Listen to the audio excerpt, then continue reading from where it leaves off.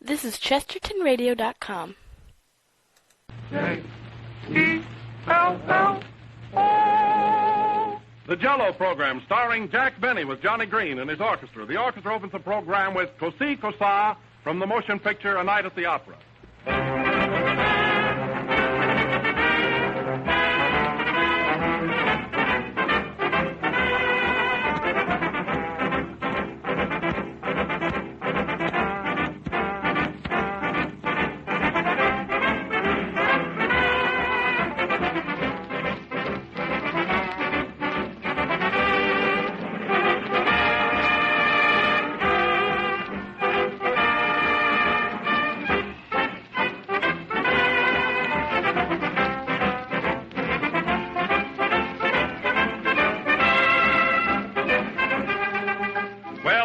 Back in New York after almost a year of broadcasting in Hollywood.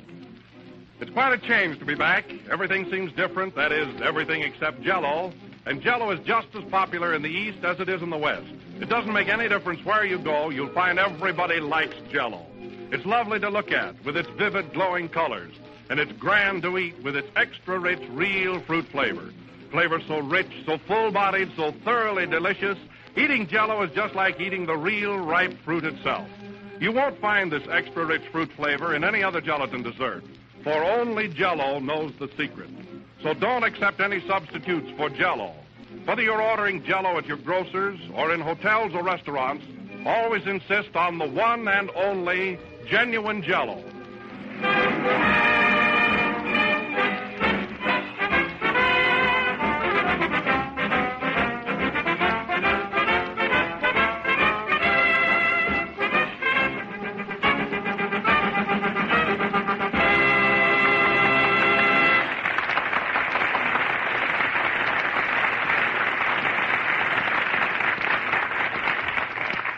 Let us welcome back to New York from California that sun-kissed comedian, Jack Benny.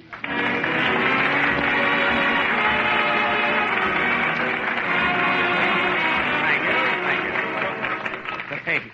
Say, Don, is this the room? Yes, Jack, come in. What are you afraid of? Well, I feel kind of funny getting back to such a big studio. Gee, what a crowd of people here. You know? Oh, what's the difference? You're not a stranger. Come on in. Oh, I don't wanna. Come on. I'll give you a dish of raspberry Jell-O. Oh, all right, Don. Yum, yum, yum. Well, here I am, folks. Hello again. Gee, I feel silly. Well, Jack, how does it seem to be back in New York after being in Hollywood for almost a year? Well, Don, to tell you the truth, I feel kind of strange. I mean, here I am with a coat of tan and 2 frozen ears. It's surely cold. Where are you stopping in town, Jack? Same place? No, I have a cozy little room on the east side. It's really quite comfortable. Oh, is it far from here? Oh, about a 30-cent sleigh ride. Why don't you ski over and see me sometime? Huh? I'll do that, Jack. Yeah. New York City, New York City. Gee, you're pretty. It's a pity. You can't be in old Miami, where it's warmer. Gee, I'm witty. Hello, Jack. Hello, Mary.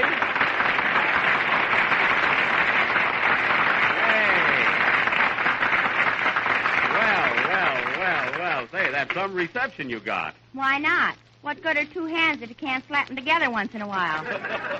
Well, why don't you thank the studio audience for such a lovely tribute? Thank you, ladies and gentlemen. Would anybody like to have my autograph? See how fickle they are, Jack? I guess you're right, Mary, yeah. You bet I am. Is this the place, sir? Yes, sir. Ladies and gentlemen, let us welcome to New York the boy who has never been out of California before, Kenny Baker.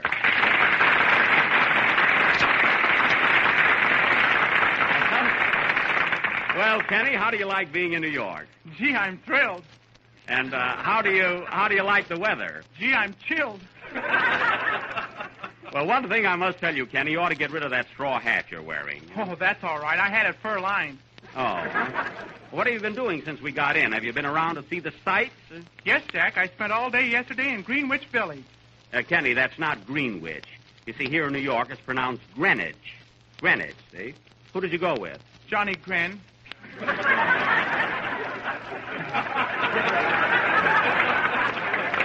Hey, did you go anyplace else? Yeah. This morning I went over to see the Statue of Liberty, and was I surprised? Surprised? Why? I didn't know it was a woman. Isn't he cute, Mary? That guy has nothing but youth. Yeah. Kenny, you must visit Grant's tomb. Sure I will. Cary Grant's a friend of mine.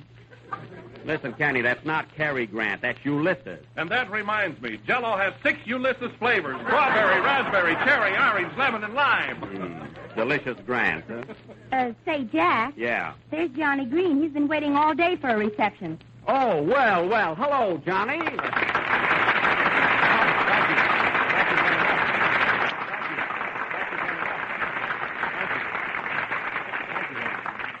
Gee, that's some reception you got, Johnny. Yeah, wasn't it swell? Seeing his hometown didn't hurt him any. Well, Johnny, how does it feel to be back home again? Oh, great, Jack. I spent 2 days just visiting relatives. Well, that was nice. Did you see any other sights? Yes, your relatives. Listen, my relatives are in Waukegan. Nah. When do you get back to your apartment? Yeah.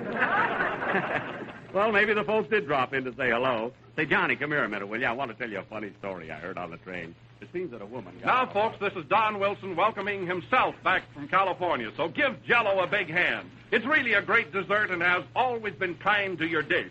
Come on, folks.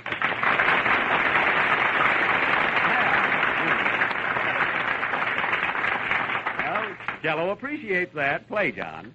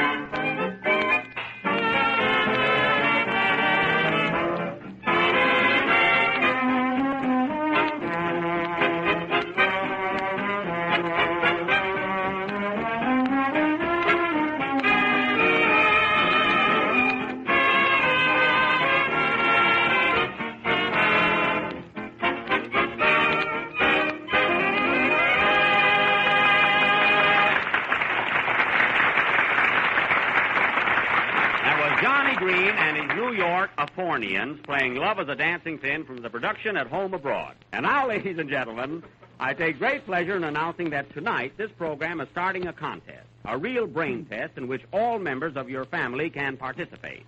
Now, there's nothing required in this contest but a little bit of your time and patience. The winner will receive the sum of, pardon me, Mary, hold this money. Come in. How do you do? Mr. Benny? Yes. On behalf of my friends and myself, I want to take this opportunity to welcome you back to New York City. Well, thanks. Who are you? Just a 6th Avenue bum. Gee, I hope my father wasn't listening. Well, anyway, folks, as I said before, tonight this program is starting a contest, a real battle of wit and intelligence. And the winner of this contest will receive the tidy sum of, Hello? Who? Oh, how are you, Mama? Well. Yes, I got in Thursday morning. It's Mama Jack. Yeah, give her my love, Mary. Oh, we had a wonderful trip, but the train was 4 hours late. Gee, if a woman did that, her husband would kill her. Well, how are you, Ma? That's good. Is Father working? He is? Gee, that's great. Who's he working for? Oh, he's in front of the house shoveling snow. Oh, I see. Tell him to try and keep that job, Mary. Ken. What's that? Oh, Jack's fine. Yeah, Hollywood has done him a lot of good. He looks better than George Alice. Thanks. How's Otto? He did?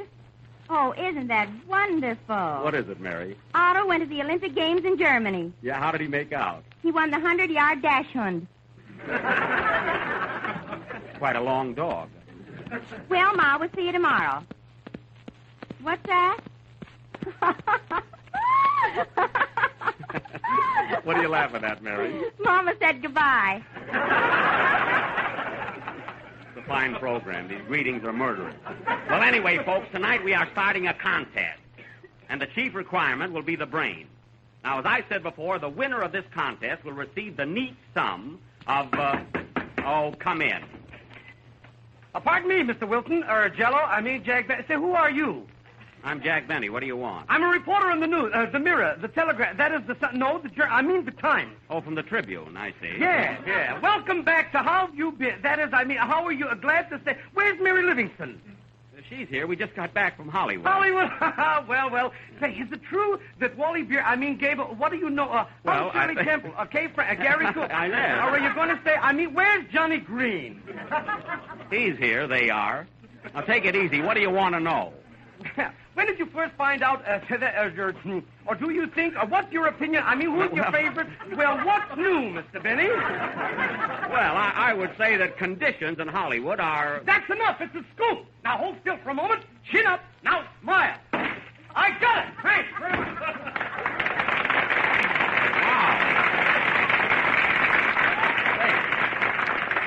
Who was that, Jack? McIntyre, George, Jean, I don't know, Sing Crosby, Valley, or Baker. Okay. Mary, find me a cheap sanitarium, will you?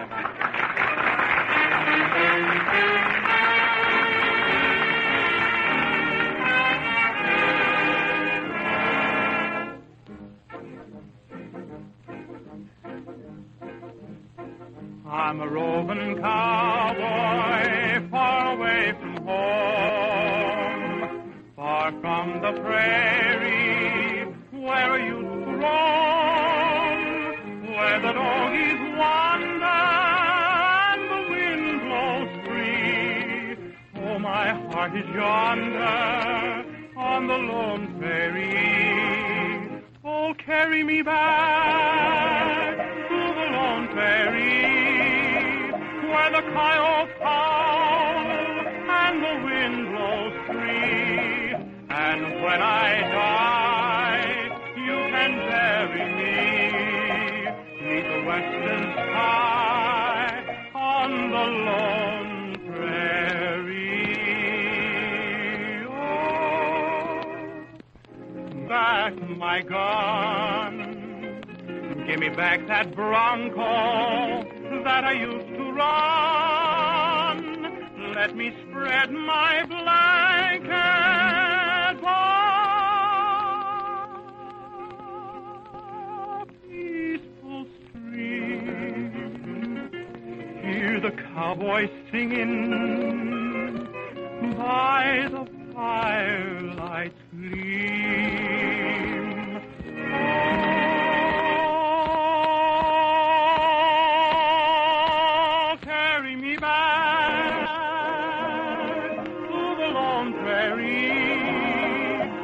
Coyotes howl and the wind blows free. And when I die, you can bury me neath the western sky on the lone prairie.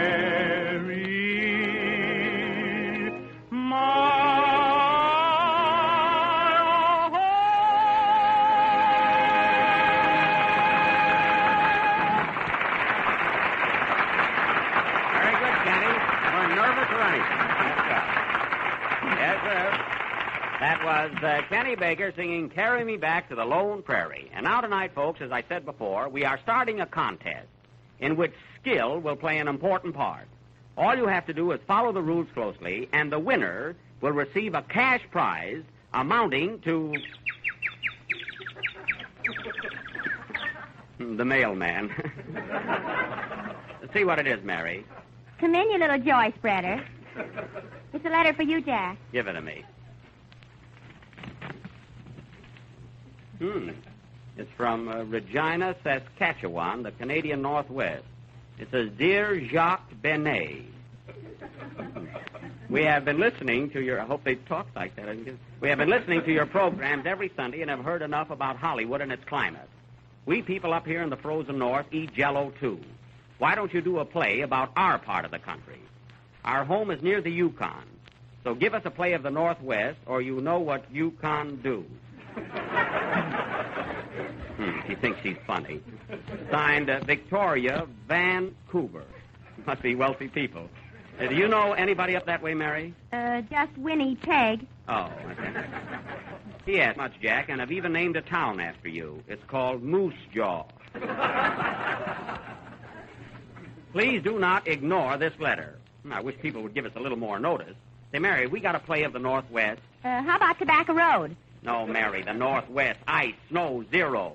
Where can we get a play like that? I can write one, Jack. You can? Well, hurry up. Maybe we can do it. Make it snappy, Mary, will you? There you are, Jack. I thought I'd never get it. Let's see it.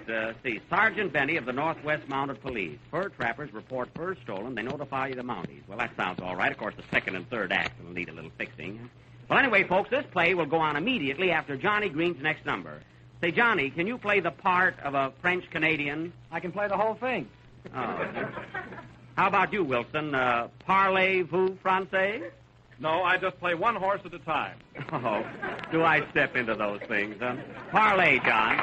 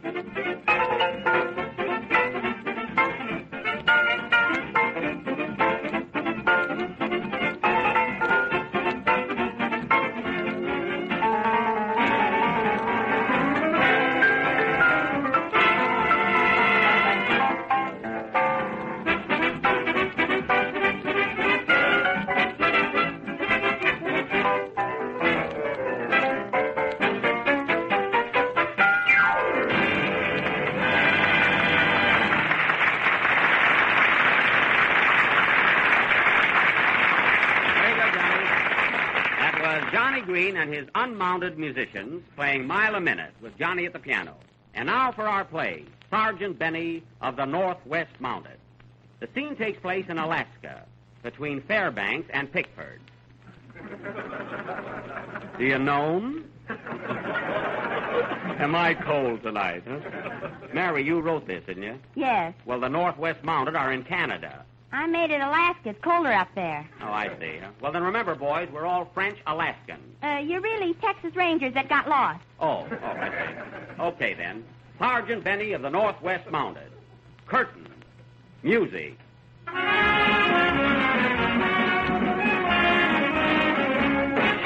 When the moon comes over the mounted of the Northwestern Mounted Police.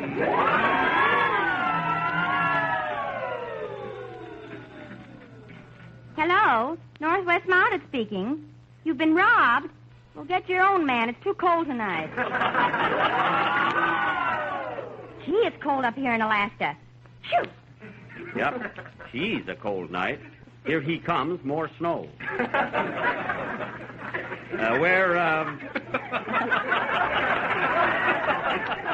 Where is Officer Andre? Andre is in his igloo. Igloo? What is an igloo? A lot of ice without ginger ale. Oh. Well, tell Andre I want for to see him. Andre? The sergeant. She wants for to see you. Abba dabba glow pow. What's that? I'm an Eskimo. Here I am, Sarge. Andre, look at the thermometer. What does she say? It is 40 Jello 0. 40, eh? What is AT&T? 171. Buy me 10 shares of thermometer. And keep the window closed so it'll go up. Now, Mary, where does our play go from here? Wait a minute, Jack. Just a minute, I'll have it. Here you are. Oh, yeah. First line is mine. Andre, where are the rest of the mounted police? Where is Jean and Pierre? They're having trouble with their horses. Mary, in Alaska, they have dogs. They have them in New York, too, but I want horses. Oh. Send for them, Andre.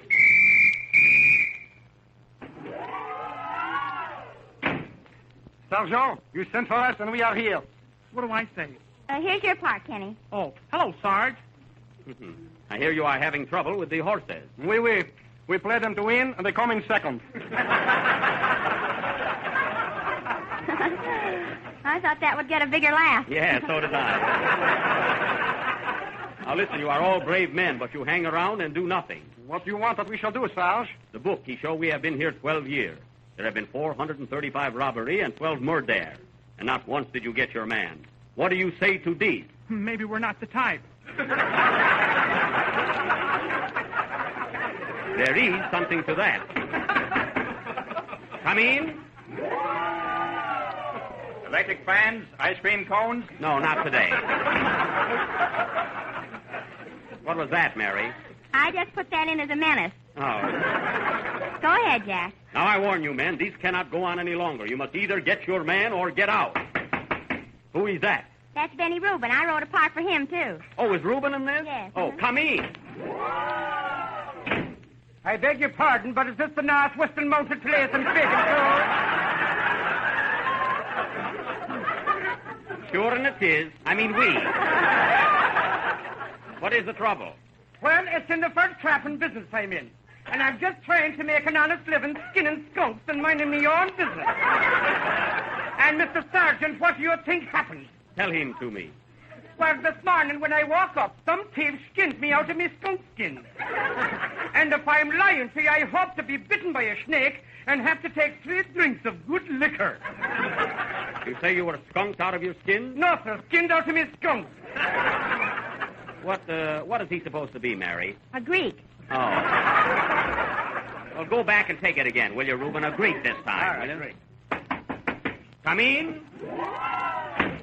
Pardon me, is this the Northwest Mounted Police I'm speaking on? Wait a minute. Is that what you wanted, Mary? I don't know. I think so. Oh.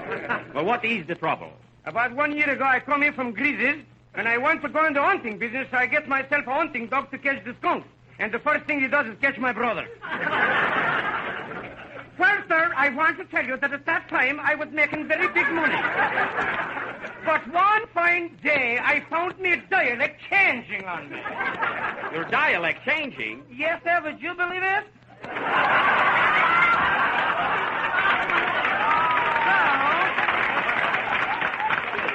I am telling the lunchroom, and believe it, Ripley or not, I went into the fur business, and here I am a pelt picker, dealing in the skins you lost to cash.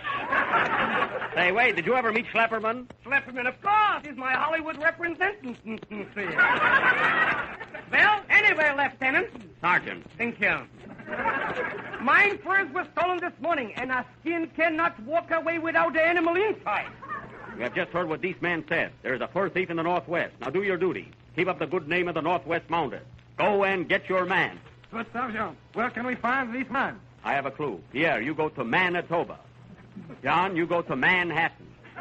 And Andre, you go to, To Montreal. Right. Get going. Thank you, Sergeant. And say, by the by, in the meantime, If your wife wants a nice piece of 20th century fart, here's my card. Slap 'em in and snore it. Skinners and furriers. Where it chips to.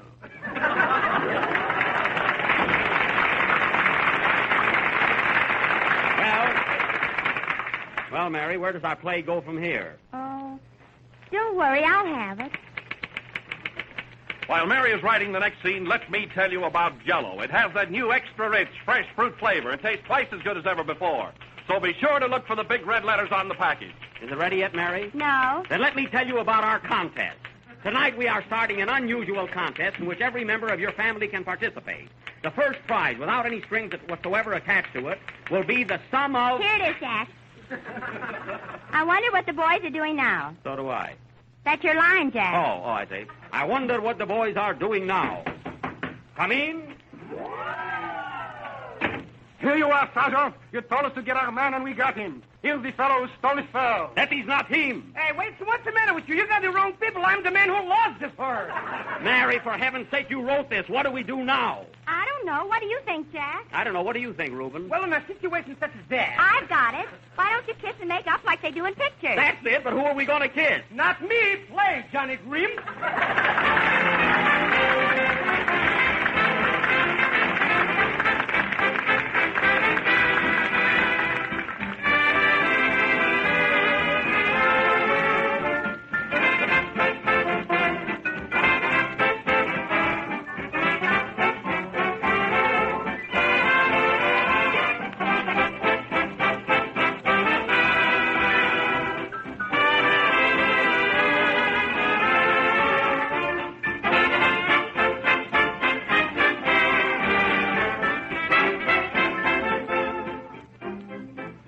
Some folks like jazz music, some like ballads, some prefer grand opera. But here's one symphony everybody will go for, a fruit symphony made with Jell-O. Try it on your family and you'll hear some compliments that will be music to your ears. To make fruit symphony, here's what you do. Dissolve a package of lemon Jell-O in warm water and to chill. When it's thickened a bit, put in 2 cups of diced grapefruit, a half cup each of cut up orange and pineapple. When you turn it out of the mold, you have a sunburst of color, clear, glowing lemon Jell-O with grapefruit, orange, and pineapple shining through. It's a swell wintertime fruit dessert, and it tastes just as intriguing as it looks. Be sure, though, to make your fruit symphony with genuine Jell-O, for only Jell-O tastes extra rich, twice as good.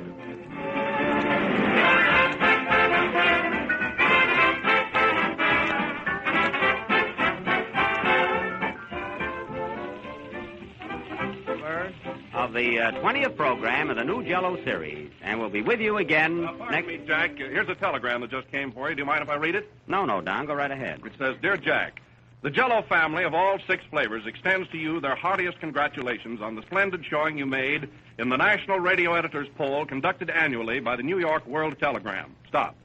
For the 2nd consecutive year, our Jell-O program was voted the favorite of all the shows on the air. And for the 3rd consecutive year, you were selected America's outstanding radio comedian.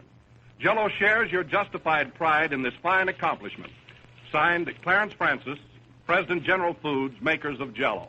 Well, thanks, Don. I'm very, very happy about it.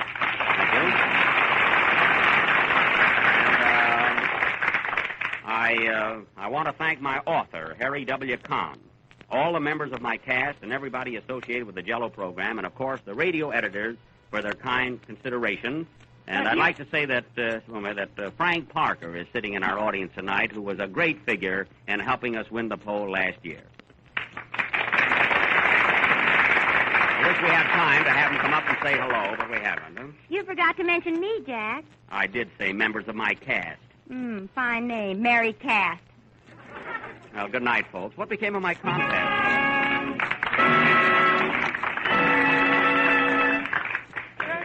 The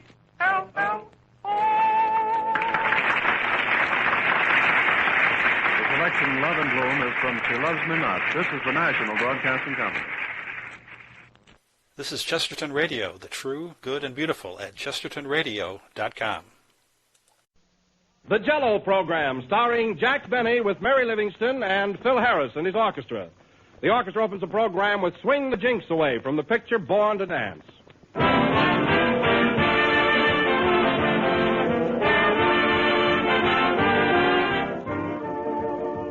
Today is St. Valentine's Day, a day that makes you think of gaiety and color. A day when people giving Valentine parties are serving Jell-O because Jell-O is such a gay, colorful, delicious dessert. And Jell-O is as popular at everyday meals as it is at parties. For Jell-O is good to look at, easy to make, and delicious to taste. Everybody everywhere is sure to give Jell-O's refreshing taste of fresh, ripe fruit the grand reception it deserves. So add a final triumphant, colorful note to your menus. Serve a great gleaming dish of Jell-O for dessert soon. But be sure you get genuine Jell-O, for only real Jell-O has that extra rich fruit flavor that comes from fresh, ripe fruit. So order Jell-O tomorrow from your grocer, but be sure you get genuine Jell-O. Look for the big red letters on the box.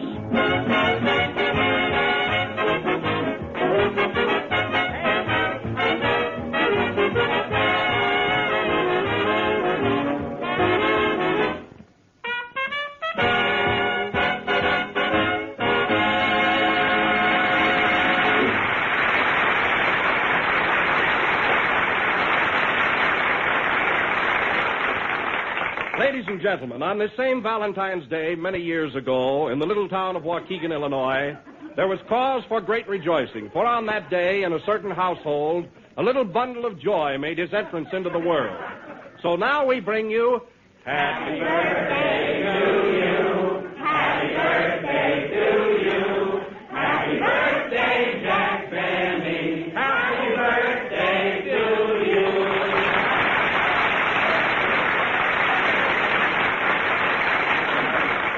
Well, what an original greeting. How'd you fellas ever think of those words? Come on, Jack, how about a speech? What do you think? Well, this is rather embarrassing. I would like to say something, but I'm kind of all choked up. So I'll just say thanks a million thanks to you. That's original, too. Never mind the speech, Jack. We just want to wish you many happy returns of the day and hope that we'll all be with you on your next birthday. Well, thanks, Phil. I feel the same way. And to prove it, Jack, I'm going to give you a great big kiss. So am I. You stay out of this, Kenny. All right, come on, Mary. I'll give you the kiss.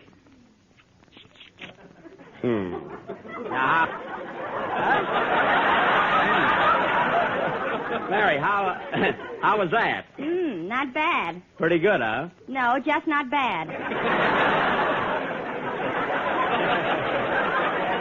Well, after all, Mary, you know, we're in front of an audience. Say, Jack, I was going to bring you a cake, but I didn't know how many candles to put on it. Oh, yes, and by the way, Jack, how old are you? Well, I'm in the neighborhood of 35. I thought you moved from there. Yes, but not far. On a clear day, I can still see 35. Well, birthdays do come along fast, don't they, Jack? Yes, sir. Here today and the Townsend plan tomorrow. Ah, that's life. Come in. Mr. Benny? Oh, you again. What is it this time? May this your birthday bring you boundless joy, supreme happiness, and the realization of your fondest dreams. Thanks. Now, please tell me, who are you? Western Union greeting number 87. Goodbye.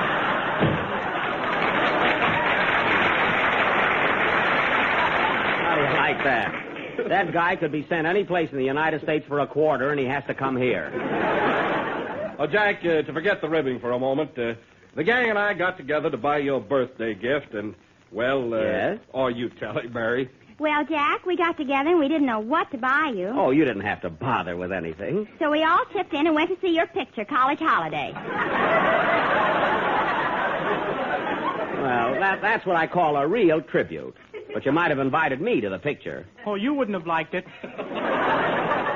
Well, Kenny, I can make allowances for the rest of the game, but I certainly thought that you'd come through with a present. I did, Jack. But I thought I'd wait until everybody went home before giving it to you. Oh, what is it, Kenny?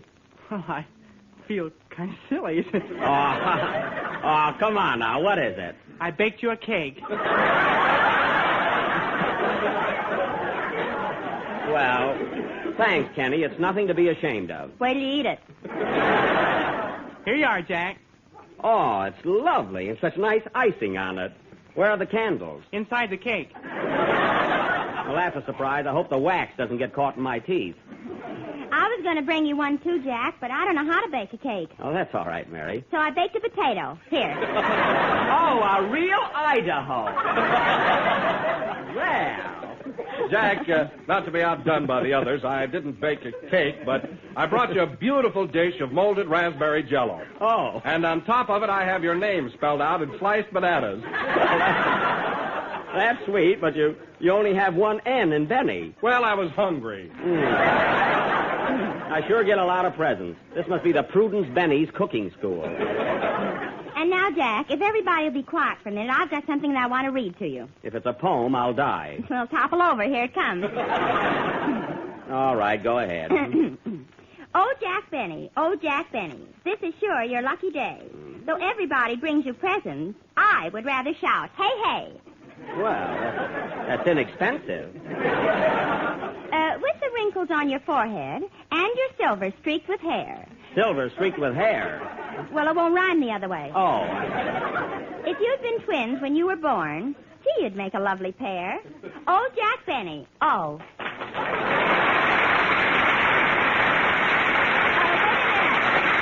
Wait a minute, there's more. Well, the audience knows what they're doing. Oh, Phil, you better go into your number before Mary overrules the audience. Okay. Come in. Postal telegram for Jack Benny. Well, we got both companies in nicely. Right here, Bud. Happy birthday, Mr. Benny. Thank you. Well, get this. Dear Mr. Benny, stop. Very sincere congratulations on your birthday. Stop. You certainly fooled us again. Who's it from, Jack? The Metropolitan Life Insurance Company. Play, Phil. I'll fool them plenty, many more again.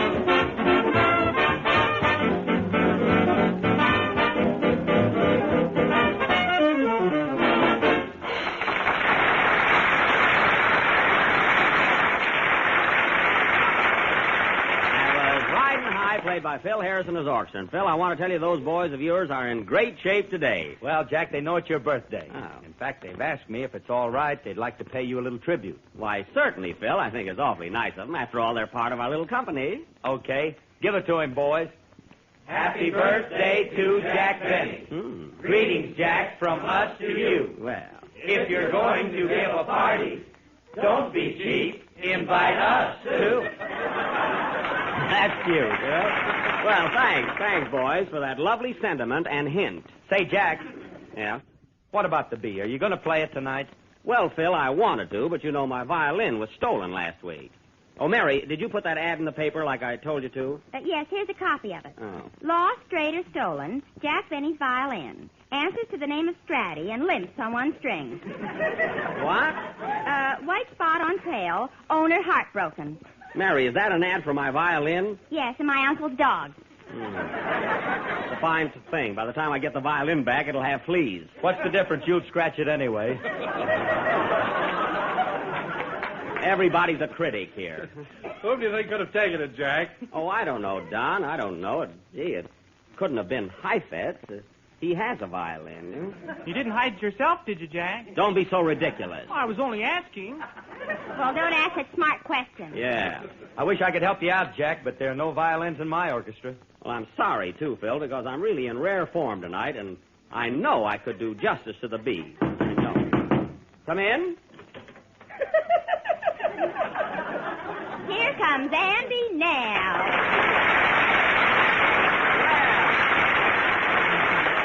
Well, Andy, glad to see you. Just thought I'd drop up, Jack, and wish you a happy birthday. Well, thanks, Andy. And I brought you a little present. Here it is, a combination necktie and suspenders. That's quite a novelty. Necktie and suspenders. How does it work?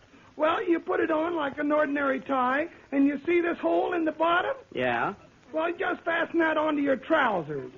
Well, won't that choke me? Yes, but your pants won't fall down. I know that, Andy, but it'll still choke me. Well, what would you rather do, breathe or blush? I'd rather breathe. Then I'll blush. So long, Jack. Say, Jack, do you know a good lawyer? A lawyer? Why? Did you hear what Fred Allen said about me Wednesday night? Oh, don't worry about that, Andy. He's been talking about me for weeks. Yeah, and I thought he was pretty funny until Wednesday. Well, Andy, don't take it to heart. Look what he said about me. He said I was so anemic that if I walked by a pack of bloodhounds, they wouldn't even look up. I like that one. Oh, you did, huh? Yeah, believe me, those hounds would look up if Allen walked by. They would? Sure, he looks like a dog biscuit. Nice work, Andy. Nice work. Say, Andy, come on out in the hall with me. I got a couple of gags about Allen that are real stingers. Yeah? Sure. Kenny, are you ready for your song? Why can't I sing out in the hall? You stay right here and sing. Come on, Andy. Come in. Special delivery for Jack Benny. Take it, Mary. Okay. You coming, Jack? Be right with you, Andy. Oh, Jack, look. It's a comic Valentine. It's from Fred Allen. Oh, yeah? And it's got a cartoon of you playing a fiddle. Well, let's hear what Cupid's got to say. Roses are red, violinists are blue, all over the country on account of you. That's very funny. Come on out in the hall, Andy. Now I'll really tell you something. That Allen is so anemic that if he ever walked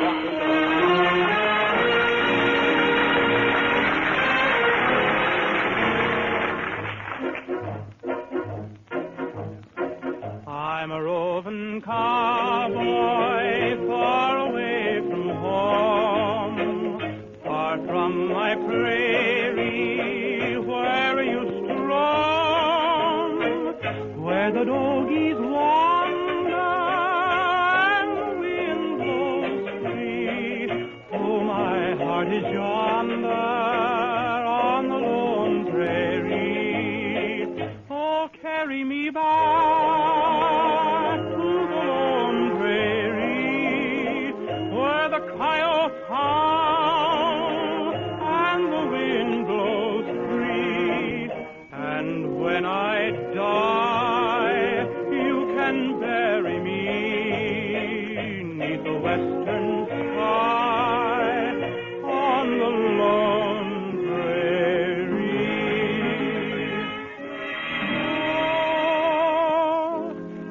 Back my saddle, give me back my gun, give me back that bronco that I used to run.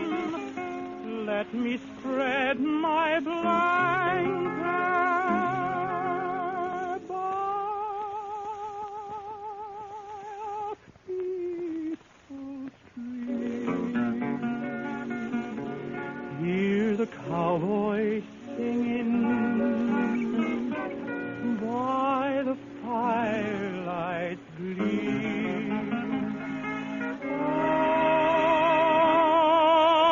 Oh, carry me back to the lone prairie where the coyotes howl and the wind blows free. And when I die, you can bury me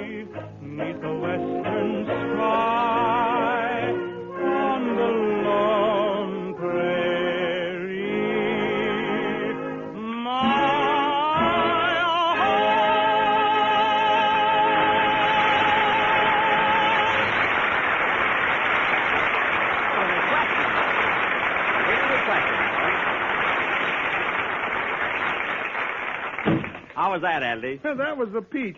Say, that's funnier than anything he ever said. Yeah, that was Kenny Baker singing Carry Me Back to the Lone Prairie. Oh, Jack. Yeah? A telegram came in for you while Kenny was singing. Give it to me.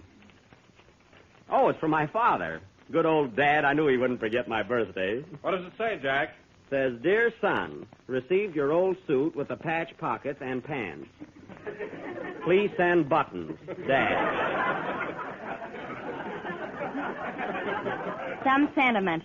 Well, that's our code, meaning happy birthday. Buttons he wants yet. Come in. Mr. Benny? Yes? I want to take this opportunity. Hey, wait a minute. Look, fellas, look who's here. The old maestro, Ben Burney.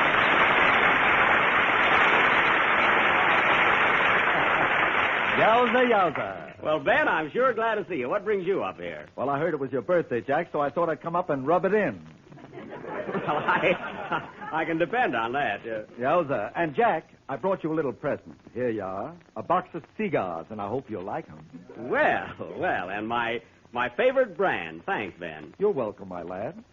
Hey, this box is half empty. What's the idea? It's my favorite brand, too. Yowza. Say, Mary, see that guy's funny. Who is he? I don't know, some orchestra leader. Mary. Ben, you know Mary, don't you? Oh, sure. Hello, Mary. How are you? Fine, Ben. How are you and all the cads? That's lads, not cads. Don't tell me about those guys. We put that over. Don't mind her, Ben. She's only kidding. Hey, Kenny, this is Ben Burney, the famous orchestra leader. Well, hello, Kenny. Do you need a good tenor? Kenny. Gee, I want to get ahead, too. Well, come over and see me, Kenny. After all, money isn't everything. Yeah.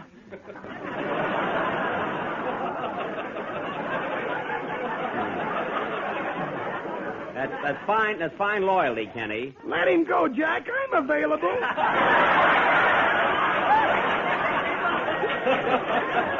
I've been working it up there. Some other time, Andy. Say, Ben, I want you to meet our maestro, to coin an expression. This is Phil Harris, the orchestra leader. With what band? Pardon me, I didn't get your name. I'm Ben Burney, the old maestro. Well, I'm Phil Harris, the young maestro. I can see you two fellas are going to hit it off all right. You know, Phil, Ben and I are supposed to look quite a bit alike. Yes, there is a resemblance. Yeah, between the two of you got a nice head of hair. Nobody asked you. Hey, Jack, what am I around here, an orphan? Oh, little orphan Andy. I'm sorry, Andy. Ben, I want you to meet Andy Devine. You've probably heard his voice on our program the last few weeks. Well, doggone it, I thought that was Static. Static? I was right. I'd like to introduce myself, Mr. Burney. I'm Don Wilson, the announcer here. You know. Oh, you're the fellow that talks about Jell-O, like our announcer talks about good old Kegline. Yes, only your product holds just one delicious flavor.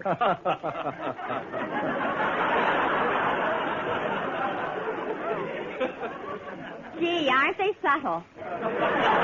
Say, Ben, you and Winchell are making a picture out of 20th Century Fox, aren't you? Yeah, it's called Wake Up and Live. Wake Up and Live. Must be dedicated to Fred Allen. Say, there's a very good friend of mine in that picture, Jack Haley. Who? Haley, Jack Haley. Haley? I can't seem to place him. Well, you probably didn't meet him. He plays the lead. Now, wait a minute, Jack. I saw you in your last picture, College Holiday. So what? You didn't even meet the director. Is that so? I was in a lot of scenes in that picture. Yeah, right behind Burns and Allen. Well. Gee, if they turn the film around, Jack will be right up in front. Kenny, you're a genius. Yeah.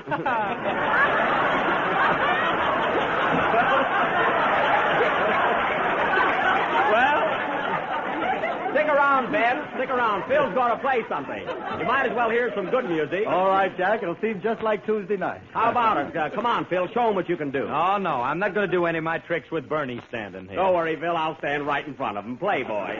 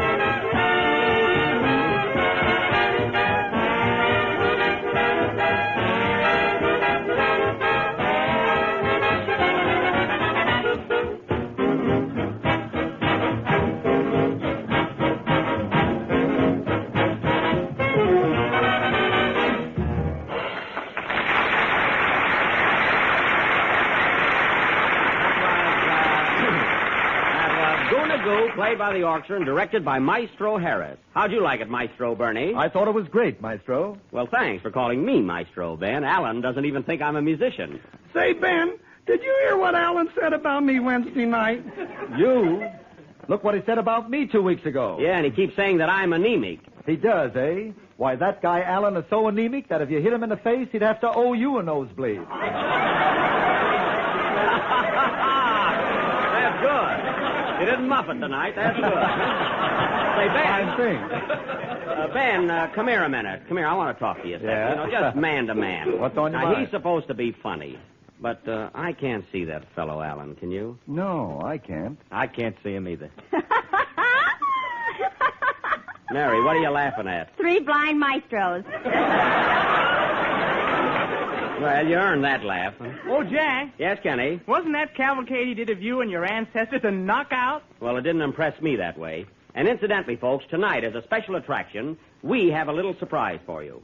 After much research, thought, and preparation, we are going to present the highlights in the life of Fred Allen. Curtain. Take it, boys.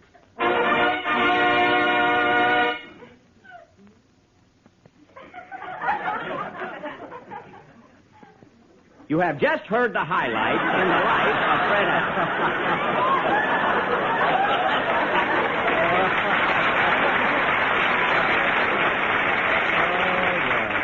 Say, Jack, speaking of silence, when are you going to play the bee? Well, Ben, I did want to play it tonight, but, you know, last week somebody stole my violin. Yeah, I heard about that. And to show you what a pal I am, I brought my violin over, and you're welcome to use it. Well, thanks, Ben, but to do justice to the number, I really should play it on my own violin. You see, mine is a Rembrandt.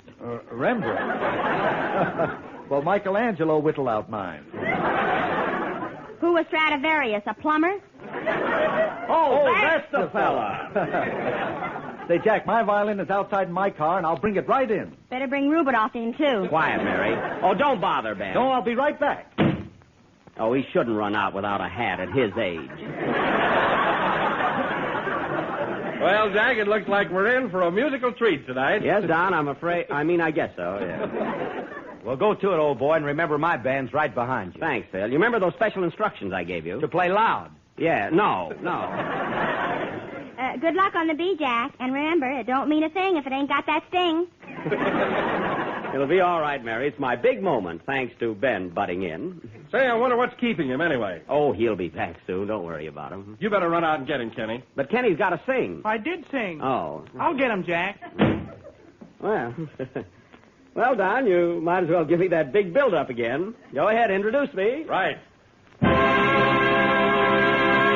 Ladies and gentlemen, Mr. Jack Benny will now play Schubert's immortal classic, The Bee.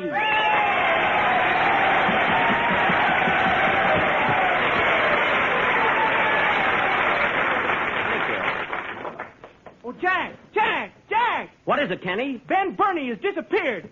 Disappeared? Oh. How do you know? I just saw 2 men grab a hold of him and push him into their car. 2 men, eh? Yeah, and one of them looked like your chauffeur. Why, it couldn't have been. That's a fine way to treat a guest. Well, this thing has gone far enough. First my violin disappears, then Bernie's. If one more thing happens, I'll call the police.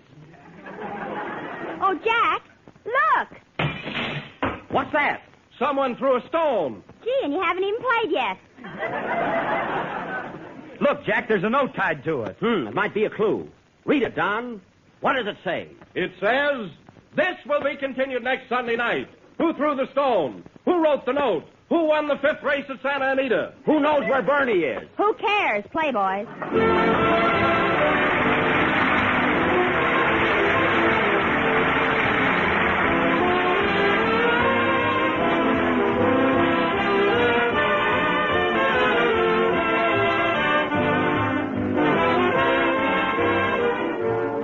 Everybody knows that old saying about the way to a man's heart. And there's no doubt about it, good food surely does make a good impression. So if that certain somebody is coming to your house for dinner soon, here's something that's bound to make a hit with him. It's made with Jell-O, and it's called Midwinter Dessert. And this is how you make it. Dissolve 1 package of cherry Jell-O in 1 pint of hot water. Turn into a shallow pan, Chill until firm, and then cut into cubes. After that, arrange grapefruit sections in sherbet glasses and top with cubes of cherry Jell-O, garnishing this grand combination with slices of banana. Wait till you see the reception it gets. It's a dessert that looks like $1 million and tastes more. Better order some Jell-O tomorrow and serve midwinter dessert for dinner. But be sure you get genuine Jell-O, for only Jell-O has that extra rich fruit flavor. Look for the big red letters on the box. They spell Jell-O.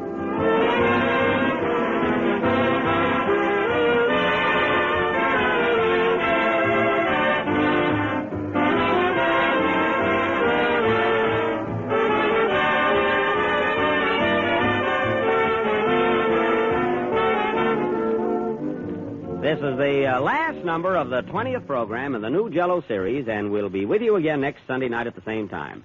I'd like to thank Ben Burney for coming up here tonight, and I hope he shows up on his own program next Tuesday. Well, Jack, I understand that you and Mary are going to do Brewster's Millions on the air tomorrow night. Is that right? Yes, Don, we're going to dabble in the drama a bit. Of course, it isn't exactly Hamlet, but it's a start. Huh, Mary? All the world's a stage. To be or not to be, that is the Quiet, quiet. Good night, folks.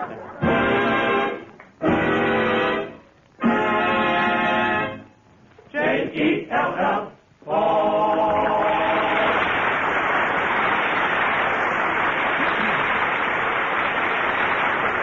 The song Carry Me Back to the Lone Prairie is from Stars Over Broadway, riding high from the score of Red Hot and Blue. The Jell-O program starring Jack Benny with Mary Livingston came to you from the NBC studios in Hollywood over the Red Network of the National Broadcasting Company. This is Chesterton Radio, your home for podcasts of works by G.K. Chesterton, plus drama, comedy, mystery, science fiction, big bands, and much more. The soundtrack to your Chesterton day at chestertonradio.com.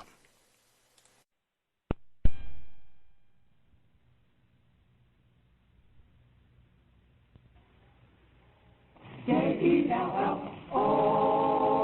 The Jell-O program starring Jack Benny with Mary Livingston, Phil Harris, Dennis Day, and yours truly, Don Wilson.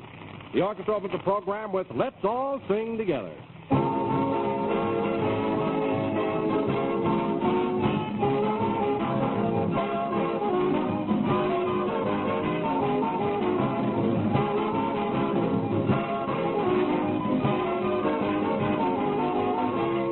When you were a youngster, did this ever happen to you? The family would sit down to some special dessert, but you weren't allowed to have any. Remember how hurt you felt? Well, that never happens when there's Jell-O for dessert. For Jell-O is marvelously light and wholesome, and the whole family can enjoy it, from Grandpop on down to Junior. And believe me, the whole family does enjoy it. For Jell-O is the perfect ending to any meal. Those 6 delicious flavors are as delightful and refreshing as the juicy ripe fruit itself. And those 6 gay colors, as cheerful as a rainbow, make a radiant success of your dessert course. Make it something truly special every time. So treat the family to some Jell-O tomorrow. If you haven't enjoyed it recently, you'll find it even better than you remember. More delicious and inviting, more downright swell. Try it and see. Look for those big red letters on the box. They spell Jell-O, and Jell-O spells an all-family treat.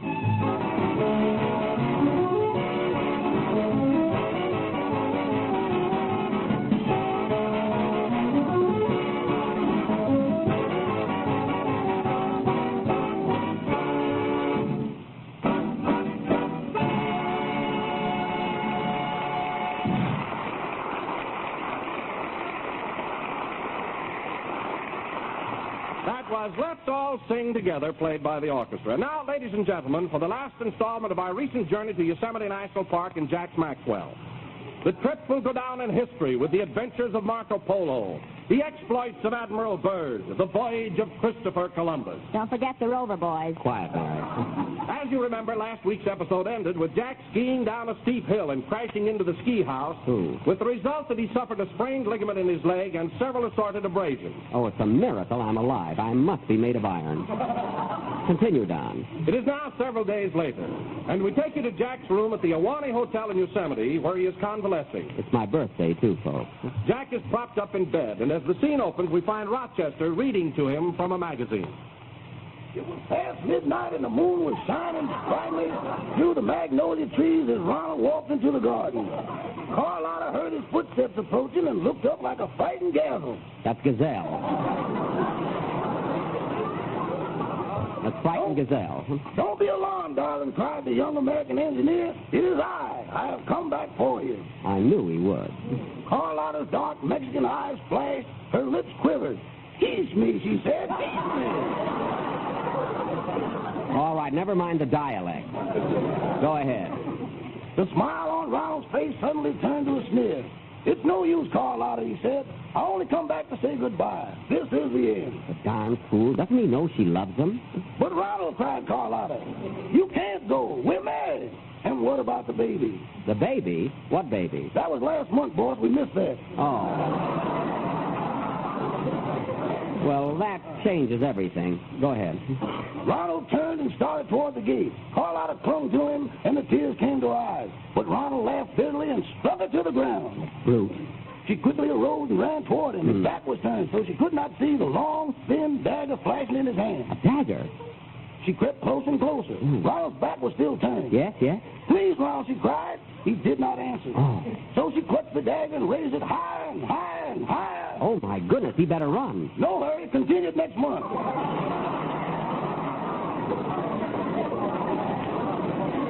What?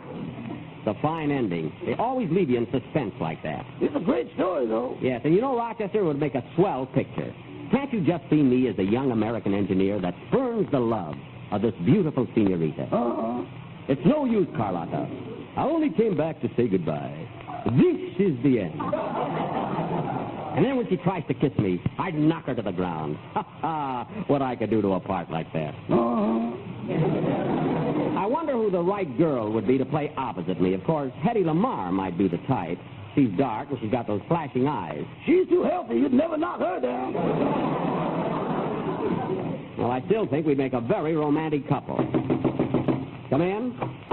Hello, Jack. Happy birthday. Oh, hello, Mary. Thanks. I'm having a fine birthday this year, flat on my back in bed. Don't feel so sorry for yourself. Your leg hurts a little, that's all. Is that so? Well, if you want to know something, young lady, I had a pretty bad accident. And it's a serious case. Oh, everything is serious with you. It is, eh? Last month you got a sliver in your finger and you wanted to go to the Mayo Brothers to have it taken out. Now, wait a minute, Mary Livingston. That sliver wasn't in my finger. It was in my tongue. And it was painful. Well, I told you not to eat those good humors so close to the stick.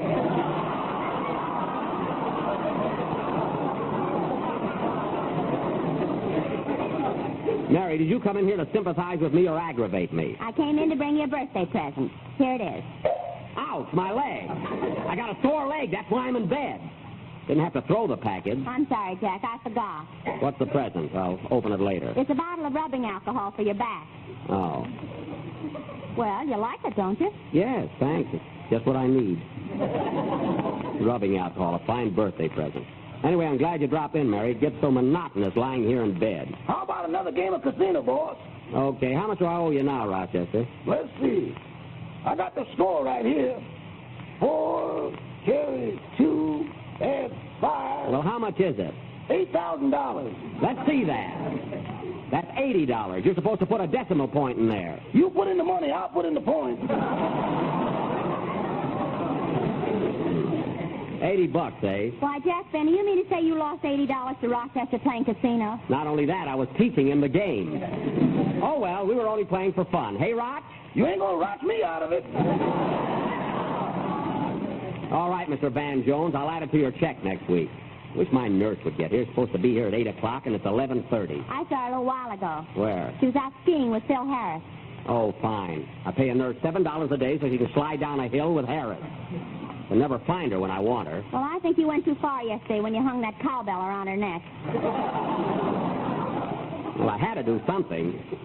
See, my leg's throbbing, and I got a fever and everything. Maybe that's her now. Come in. Hello, Jack. Happy birthday. Oh, thanks, Don. Happy birthday, Mr. Benny. Are you feeling better? Oh, a little, Dennis, but I'm still not myself. My leg hurts, and I ache all over. Oh, that's too bad. Well, anyway, Jack, you're a year older today. That doesn't help any either. Now, listen, Mary, I wouldn't say anything if I were you after that birthday present you gave me. You know, fellas, I just received a lovely bottle of rubbing alcohol from Miss Livingston. No kidding. Yeah, what a present. Suppose if I had a cold, she'd have bought me Kleenex.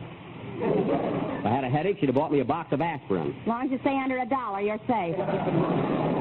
Just what I was getting at. I wouldn't mind that so much, Mary, but after the beautiful birthday presents I always give you, Remember that mink jacket 3 years ago? That mink jacket. Every spring it comes out to look at a shadow. Oh, you always have to run and get things to praise.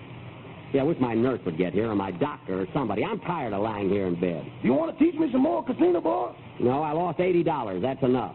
And incidentally, Rochester, inasmuch as I was teaching you the game, I'm charging you $60 per lesson. So I only owe you $20.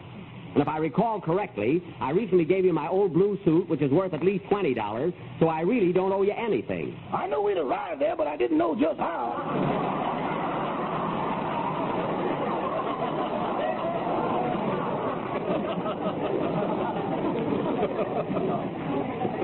Well, that's how, and the meeting is closed. I wish the doctor'd show up. I want to get back to Hollywood in time for our broadcast Sunday. Oh, you'll make it all right, Jack. Sure, there's nothing the matter with you. There's plenty the matter with me. I just don't complain, that's all. Say, Mr. Benny, what song do you want me to sing next Sunday? Well, Dennis, what's popular right now? There's a new number out called The Isle of May. It's a ballad type. Would that be all right? I don't know. Does it fit you, Dennis? I think so. It goes something like this.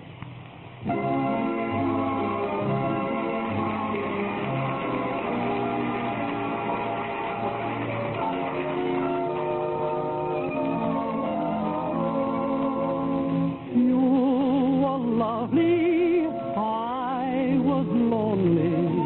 It was springtime, and we fell in love. We strolled along through the heather, and it was June on the Isle of May. Was sweet as the heather. Love was in bloom there on the Isle of May. Close in your arms, heaven opened its doors. Then, like a fool, I sailed away. But our love will bring us together when it is June on the Isle of May. Close in your arms, heaven opened its doors. Then, like a fool, I sailed away. But our love will bring us together when it is June on the Isle of May.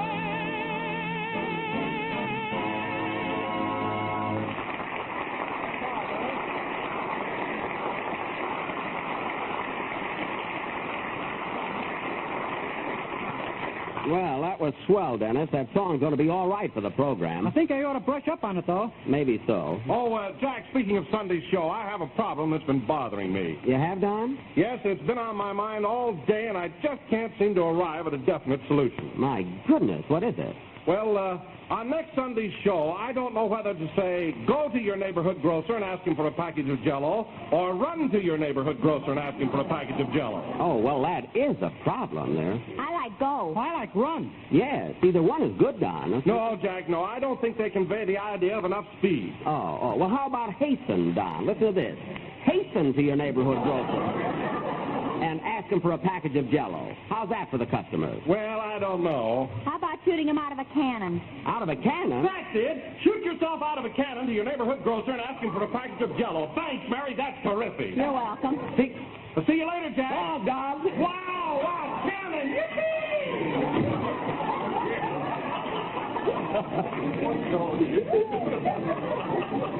Gee. Well, I'll be doggone. Me too. Well, if my nurse doesn't get here pretty soon, I'll say, Rochester, give me a spoonful of that iron tonic. Oh, was there iron in that, boy? Why, certainly, iron and alcohol. My, that's the first time I ever had a metallic martini.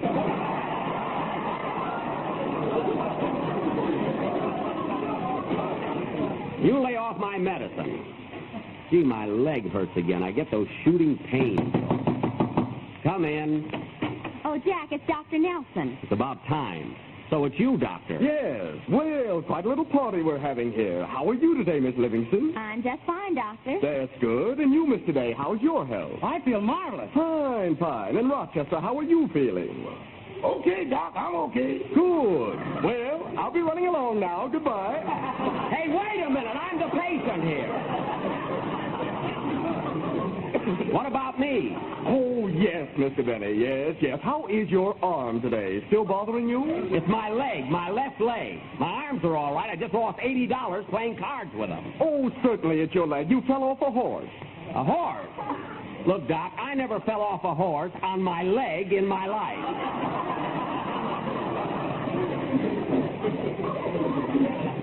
Now, Doc, here's the whole story. Don't you remember? I hurt my leg skiing. I went down the mountain at Badger Pass and crashed through the ski house.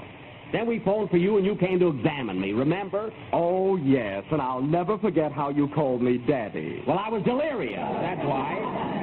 I was delirious. Well, just the same, it was embarrassing. I'm a bachelor, you know. I know. Now, look, Doctor, I want to know if I can get out of here today and go home. You see, Doctor, Mr. Benny's anxious to get up because it's his birthday today. Well, congratulations, young man. How old are you? It's none of your business. I'm old enough to vote. For Lincoln. Mary. I'm trying to get some information here. Now, Doctor, when am... Oh, come in. Well, Jack, your nurse finally arrived. So I see. Awfully glad you dropped in, nurse. How's my little patient today? As if you cared. And take off those skis.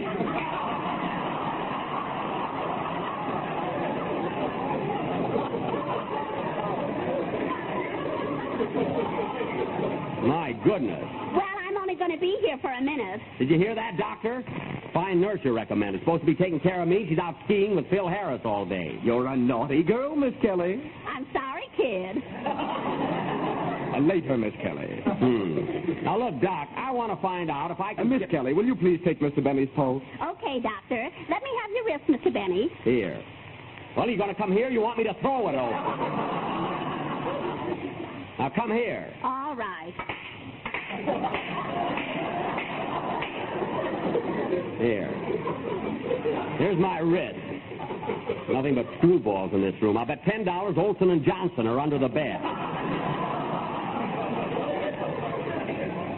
Well, Miss Kelly, what about it? Oh, Doctor, Mr. Benny has no pulse. I can't feel a thing. Of course not. You're wearing mittens. No pulse. Why, the blood just leaps through my veins. It can't be that happy. That's all. Now, Doctor, for the last time, I want to find out if I can get... Oh, for heaven's sake, come in. Hiya, Jackson. How's your leg? You're certainly worried about that, Phil Harris. Hello, Phil. Oh, there you are, Miss Kelly. Hiding from me, huh? Hiding from you? She works here. And incidentally, Phil, when you came in, you might at least have wished me a happy birthday. Oh, yeah. Happy birthday, Jackson. Keep it. Happy birthday. Oh, is this your birthday, Mr. Benny? Yes. Well, if I'd have known that, I'd have put a candle on your post egg. Oh, that would have been lovely. You know, Jackson, I forgot all about this being your birthday, and I feel terrible about not bringing you a gift. Oh, you do? Yeah, I don't want you to think I'm a heel. Believe me, Phil, one little present won't influence me one way or the other.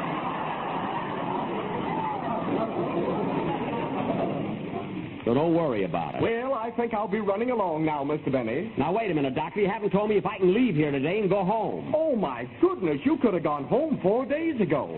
I could? Then why keep me in bed? Why didn't you tell me then? I'm going to pack and get out of here. What's my bill, Doctor? $35. $35? I'll make it $37.50. I saw a suit I like today. You'll get $35. Rochester, take care of that, will you? Okay, boss. Do you play casino, Doctor? Yes, I do. Follow me. Keep your fingers crossed, Mary.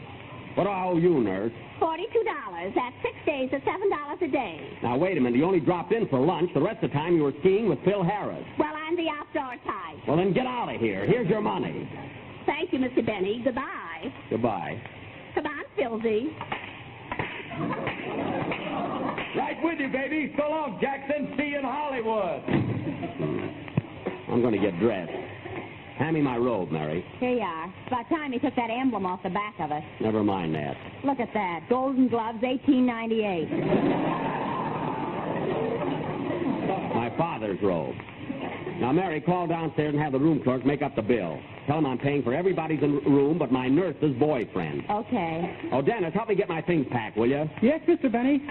Hello, the room clerk, please. Dennis, take all my shirts and socks out of the top drawer. Hello, room clerk. Will you please make up Mr. Benny's bill? We're checking out today. Dennis, hand me that suitcase, the larger one. Yes, everybody except Phil Harris. Where'll I put the sweaters? Right in there and keep them together. How much does that amount to? And don't forget my skates. $198? And put them in my... $198? Well, have it itemized. Thank you.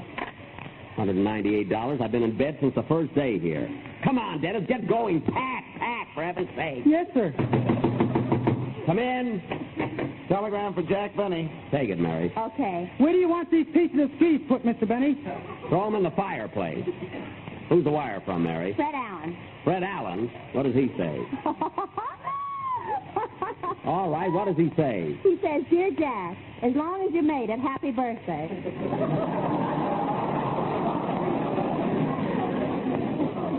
Well, you can throw that in the fireplace, too. Dennis, not my underwear. I meant the telegram. Give me the poker, quick. Give me the poker. Oh, what a kid.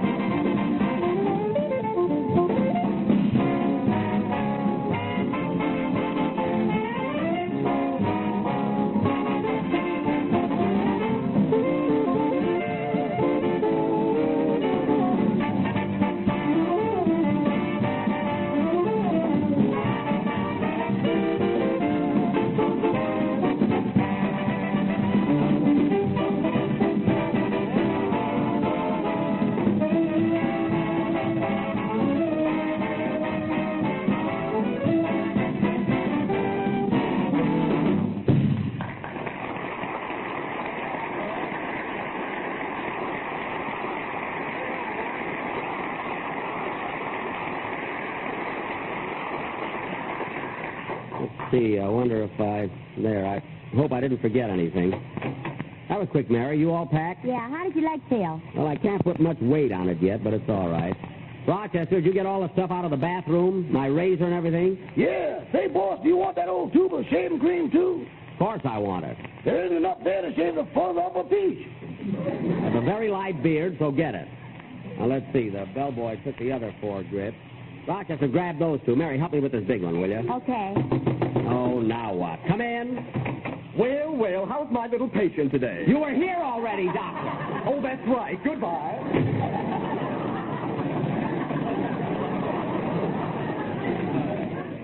What a klutz. How'd you make out with him in that casino game, Rochester? Okay. What can I do with a stethoscope?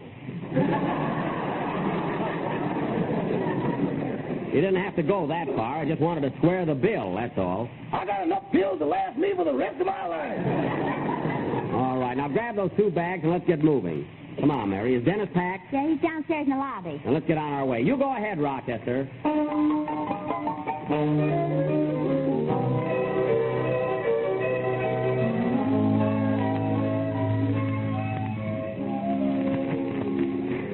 on, Mary. We'll stop at the cashier's desk and take care of the bill. Oh, Don! Long. Yes, Jack? Help everybody get their things in the car so we can get started. Okay, and by the way, Jack, I think that cannon idea is going to work out all right. What cannon idea? Well, you know, shoot yourself out of a cannon to your neighborhood. Oh, yes. Congratulations, Don. See you in the car. Oh, cashier, give me my bill, please. Here you are, sir. It's $198.40. 40 cents? Oh, you just told Miss Livingston on the phone that the bill was $198. What's the extra 40 cents for? There's a towel sticking out of your suitcase.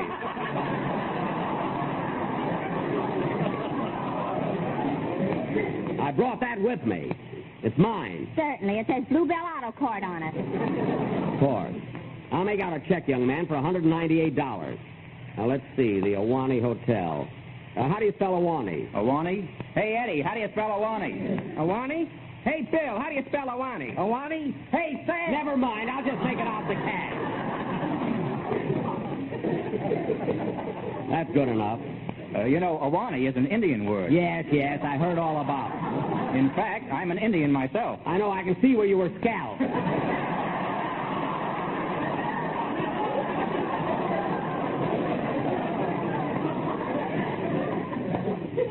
Now, here's your check. Thank you, sir, and a happy birthday. Fine birthday. Come on, Mary. Oh, Jack, here comes your doctor. Oh, yes. I might as well be nice to him and say goodbye. Oh, doctor. Yes? I'm checking out, and I just want to say goodbye to you. Goodbye, and I hope you've enjoyed your stay here. Oh, I have. It was very pleasant. I'd like to walk out to the car with you, but I've got to rush upstairs and see Jack Benny. He hurt his leg.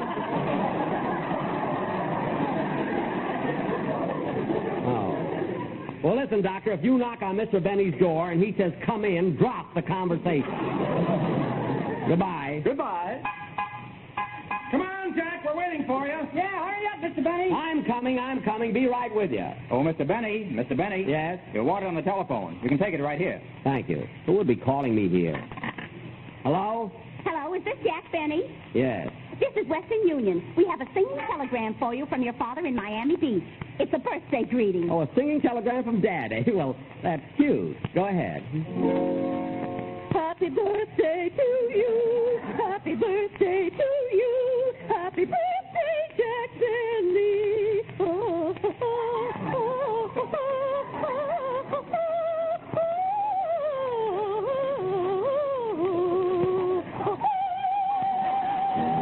Look, that was birthday to you. Happy birthday to you. Happy birthday, Jack Benny. Happy birthday to you. Well, thank you very much. That was swell, really. Look, I've got to get away now. Happy birthday to you. Happy birthday. Happy birthday. The car is waiting for me. Happy birthday to you. Happy birthday, Jack Benny. Happy birthday, dear Jack. Happy birthday to you. Well, that was awfully sweet of you, really. Happy day, happy day, happy day.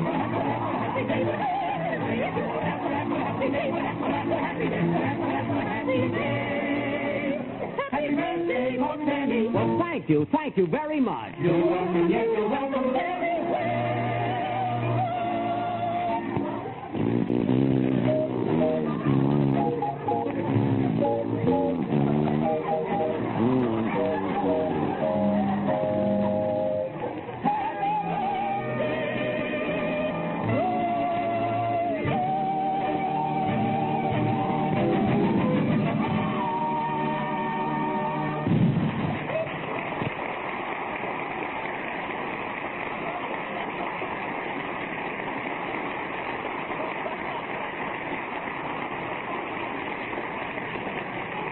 Well, I'll be darned. Come on, Jack, hurry up. I'm coming.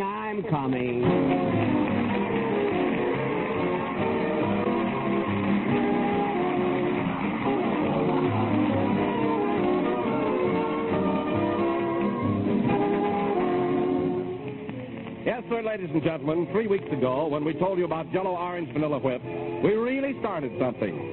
Letters have been coming in every day telling us how much folks have enjoyed this new Jell-O dessert. In fact, it's proved such a big hit that we've decided to give you this swell, easy recipe again for those of you who may have missed it the first time. Here's how it goes. Take 1 package each of orange Jell-O and Jell-O vanilla pudding and make them up as you usually do. Then chill the orange Jell-O and whip it as directed on the box. Next, chill the Jell-O vanilla pudding and add to the whipped Jell-O, beating constantly until blended. Then mold, and you have a grand, inexpensive treat, simply ideal for parties and special occasions. So, friends, be sure to try this intriguing new combination of golden orange Jell-O and creamy Jell-O vanilla pudding. It's really different, really delicious, really top.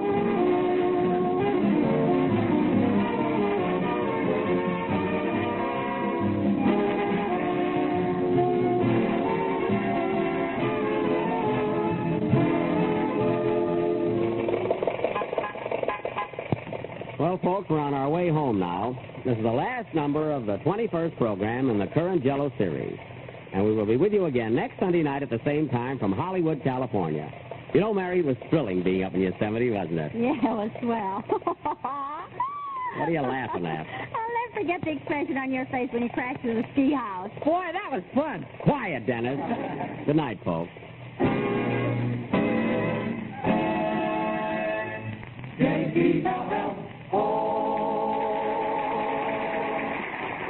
And here's more fun and enjoyment for you. Tune in every Tuesday night for another swell half hour of Jell-O entertainment.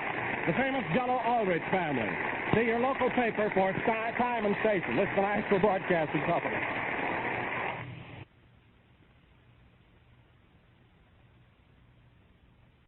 J-E-L-L-O. The Jell-O program starring Jack Benny with Mary Livingston, Phil Harris, Dennis Day, and yours truly, Don Wilson. The orchestra opens the program with San Diego Serenade.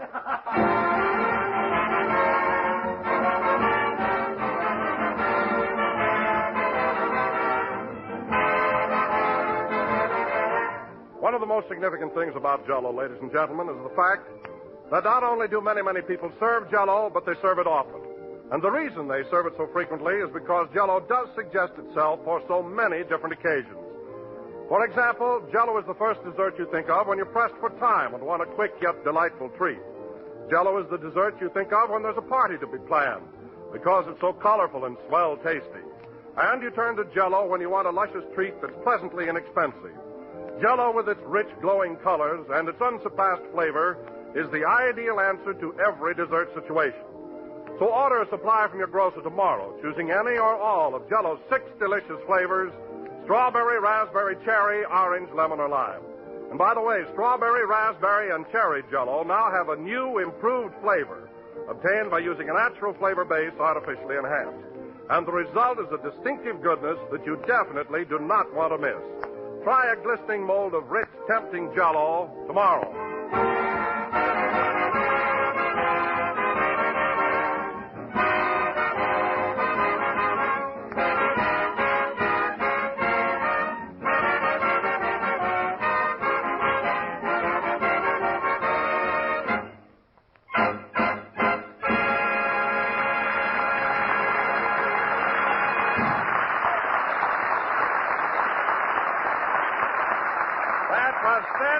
Serenade played by the orchestra.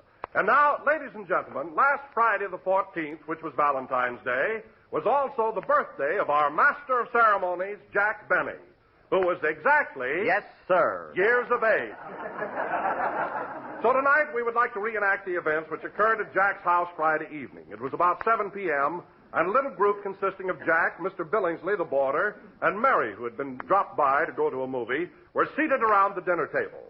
Let us eavesdrop, shall we? Oh, boy, there's nothing like eating at home, I always say. Mary, pass some of those extra fancy, solid pack stewed tomatoes. Will you? Oh, stop building them up. Well, they're delicious. Take some more. I'm tired of tomatoes. Where's the meat? It's coming. Rochester, I'm taking Miss Livingston to a movie. So will you please hurry with that extra choice, Eastern cut, prime ribs of beef? You mean that dinky little pot roast? Never mind, bring it in. It's a pretty tough meat. It's a pretty tough piece of meat, boss. I don't know if it's done yet. Well, stick a fork in it. I did, and I can't get it out. Well, bring it in anyway. Okay. Say, Mary, aren't these nice dishes? Lovely pattern, isn't it? Yeah. Is this a set you won at the Beverly Theater? All but the soup tureen. I got that at the Oriental. Gee, these tomatoes are good. They're not seasoned enough. Pass me that salt shaker you won at Ocean Park. Here you are. And that wise guy said I couldn't break those balloons.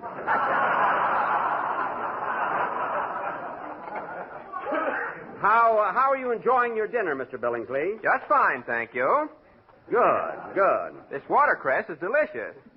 Those are ferns, Mr. Billingsley.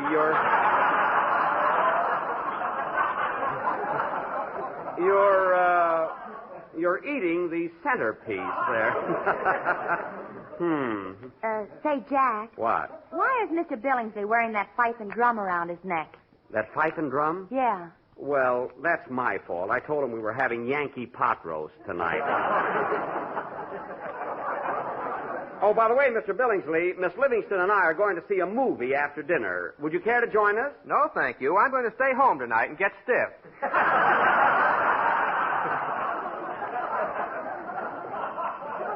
Get stiff?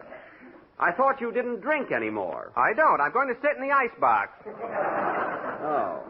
Oh, I see. Here you are, folks. Make way for the pot roast. That smells good. Did you get the fork out of it, Rochester? Only the handle. You mean the prongs are still in the meat? Don't worry, boss. I put a Band-Aid there so you won't bite into them. That's very thoughtful of you. What do you want, Mary, a rare piece or an outside cut? Give me the Band-Aid. That looks tender. You watch out or you won't get any. Rochester, hand me the pot roast. Here you are. You think that's... Whoa! Whoa, my finger! The plate's kind of hot, boss. That's a fine time to tell me. Never saw such a careless... Now, where the heck is the pot roast? There it is, up on the chandelier. On the chandelier? Well, I'll be darned. It's dripping on my drum.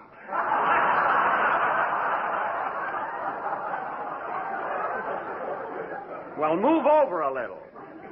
Rochester, you're so clumsy. Now go out in the kitchen and fix up a few cold cuts. We got to eat something. Let's take some oranges and knock down the pot roast. You can get a ladder and take it down later. Now bring in the cold cuts. How would you like some genuine, boneless, skinless, imported Norwegian sardines? Packed in virgin olive oil. Bring them in, Rochester. Now, Mary, while we're waiting, have some more stewed tomatoes. A fine meal. Well, they're very good for you. They'll make you strong. I'm strong enough now to walk to a restaurant. Well, if you don't like the tomatoes, don't eat them. Will you pass the bread, please?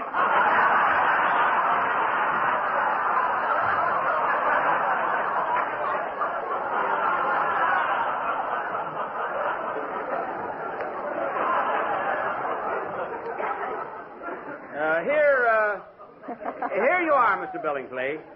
Would you like some butter, too? I've never been there, but I hear it's lovely. Yes. Yeah. What? Gee, that doesn't make any sense at all. Say, Mary, I've got an idea. Why don't we go to the movie and then eat later? Oh, Jack, I don't want to see Love Thy Neighbor again. Getting so now, I can't even laugh at your love scene with Mary Martin. You're not supposed to laugh at that. Hey, Rochester, we're going to a movie, so never mind those sardines. I already opened them. Oh. Well, you can eat them. I made some fried chicken for myself. What? Rochester, this is only Friday, and I told you we're not having that chicken until Sunday. I'm having some people over at the house. The way it's been raining lately, the house might not be here Sunday.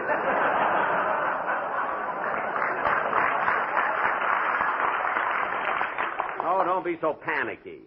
It is raining kind of hard, but it's nothing to worry about. Then why did you build an ark? I've got to have a hobby, don't I? Anyway, to hear you two talk, I think it was a regular flood or something. Well, all I know is the milkman arrived on a surfboard this morning. That's Mr. Kahanamoku. He's a Hawaiian.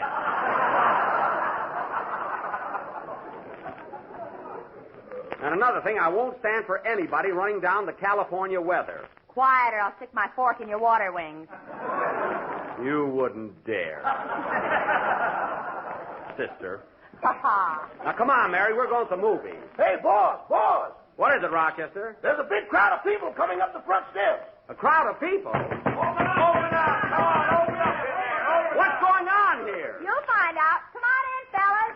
Surprise! Well, I'll be doggone. A a surprise birthday party. Don, Dennis, and Phil. Come on, kids. 1, 2, for he's a jolly good fellow. For he's a jolly good fellow. For he's a jolly good fellow. Which nobody can deny. Gee whiz, fellas, I can't get over. Come on in and take your things off. Come on, everybody. Wipe your feet. Come on, come on.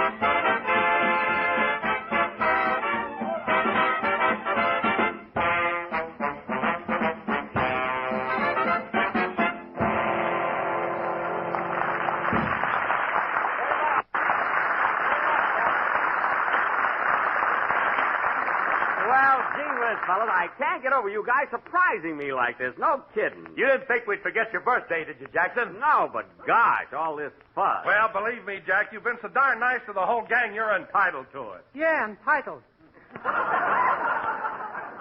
Gee, I don't know what to say. I'm all choked up. This is really the last thing in the world I expected. You know, I was just sitting here getting ready to go to a movie, not even thinking about little me having a birthday party, and then you all barged in. Gee. Look, fellas, I'll just run down and see my picture and be back in 84 minutes. Come back here. Oh, yes, I'm so excited, Mary, I don't know what I'm talking about then. Say, Mr. Benny, what's that up there on the chandelier? A pot roast, Dennis. It's a long story. But don't worry about it, kid. A pot roast on the chandelier, and he tells me not to worry. Forget it, will you? I'll have Rochester take it down a few minutes and make sandwiches. I just sent him to the store to buy some food. Oh. Did you give him any money? Uh-huh. I took $3 out of the sugar bowl. Mary, the sugar bowl is for laundry. If you want to buy groceries, you take the money out of the cookie jar. I tried to, and a cobra stuck his head out. That's my East Indian burglar alarm. Say, Don, what's that you're hiding behind your back? Well, Jack, Mary, Dennis, Phil, and myself all chipped in and bought you a birthday present. And believe me, Jack, it comes right from the heart. A present? Doggone you guys. You'll have me bawling in a minute. You give it to me, I'll unwrap it. Hold it, Jackson. A speech goes with this, and I'm going to make it. Well, Mr. Benny, ladies and gentlemen, and members of the Minneapolis Chamber of Commerce. Minneapolis Chamber of Commerce? I copied this out of a book. Forget that part. Okay, go ahead. It is with great pride, or make it pride. Yeah, it is make with it great pride. and pleasure that I and my fellow colleagues, Polly, go ahead. yes, present you with this beautiful gift as a token of our loyalty, devotion, and gastronomical appreciation. Here you are, Jackson. Here it is. Open it up. Gee whiz, fellas, I know it's my birthday, but you shouldn't have gone to all this. Well, for heaven's sake, isn't that beautiful? You like it, Jack? Oh, boy, just what I needed. A bicycle pump.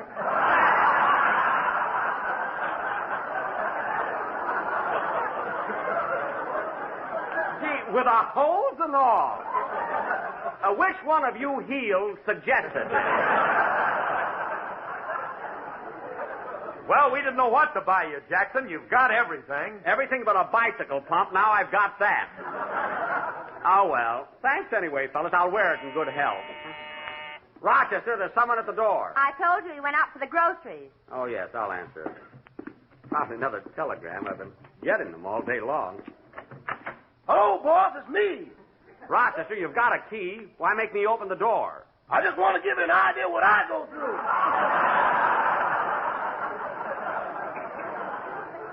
Too bad about you. What'd you bring from the market? Well, I got some limes and lemons and grape juice for the punch. For the punch? Well, what are we going to have to eat? Boss, with the punch I make, people have been known to go for days without eating. Well, we still have to have food. And if you can't find anything in the kitchen, run next door to Mr. Ronald Coleman. This is the day his cook makes popovers. Okay. Say, fellas, we'll have something to eat in a little while. In the meantime, let's play games or something. I'll call up some chorus girls and we'll play post office. That's all we need, chorus girls and no food. Say, I'll tell you what, fellas. How about playing blind man's buff? Oh, that sounds good. All right, now look it.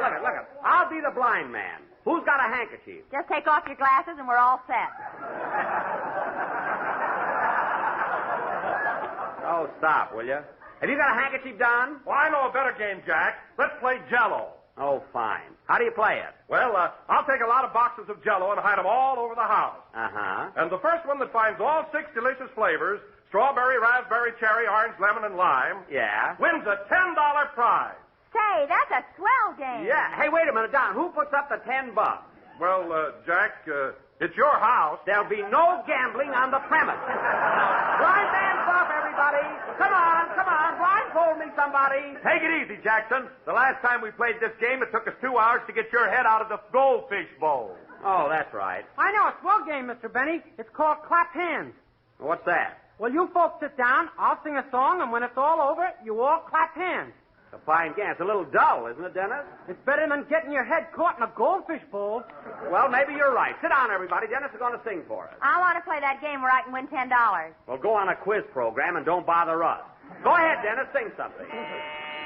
Rochester, there's someone at the door. Maybe it's me again. Answer that door. Sing, Dennis. He's the laziest person I ever met.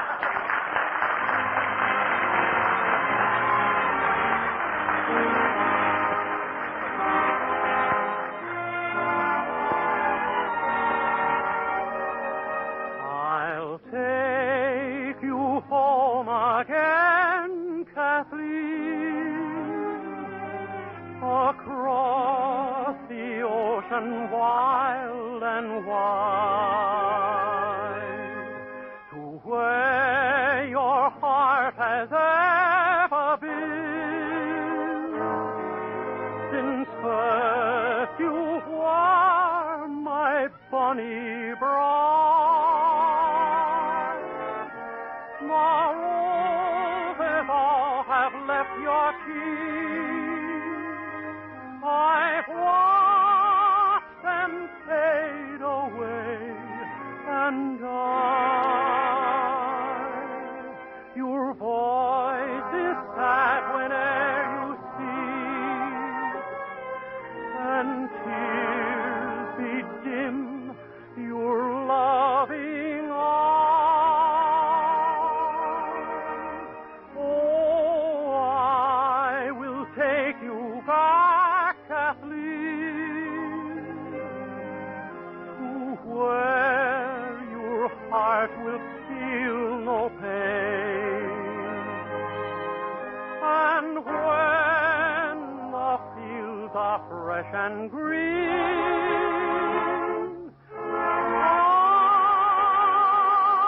I'll take you to your home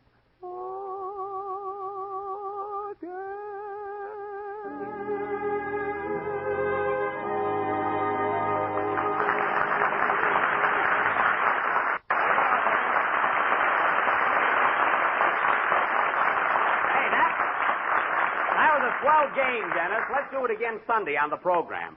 Who was at the door, Rochester? It was a special delivery, boss. I gave it to Miss Livingston. Oh. Did you give the boy a tip? How could I? You keep the tip money in the glue pot. Well, I would have reimbursed you later. What's the letter, Mary? It's a comic Valentine from New York. New York, eh? Well, I have a pretty good idea who it's from. What kind of a Valentine did Arsenic and Old Lace send me? Read it. To a comedian. Uh-huh. Your eyes are blue, your hair is gray, and you're as dumb as Dennis Day. That's very funny. Yeah, very. Wait till Alan gets the Valentine I sent him. Somebody at the door, Rochester. How do you know I'm back from Mr. Coleman? I see you standing there. Now stop eating those popovers and answer the door. Okay. Doors. I'd like to get a job working in a barrel. That's just silly. What could he do in a barrel? Always grumbling. Hey, boss, look who's here. Well, I'll be... Hey, fellas, look. Hiya, Buck. Andy.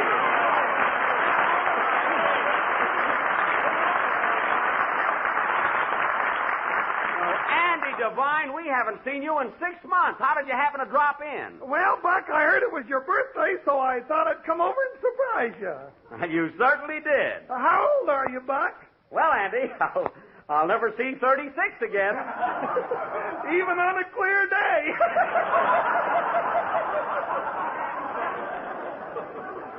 That's very cute, Andy. And where's my present? Your present? Yeah. I got 2 of them, Buck.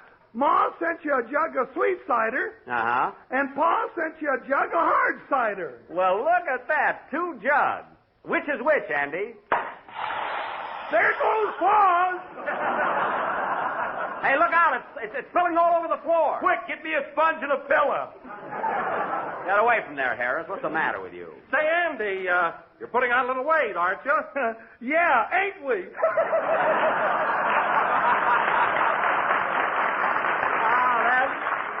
That's telling, Andy. You're pretty sharp tonight. Sit down at the table, everybody. The food's ready. Take it easy. The plates are all fixed. Gee, 2.5 sardines apiece. And lots of popovers. Dig in, kids.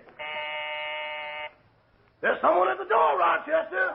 I'm busy, boy. Answer that door.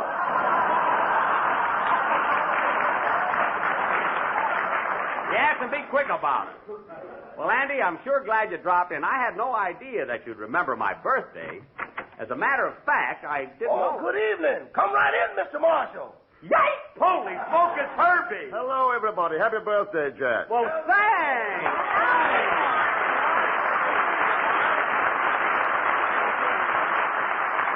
Well, my good gee whiz, Herbert Marshall at my house. Quick, Mary, phone Luella Parsons. She'll never believe it. Phone her anyway. Well, Bart, you're the last person in the world I expected to see on my birthday. You know, Mary and I were just... Oh, I'm sorry. This is Andy Devine. How do you do, Mr. Devine? I'm glad to know you, Mr. Marshall. You want to buy a horse? Andy, not now. Oh. Jeez, as I started to say, Bart, Mary and I were just sitting here, not even thinking of having company on my birthday. Stop looking at the package in his hand.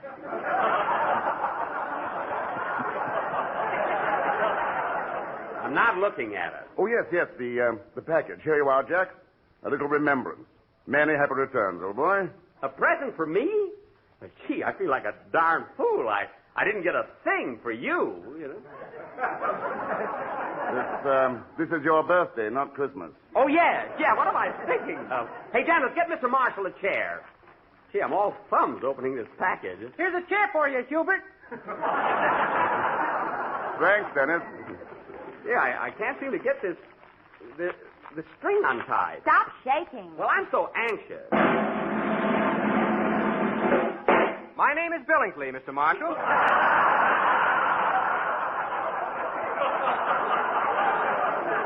Well, I'm glad to know you, Mr. Billingsley. Mr. Billingsley, sit down, please. Darn this string. See, I'm trying to open this present. There, I got it. Well, thanks, Bart. Thanks a million. Hey, fellas, look. Look what he gave me. Look at these beautiful cufflinks. Cufflinks.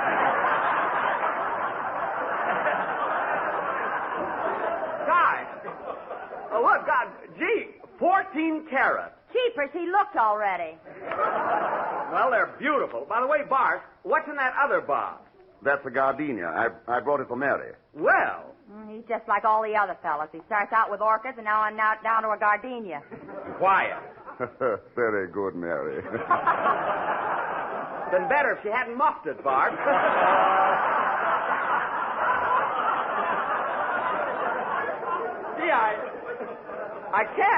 I can't get over these couplings. Thanks again, Bart. Thanks. I'm so glad you like my gift, Jack. You know, Jack, it's hard at the time to mention it, but I rather had the impression that you didn't like me. I didn't like you? Why, Bart, what do you mean? Well, I felt that you resented my taking over your program while you were in New York. I resented me? Listen, fellas, did I ever say one word against this gentleman? Did I? You see, Bart, you're wrong. I regard you as one of my best friends. Oh, you're full of complaints. Mary, smell your gardenia. Well, Bart, won't you join us at the table? Yeah, sit down, Herbie, and have some chow. Thanks, I believe I will. Here's a plate, Bart, all fish.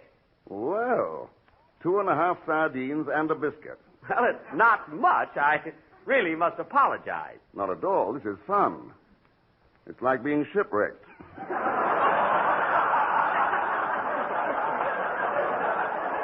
Well, that's what we're having, a shipwreck party, you know? Yes, sir. Won't you have some of this punch, Bart? It's very good. Yes, have a cup, Bart. My, what a beautiful punch bowl. Yes, it is.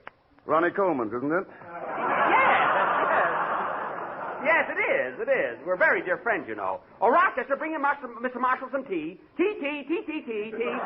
You'd like some tea, wouldn't you, Bart? Yes, thank you. How would you like it, Bart? With lemon or with irradiated, homogenized vitamin D evaporated milk?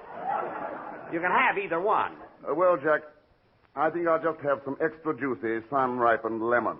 Oh, okay. Some tea with lemon, Rochester. Very good, sir.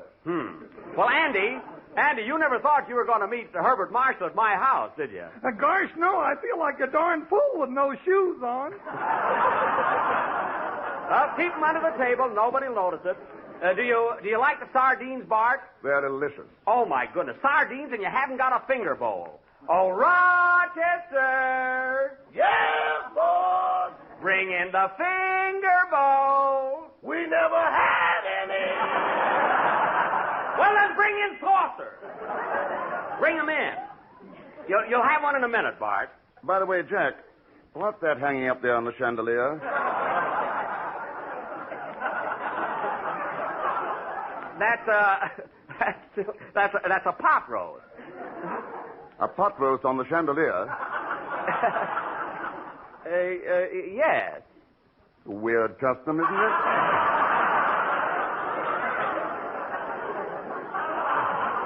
Oh, it's not a custom, it's an accident. You see, Bart, I know it sounds fantastic, but the pot roast bounced up there, you know?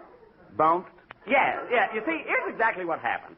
I was just having a quiet little dinner at home, not expecting anybody to drop in, and my man Rochester brought in this hot plate, see? Well, I didn't know it was hot, and I grabbed for it. You see, the pot roast was on the plate, see? And the minute my fingers touched it, I threw it up in the air. Well, that's how it happened. It sounds silly, but that's the whole story.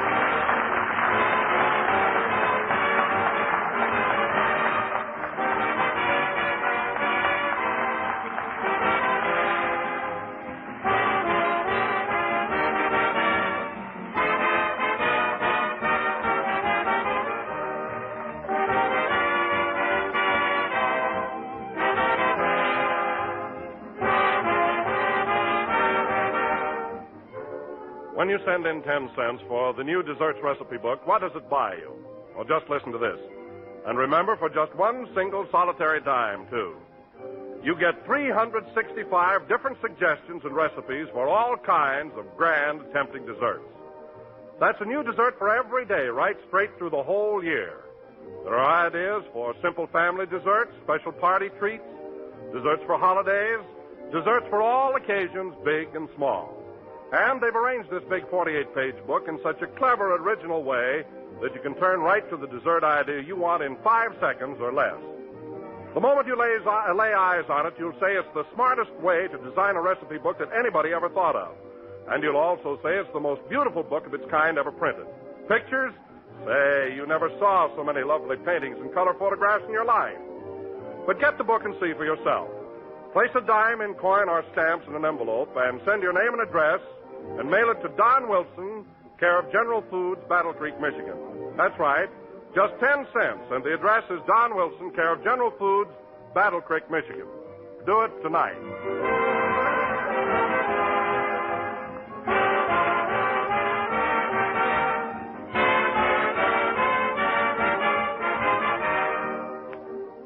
this is the last number of the 20th program in the current Jello series, and we will be with you again next Sunday night at the same time, broadcasting from Palm Springs, California. Palm Springs? Yes, sir. We're all going to have a little vacation. Say, Bart, would you like to come to Palm Springs with us? I don't think I'll be able to, Jack. I'm making a picture, you know. Oh. Well, if you can possibly make it, look us up. We'll be staying at the Cactus Blossom Auto Court. Good night, folks.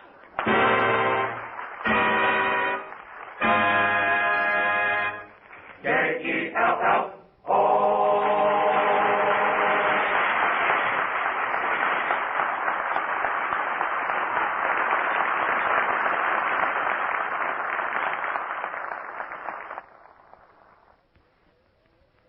S-A-N-K-A, Sanka. That's the name to write in your memory book, ladies and gentlemen. S-A-N-K-A, Sanka. That's the name to say to your grocer, because Sanka is real coffee. It has a rich, delectable flavor. And it protects sleep, because it never prevents sleep. It's had the sleep-disturbing caffeine removed, so anybody can drink delicious Sanka coffee and sleep. Sanka Coffee presents We the People over another network every Tuesday night. This is the National Broadcasting Company. K-E-L-L-O. The Jell-O program, brought to you by Jell-O and Jell-O Pudding, starring Jack Benny, with Mary Livingston, Phil Harris, Dennis A. Rochester, and yours truly, Don Wilson. The orchestra opens the program with Marine's Hymn.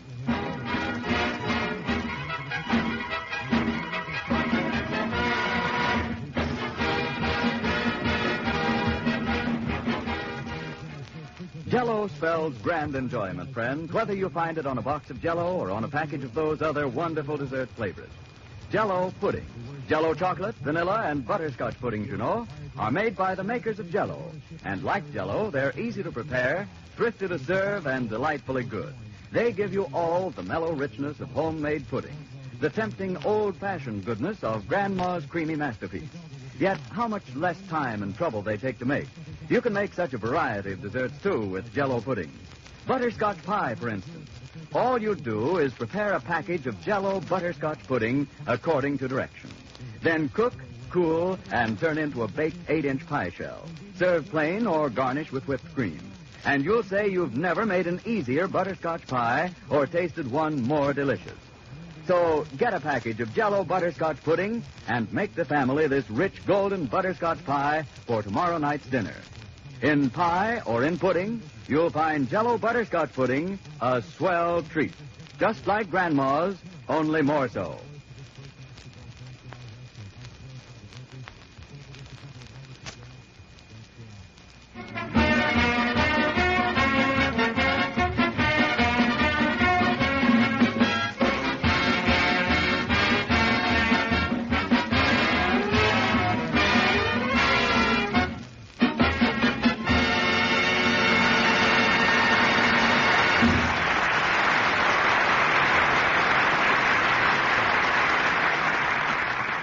Was Marine's Hymn played by the orchestra. And now, ladies and gentlemen, yesterday, February 14th, was not only Valentine's Day, but also the birthday of Jack Benny, who was exactly years of age. So, let us show you what happened. The time, 7 o'clock last night. The place, Jack's home in Beverly Hills. Take it away. My mama done told me when I was in knee pants, my mama done told me, son, a woman will sweet talk and give you... Gee, it's my birthday, and I don't know what to do tonight. Why don't you go to a movie, boss? That's an idea. Let's see. I'll look in the paper and see what's playing around. A woman will sweet talk and give you a big eye. But when the sweet talking's done... Maybe there's a bank night someplace. No, not on Saturday. Now, let's see. A woman's a two-faced, worrisome thing to leave you to sing the blues in the night. Gosh, I don't know where to go. Now the rains are falling here, the train a calling, woo-wee. My mama done told me. Here, that lonesome... Say, here's a movie I could see. I could see Ball of Fire. Yeah, Miss Barbara Stanley's in that. Oh, yes. I saw her in the Brown Derby today, and she walked right by me. Well, what other picture can I see? Hear that lonesome whistle blowing across the trestle. Hoo-wee! My mama done told... Oh, here's Ida Lupino in Ladies in Retirement. No, she never speaks to me either. Now, what else? From Natchez to Mobile, from Memphis to St. Joe. St. Joe. What a hit I used to be in that town. Boy. Wherever the four winds blow. Very good, Rochester. I wish Johnny Mercer could have heard that. Now sing Rose O'Day. Oh, boss, come now. Rochester, I said sing Rose O'Day. Well, Mr. Benny, if you're in the mood for entertainment, why don't you turn on the radio? The radio's out of commission. Did you kick the tubes out of that thing again? Well? What a temper you got. Every time Mr. Allen has a funny program, crash, bang, zowie.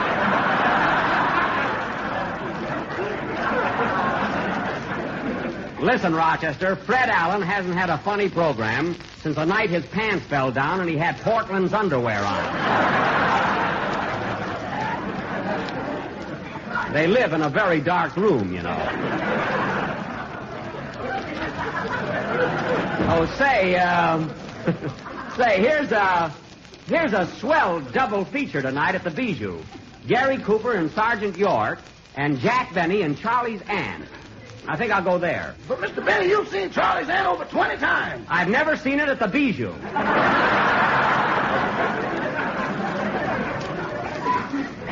I might as well take a girl along with me.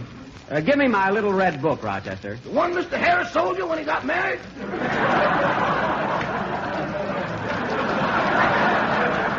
No, my red book. The one I've always had. Oh, the thin one.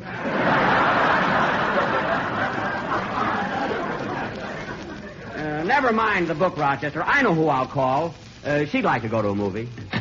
From Natchez to Mobile, from Memphis to St. Joe. St. Joe, they love me there. Wherever the wind blows. I've been in some... Hold it, Rochester. Hello? LaBelle Tour Apartments? I'd like to speak to Miss Scheherazade Crump.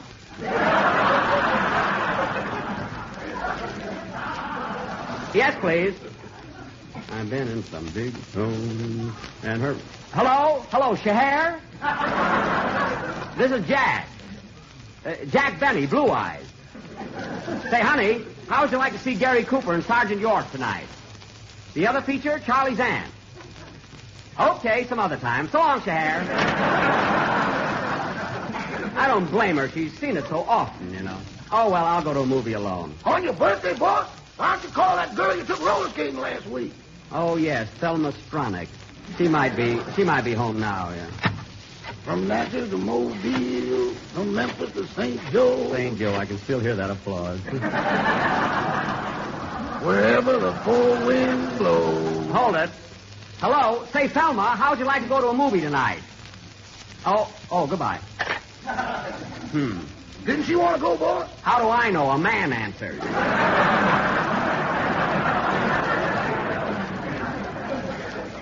Oh, well, I'll think of somebody to take along.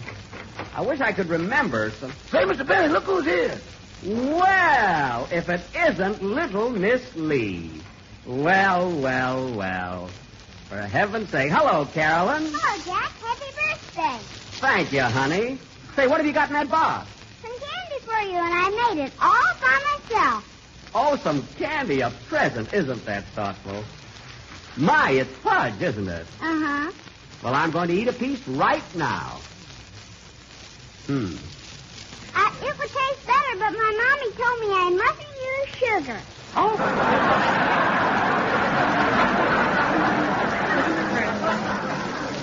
Well, it certainly is delicious. Here, Rochester, have a piece. It ain't my birthday. Howard. Well, Carolyn, it sure is tasty. And, oh, look, here's a piece with a nut in it. Where? Right here, see? Well, thank heaven, that's the eye I lost out of my dollar. Oh, here, take it, Carolyn. Thanks. Well, I got to go home now. Goodbye, Jack. Good night, sweetheart. See you tomorrow. Gee, she's a cute kid. She comes in every day. 7:30. Well, if I want to take a girl to a movie tonight, I'd better get going. Oh, I know. Why didn't I think of it before? Rochester, get me Miss Ginger Rogers home. Miss Ginger Rogers? Yes. Don't be so surprised. Never mind. I've got her number around here someplace. I'll find it. My mama done told me when I was in knee pain. My mama done told me, son, da-da-da-da-da.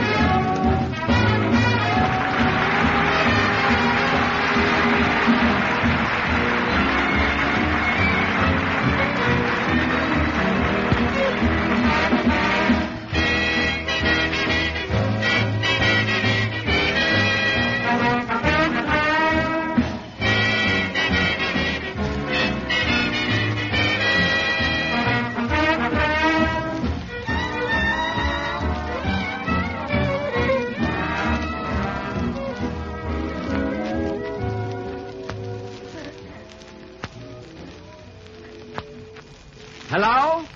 Hello, is this Ginger Rogers' house? Good. I'd like to speak to Miss McGuire, please. Jack Benny calling.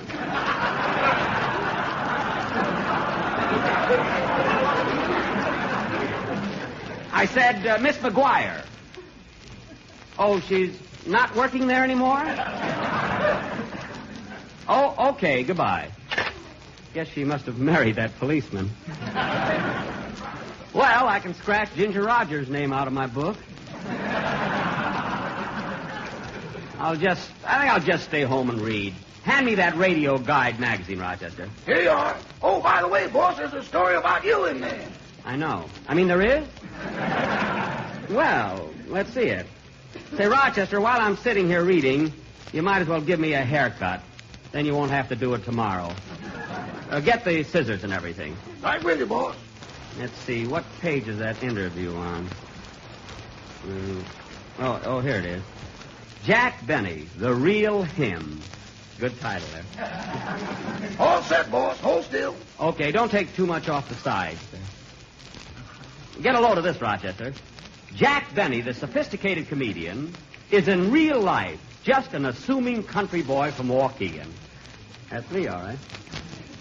And this may come as a surprise to you readers.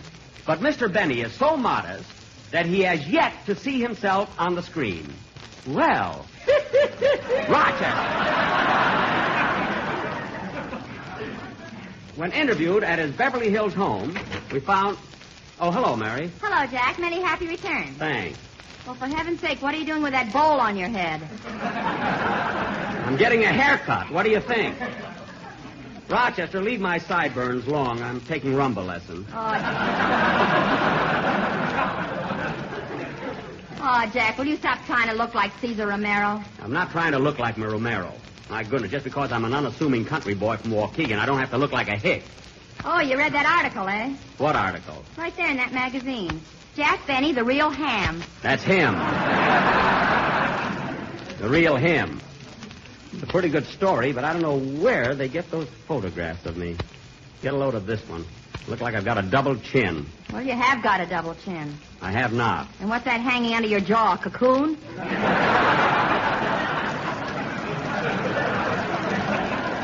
No, it's not a cocoon. All I say is, woo, woo. Say, Rochester, woo. Rochester, there's something tickling me on top of my head. What is it? Wait a minute, boss. Well, how could I ever be so careless? What's wrong? I left a goldfish in the bowl.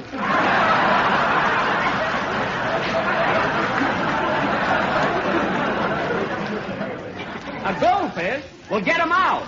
Take the bowl off. If I do that, I'll lose my place.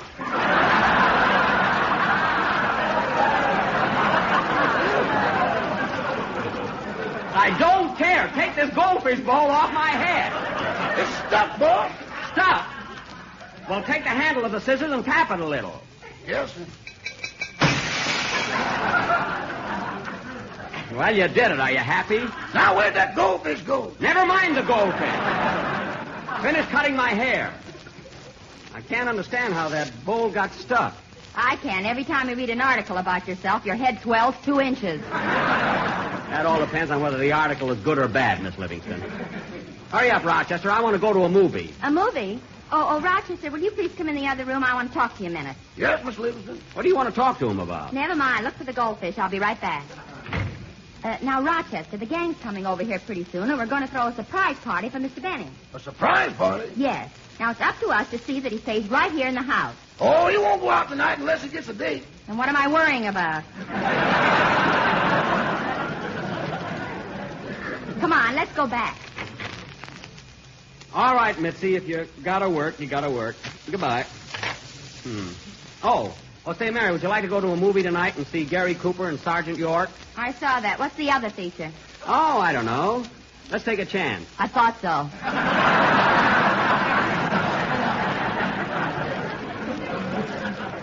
Well, it's a swell double bill. Are you all through with my haircut, Rochester? Yes, sir. Good. Now, just put a little bay rum on so I'll smell sweet. Uh-oh. Rochester, what became of the bay rum? The which? The bay rum. Where is it? Well, the bay is in San Francisco. I don't know what happened to the rum.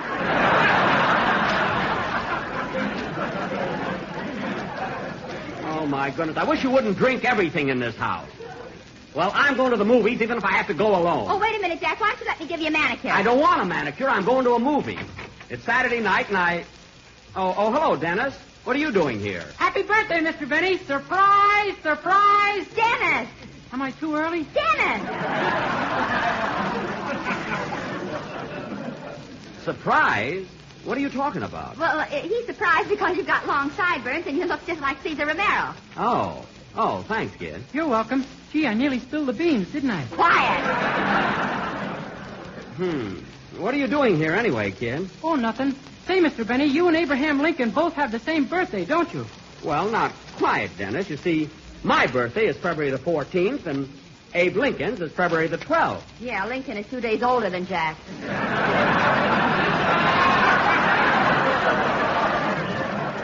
Mary, we weren't born in the same year. In fact, I barely remember him.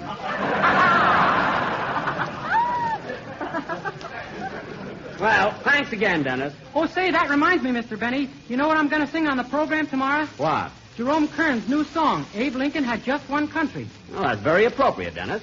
Well, so on, kids. I'm going to a movie. Wait a minute. Don't you want to hear the song? Sing it for him, Dennis. I can hear it tomorrow. You'll hear it right now. Come on, Dennis. Okay. I'm sure sorry I let the cat out of the B.A.G. Dennis, will you please sing your song?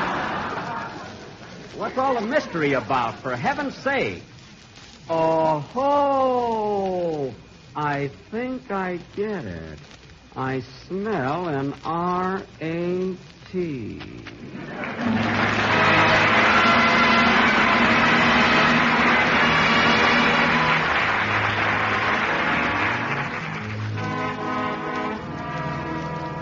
Take a lesson from old Abe Lincoln in times of stormy weather. Take a lesson from old Abe Lincoln. Let's face the storm together. Abe Lincoln had just one country and one banner to wave. One union of brave brothers when no brothers enslave others. We're still marching along with Lincoln with one banner to wave. This union was born in freedom, and this union must live in freedom, and this freedom is worth saving and worth fighting to save.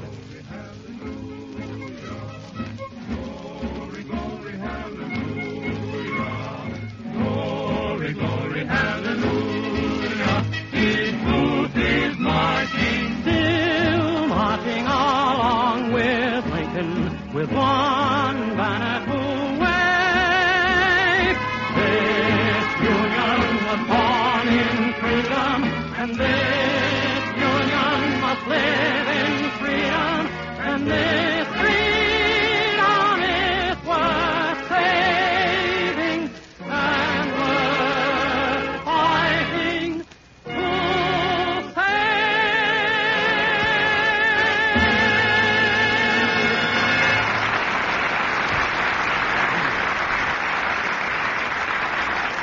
Well, Dennis, that was positively thrilling. Well, if I'm going to a movie, I might as well get started.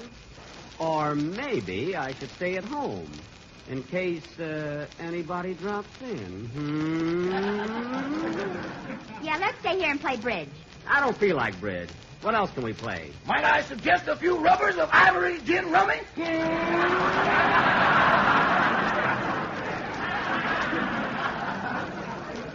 Rochester, put those dice back in your pocket. Let's go to a picture, Mr. Benny. Come on. I am not going to leave the house until the gang gets here and surprises me.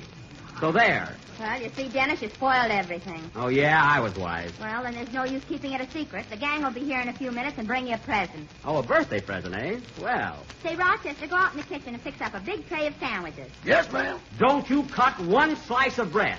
Listen, Mary, when your friends give you a surprise party, they're supposed to bring the food.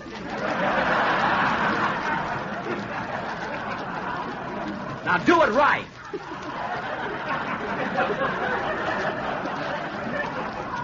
Gonna do it tall.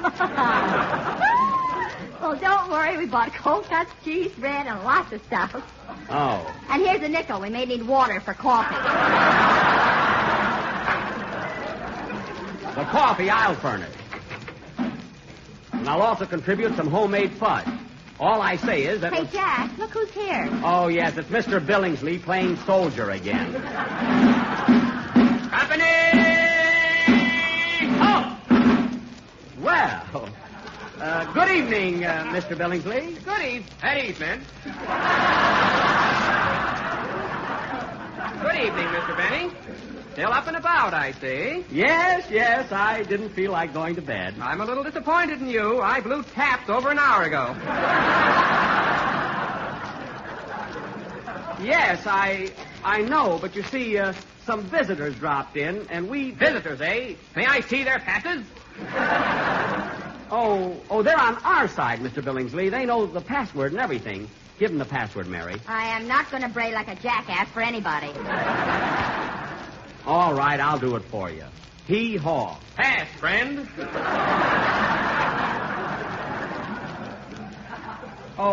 Say, Mr. Billingsley, I notice you're wearing a sun helmet. Are you headed for the tropics? No, I'm eating at Chasen's tonight. Good. Well, see you later, Mr. Billingsley. Good night. Good night. Company, forward, dance. Dance?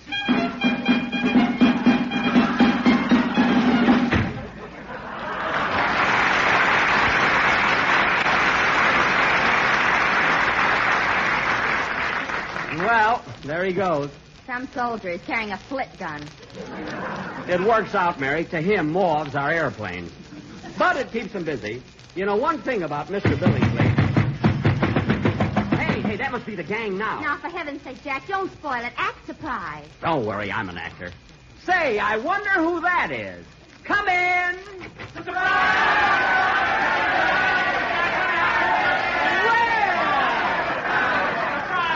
And the orchestra boys! Well! Oh, my goodness, what is this? What's going on here? It's a surprise party for you, Jack. Yeah, Jackson, a surprise party for our good old boss. For good old me?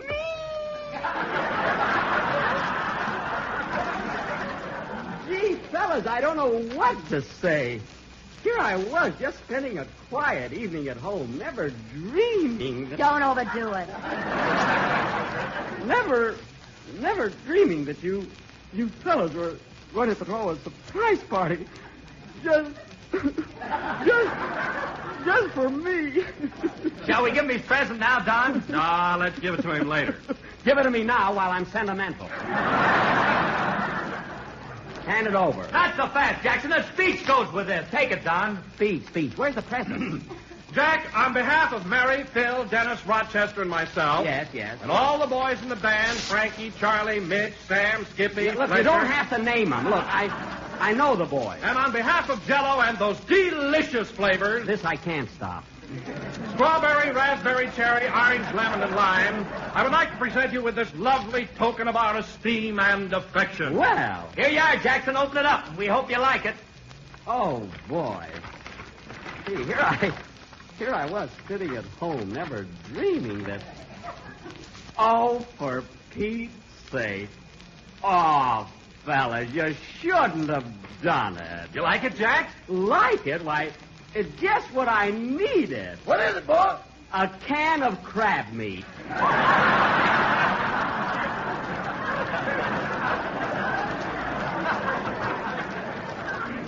And the big size, too. You know, that stuff is hard to get nowadays. Oh, Rochester, get the can opener and we'll taste it. There's a can opener with it. Oh, well, wonders never cease. Crab meat. Well, what are we waiting for? Let's have some fun. Yeah, for I'm a jolly good fellow, I'm a jolly good fellow. Oh, someone at the door. Come in. Come in. Well, it's a Western Union boy. Hello there. Hello, stranger.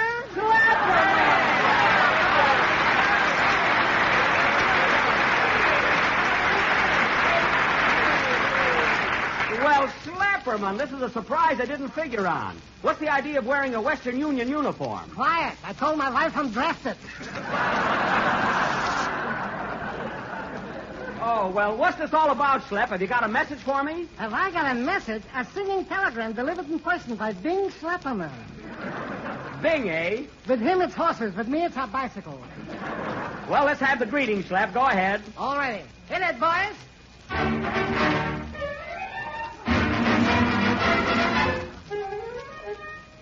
Happy birthday to you. Happy birthday to you. Happy birthday, Jack Benny.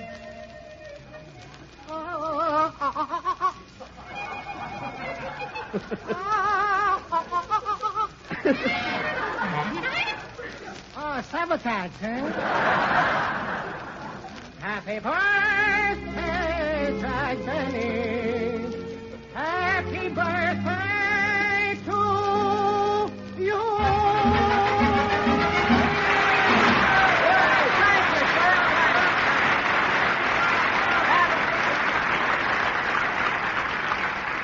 That was wonderful, Slap, wonderful. Now, stick around. We're all going to have some fun. Bring the sandwiches, Rochester. Yeah, first we'll eat, and then we'll woo, woo, and then we'll woo, woo, woo. Jack, what's the matter with you? I found that goldfish that went down my back. Woo, woo, grab it. Darn you, Rochester, the next time you give me a half, woo, woo. Watch out what you're doing.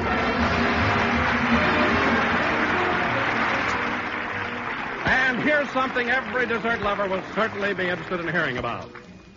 Lots of folks are discovering how much richer, how much more delicious Jell-O is today than it's ever been before. Never in all the years since it became America's favorite gelatin dessert has Jell-O been so gloriously good. And it's all because of Jell-O's new locked-in flavor. By means of a marvelous process exclusive with Jell-O, Jell-O locks its famous flavor right into the tiny Jell-O particles, protects it for your enjoyment, gives every dessert you make with it a livelier, extra goodness. As much as you've liked Jell-O before, you'll like it even more now that Jell-O's swell, intriguing flavor is actually locked in. For here's Jell-O at its delicious best. The same Jell-O you've always known and loved, but better, richer, more of a tempting treat than ever, thanks to Jell-O's locked-in flavor. Prove for yourself that Jell-O's flavor really is locked in. Open a package of Jell-O. Notice that there's no sweet, fruity odor, no telltale aroma to warn of escaping flavor. Yet the moment you dissolve those tiny Jell-O particles, out pours their captive flavor in a rush of richness. So treat yourself and your family to the thrill of Jell-O's new and greater goodness.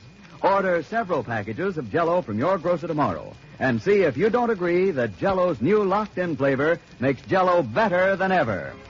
This is the last number of the 20th program in the current Jell-O series, and we'll be with you again next Sunday at the same time, broadcasting from the U.S. Army Post at the Presidio in San Francisco. Good night, folks.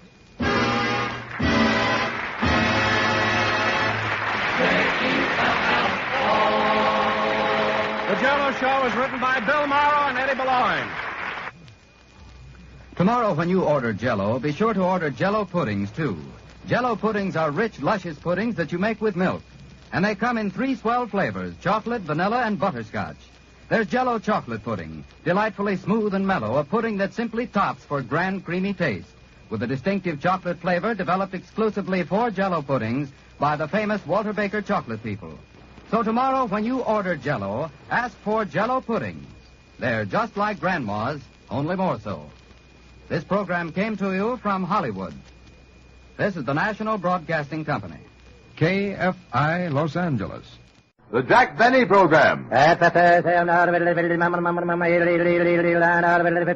American. Fine tobacco is what counts in a cigarette. And LSMFT. Lucky Strike means fine tobacco. LSMFT. No doubt about it. Lucky Strike means fine tobacco. That's one thing you can be sure of always. Year after year, at auction after auction, independent tobacco experts, men who really know tobacco, can see the makers of Lucky Strike consistently select and buy that fine, that light, that naturally mild tobacco. Fine, light, naturally mild tobacco. Real Lucky Strike tobacco. Fine tobacco that means real deep down smoking enjoyment for you. So smoke that smoke of fine tobacco, Lucky Strike.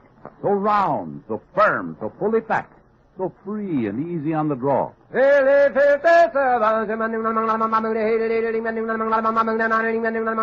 American.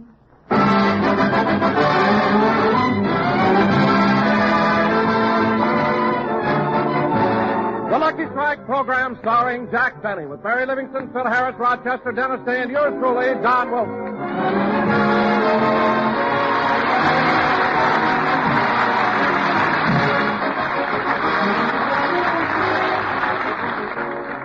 Ladies and gentlemen, last Friday, February 14th, was Jack Benny's birthday.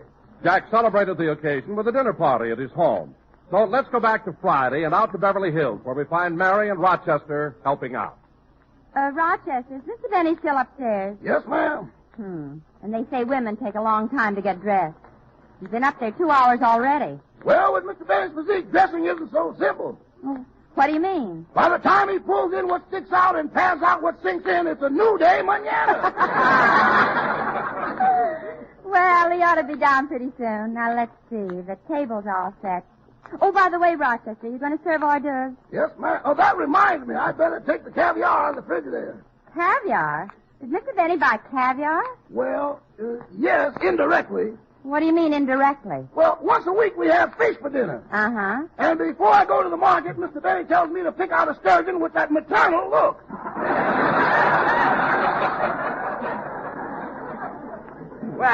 Well, Mary, I'm all dressed. How's everything going? Oh, fine, Jack. And while you were dressing, these telegrams came. I already opened them. You did? Well, read them to me. Okay. Dear Jack, sorry I won't be able to attend your birthday party as I have a touch of flu. Signed, Jane Wyman. Too bad. Here's another. Dear Jack, sorry I won't be able to attend your birthday party as I have a touch of grip. Signed, Claudette Colbert. Gee. Oh, here's another. Dear Jack, sorry I won't be able to attend your birthday party as I have a touch of distemper. Signed, Lassie. Well, then we can leave the bone in the soup. Is that all? No, there's one more. Oh, this one's from Leo DeRocha. Oh, Leo, huh? Yeah, he says, Dear Jack, I'm sorry I can't bring my wife to your birthday party as I'm a single man in California. Gee, that's a shame. Anyway, I'm sure the party will be a success. I'm having Isaac Stern and Mr. and Mrs. Coleman.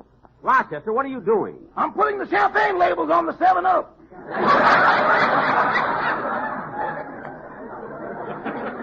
I'm not serving that tonight. I'm having still wine. Which do you think would be better, Mary, red or white wine? Oh, I don't know. What are you having for your meat course? Oh, I'm having a Mance de Boeuf, Bordeaux sauté. What's that? Hamburger. We're not having it as patties. We're having it as meatballs. And, Rochester, when it's time to serve the meatballs, do it with a spoon. I mean, don't put 3 holes in them and roll them down the center of the table. Now, Mary, after everybody arrives, I wonder who that can be. Much too early for any of the guests. I'll get it. How do you do, Mr. Benny? My name's Brown. I represent the Lifetime Pot, Pan, and Kettle Company. May I come in for just a minute? Thank you. Look, This is my assistant, Joe Davidson. Oh, glad to know you. That goes double. Now, look, fella. Now, Mr. Benny, as you are one of the leading citizens of Beverly Hills, we have selected you as the man who should have our first post-war demonstration given by the Lifetime Pot, Pan, and Kettle Company. Well, that's very nice, We but plan to show you beyond a shadow of a doubt the superiority of our product over every other competitor in the field. What about it, Joe? That goes double. Look. The purpose of our visit is to come into your home and put on a dinner the like of which no king has ever eaten. Look, gentlemen, I'd like to talk to you about this some other time. You see, today is my birthday, and I'm having some guests over for dinner. Did you hear that, Joe? What a coincidence. Mr. Benny, in 1 hour, we can have ready for you a complete 7-course dinner. A prime rib roast, baked Idaho potatoes, carrots, peas, and everything to go with it. You'd fix all that for me? What will it cost? Not a dime, Mr. Benny, not a dime. This dinner is put on absolutely free through the courtesy of the Lifetime Pot, Pan, and Kettle Company. Well, that sounds reasonable. Yeah. Quiet, Mary. Fellas, what do you get out of it? Mr. Benny, after you have tasted food that's been cooked in a Lifetime Pot, Pan, or Kettle, you'll never want to be without them. Isn't that right, Joe? That goes double. Mary. I answered for Joe. He fell asleep. Oh. Well, Mary, what do you think about it? Oh, Jackie, you can't do a thing like this. You're having important guests like Isaac Stern, one of the world's greatest violinists, and Mr. and Mrs. Ronald Coleman. There's nothing to worry about. We drive our truck around to the back door, we prepare and cook the food in your kitchen, and your butler will serve it. You see, Mary, there's nothing to it. Go ahead, fellas. The kitchen is yours. Good. Mr. Benny, you're a man with a head on your shoulders. That goes double. What? Come on, Joe. We got a job to do. Say, you know, Mary, this is going to... Jack Benny, you ought to be ashamed of yourself. Mary, what are you worried about? We'll be getting the best food possible, and nobody will know. After all, nothing's too good for the Colemans. They're probably getting dressed for my birthday party right now.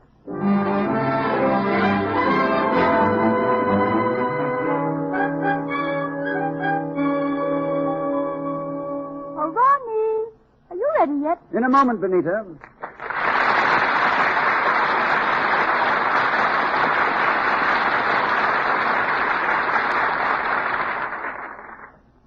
Doing?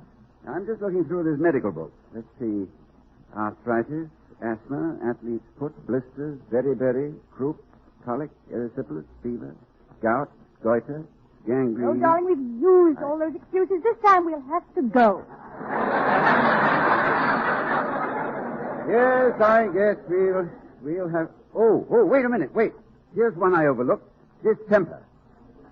No, knowing Benny's friends, one of them must have used that. By the way, Benita, what birthday is Benny celebrating? He's 38. 38? 38, indeed. Imagine him saying he's only 2 years older than I am.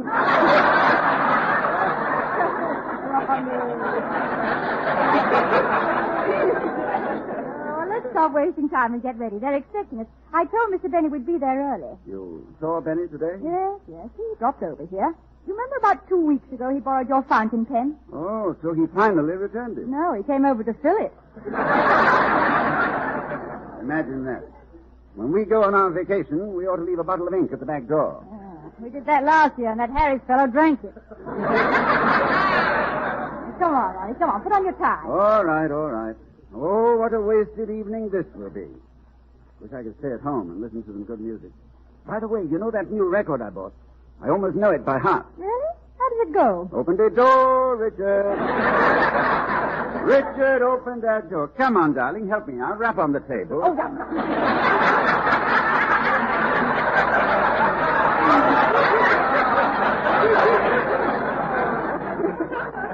Stop being so silly and get dressed. All right. You know, as long as we're going to Benny's party, I think I ought to change my shirt. What's wrong with the one you have on? It's clean. Then why change it? My dear, have you ever seen Benny eat soup? Soup? He puts a spoon in each hand and goes after it like a mixmaster. All right, darling, let's go. We must try and be pleasant. I do hope you remember Mr. Benny's friends. Let's run over them once more. Who is Don Wilson? He's the fat one. And Phil Harris? The one with the blue lips. Oh, yes. The ink was indelible. Now, Dennis Day. Oh, he's the silly one. That's right. And Mary Livingston? She's the normal one. Good. How she ever got mixed up with that bunch of Schlemiels, I'll never know.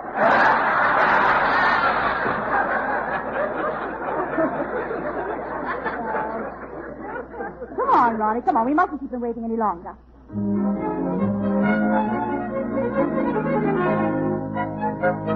Jack! Oh, Jack!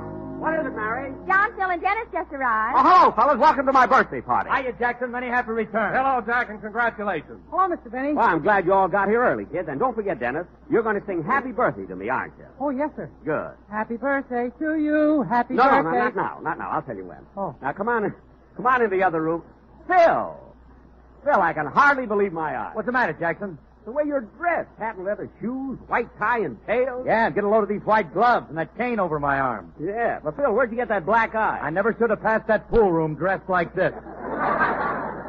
Well, anyway, Phil, you do look nice. Shall I serve the cocktails now, Mr. Benny? Not yet, Rochester. We'll wait until Don, don't mess around the table. We got everything set just right. I was just admiring it, Jack. It looks wonderful. But what's the idea of having that bed sheet over those 4 chairs? Those aren't 4 chairs. What? That's a bench we lifted from the bus stop. Oh. Jack, you did. Mary, it's only for a little while. And anyway, kids, we're going to have a fine dinner and lots of fun. Well, Dennis. Huh? I noticed you brought a little package to my birthday party. Uh-huh. Ah, Dennis, you don't have to blush. Come on, open it up. Not till we get to the table. What is it? My lunch.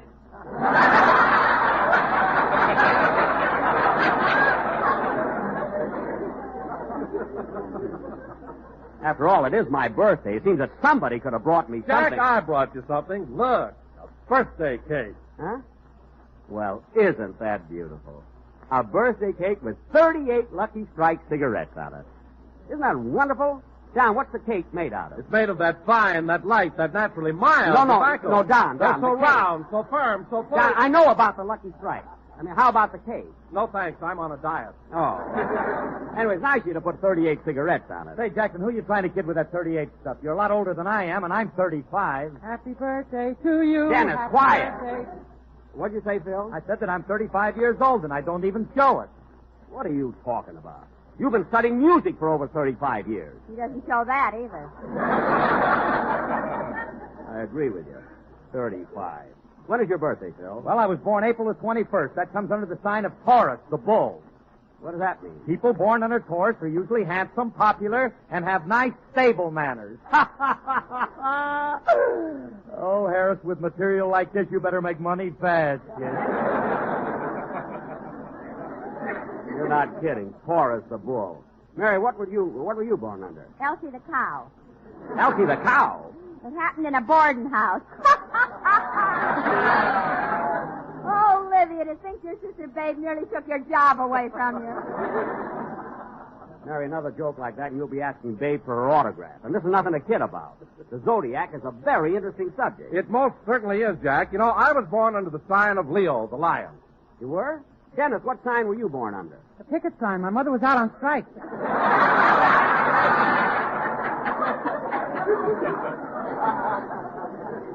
Now, Dennis, stop being silly. And that goes for all of you. And now watch it tonight, will you, kids?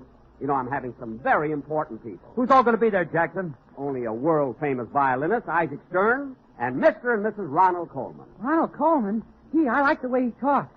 If I were king, love, if I were king, what tributary nations would I bring to stoop before your scepter, and to swear allegiance to your lips and eyes and hair?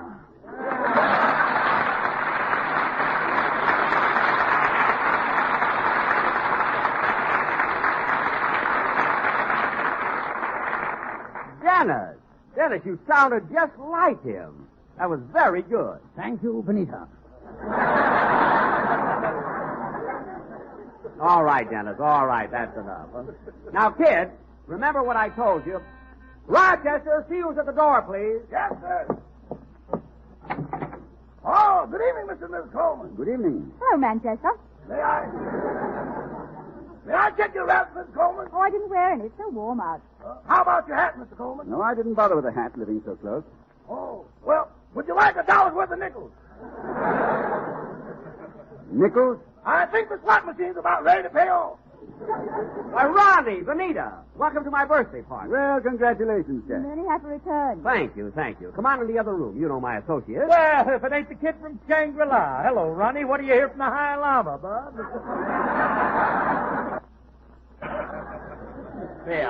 Phil, the party just started. Control yourself. Here's Mary and Don Wilson. It's nice to see you again. Hello, Mr. and Miss Coleman. Hello. Hello. Well, Ronnie, you don't know how happy I am that you and Benita came to my party. It's a pleasure, I'm sure. It's a pleasure, I'm sure. Well, what's that? Do I hear an echo? What's that? Do I hear an echo? Dennis, cut that out! Yes, Benita, darling. You know, Ronnie, you'll have to excuse Dennis. He always likes to imitate famous people. You know, it's amazing, but sometimes it can be embarrassing. Mrs. Coleman, here, have a piece of Jack's birthday cake. Oh, thank you. Yes, and here's an ashtray. I mean, a fork. It's very good, though. Ladies and gentlemen, Mr. Isaac Stern.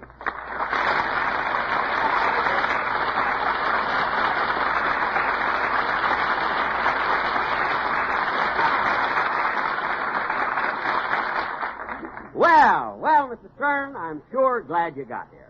Come on in and sit down. Thank you. I'm so tired of standing. Standing? Yes, somebody lifted the bench from the bus stop. Oh. If that seat's got a hole in it, we're dead. Quiet, Rochester. And Mr. Stern, you know my gang, Mary, Phil, and Don. Oh, yes. Hello. Hi. I don't believe you've met Dennis. Dennis, this is Mr. Isaac Stern. How do you do, Dennis? I've listened to you many times on the air, and I've enjoyed your singing very much. Dennis, the man paid you a compliment. Huh? Say something. Happy birthday to you. No. Happy birthday. Dennis, no, not yet. Isaac, he's a little excited because it's my birthday. And now, Mr. Stern, I want you to meet two very charming people. They're very, very close friends of mine. In fact, we're neighbors. Mr. and Mrs. Ronald Coleman. Well, this is indeed an unexpected privilege. Thank you. I feel the same way. In fact, had we known you were going to be here, we wouldn't have hesitated about coming. We would have come earlier. Yes. Yes. Mr. Stern, we haven't seen you since your last concert at the Los Angeles Philharmonic. And it was really thrilling. Yes, it was really wonderful. Mr. Coleman and I were there that same evening, and we were simply carried away. Yes, Mr. Stern, I particularly liked the way you played the Mendelssohn Concerto. I never heard anyone else do the Allegro so molto appassionato. Well, I think that particular movement called for molto appassionato rather than a more reserved approach. Well, I thought... Oh, shut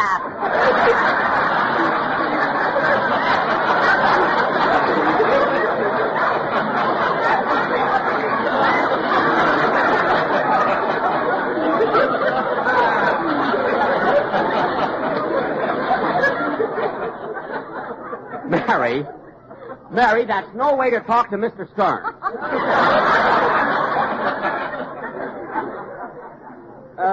Mr. Stern, you know, I thought that the Mendelssohn Concerto could be played molto appassionato or allegro con moto. I mean, it could go either way, you know, like a Studebaker.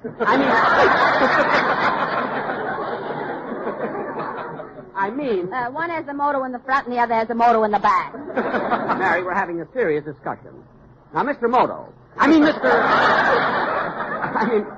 Stern. Mr. Stern, I've heard some violinists play the Mendelssohn Concerto molto appassionato and others play it andante. Well, Mr. Benny, that has been a controversial subject. I see. Mr. Harris, as a colleague and a fellow musician, what do you think? Look, Bub, don't let this monkey suit I'm wearing fool you. Phil, please. Oh, Mr. Benny, dinner will be served in a few minutes. Thank you, Rochester. And don't forget to serve the caviar first. No caviar tonight, boss. Why? That Sturgis name was Louis, not Louise.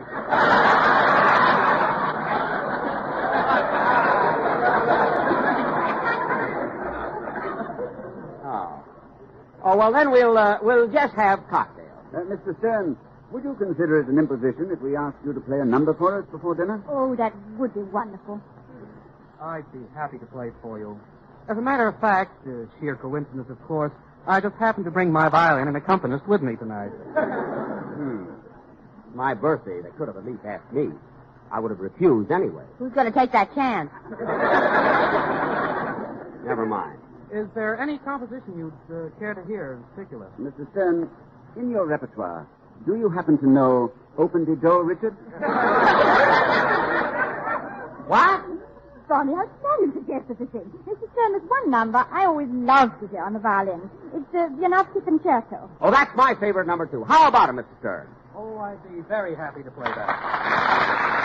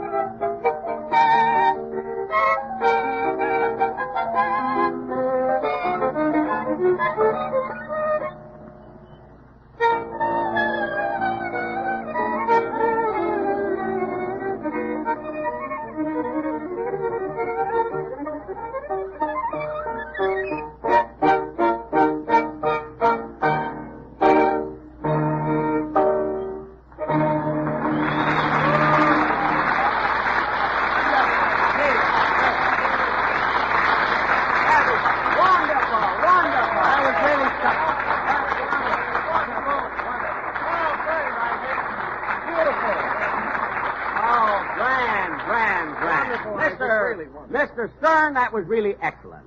John Garfield couldn't have played it better. Jack, if you're referring to the picture Humorous, where John Garfield was a violinist, Mr. Stern did the playing. Oh, yes, I should have known. Mr. Stern, it's wonderful how in pictures they can always get somebody to do something for somebody else. In Lost Weekend, Phil Harris did the drinking for Ray Milland. And for that, they gave him an Oscar. With blue lips? No, red eyes. And by the way, Ronnie, speaking of pictures, I saw the preview of your new one, the late George Apley, and it was simply wonderful. Oh, thank you, Jack. Just recently I saw one of your pictures, too. Which one? The late horn blows at midnight. Oh. When did you see it? He went to the funeral. Quiet. And now, folks, with a little encouragement, I'll be glad to play a violin solo. Dinner served. Thank you, Manchester. Well, as long as it's on the table, we might as well go in. Come on, everybody. Come on.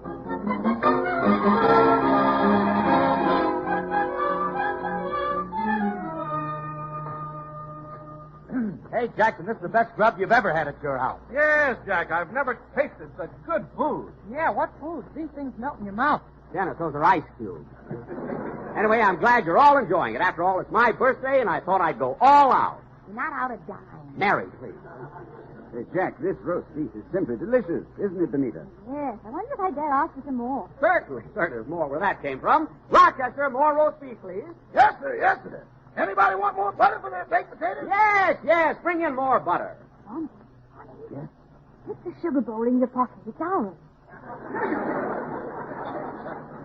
Anybody want more bread, carrots, peas? Ronnie, what are you doing? Emptying the sugar out of the bowl. Oh, you needn't bother that card, too. Mr. Stern, why don't you put down the violin and eat something? I thought somebody might ask me for an encore. Oh, we'll have that after dinner. Benita, I think we've had Benny wrong all the time. This dinner's simply wonderful. Now stop talking and let me eat. Gee, I'm full. Me too. Oh, come on, don't stop. Now eat some more.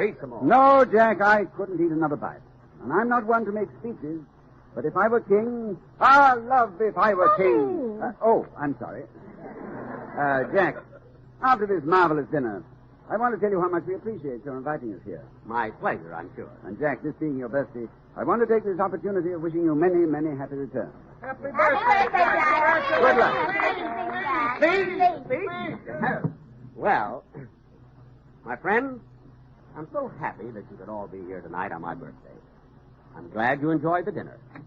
And I hope that next year... All right, folks, you've all had a chance to taste the food. Now listen to me. What? This demonstration dinner was put on here tonight free of charge by the Lifetime Pot, Pan, and Kettle Company. Wait a minute. Quiet, Bob. That goes double. Demonstration dinner? The Lifetime Pot, Pan, or Kettle is Look, available Mr. in Brown. different sizes, ranging in price from $1.50 to $4.75. Come on, Benita, let's get No, out of you here. don't. Hey, Joe, lock the door. Lock the door. Don't you dare. This is an outrage. We're going. Going? There's one like you at every demonstration. You broke yourself on free grub, then you want to leave. Don't lock the window. Now, wait a minute. I knew this Now, would here's an happen. important fact about the Lifetime Kettle. It's stainless steel. It's sturdy. I'll show you. Not on my head. Come on, Benita, let's go. Ronnie, Benita. Mr. Stern, you can't go. Don't go, please. Wait. Look, Mary, it wasn't my fault. Honest, kids, I didn't know this was going to happen. Still, you know I... Look, kids, answer me. Somebody say something. Happy birthday to you. These pots and pans are guaranteed for life. And make a wonderful birthday gift for you. Yeah, happy birthday. Everything happens to me.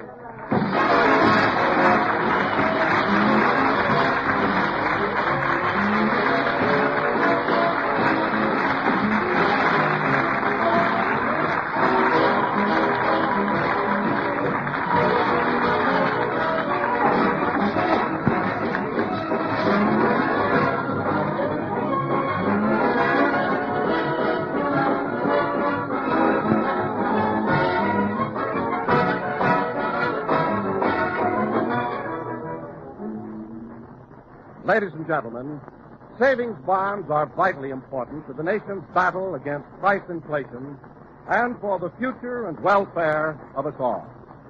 It is important that we continue to build financial security for ourselves and for our children. Protect your future. Buy extra bonds now. Thank you.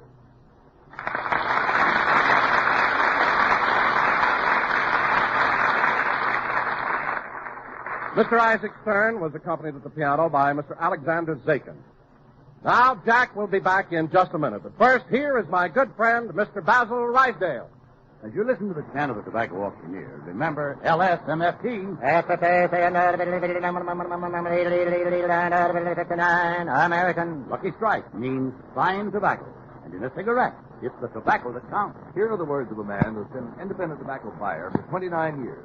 Carl Hartfield of Greensburg, Kentucky, who said, I can report what I've seen with my own eyes. At auction after auction, I've seen the makers of Lucky Strike buy fine tobacco.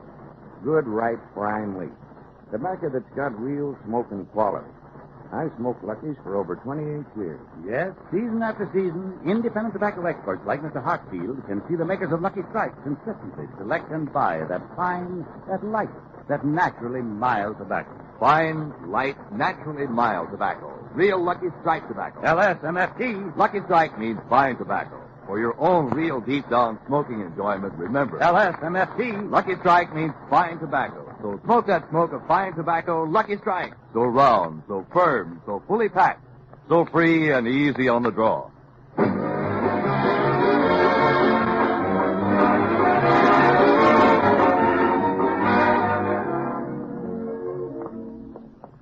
I was never so embarrassed in my life. It certainly was humiliating. Yes. And I had to play my violin yet. I tried to anyway. What an evening. But you know, Benita, that was a delicious dinner. And I was just thinking, you know that little party we're giving next Saturday? Yes. Do you think those men would... Ronnie, you wouldn't dare.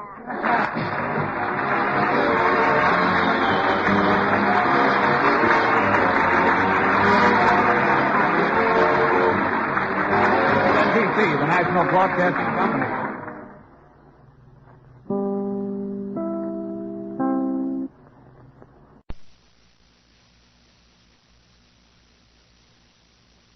The Jack Benny Program, presented by Lucky Strike.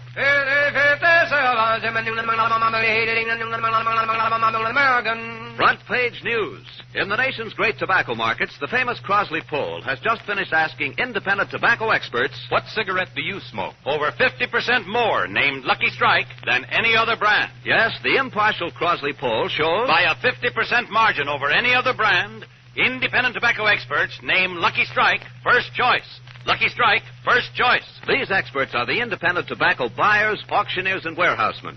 The men who see who buys what tobacco at the auctions. And when independent tobacco experts like these name Lucky Strike first choice for personal smoking enjoyment, then you know. LSMFT, LSMFT. Lucky Strike means fine tobacco. So smoke the smoke tobacco experts smoke Lucky Strike. Remember, by a 50% margin over any other brand, independent tobacco experts name Lucky Strike first choice. Lucky Strike, first choice.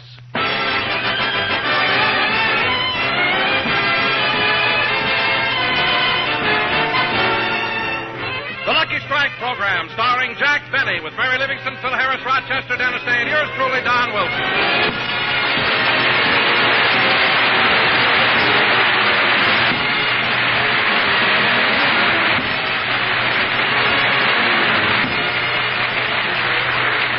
Ladies and gentlemen, yesterday, February 14th, was St. Valentine's Day. It was also Jack Benny's birthday.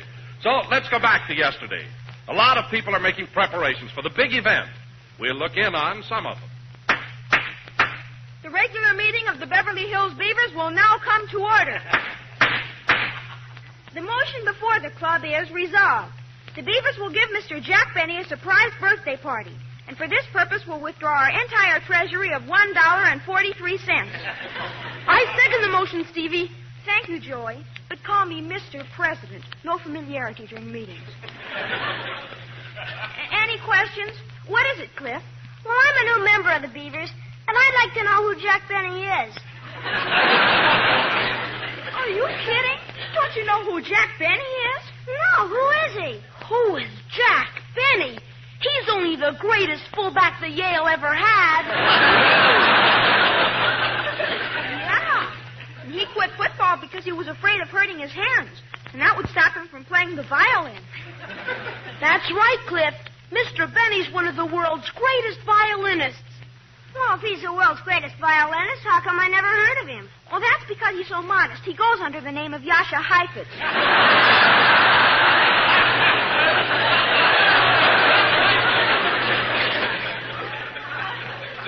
Say, he sounds like quite a guy. He sure is.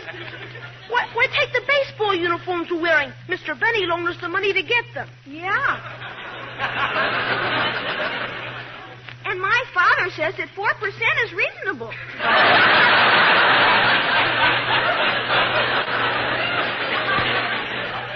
Well, since Mr. Benny's such a nice man, I vote that we give him the birthday party. That makes it unanimous. Now, any other questions? Yes, Mr. President. Are we going to invite any girls to the party? Cliff, since you're a new member, I'll read you part of our bylaws. Bylaws of the Beverly Hills Beavers, Chapter 12, Rule 8, Clause D. If any beaver is ever seen with a member of the opposite sex, this means girls,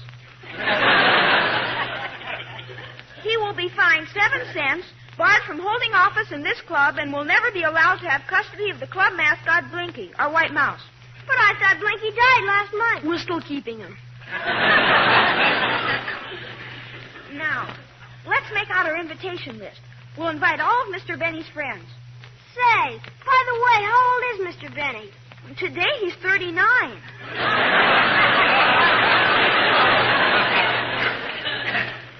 And that proves how smart he is, too. Why? Well, he was in my uncle's class in school, and my uncle's 55.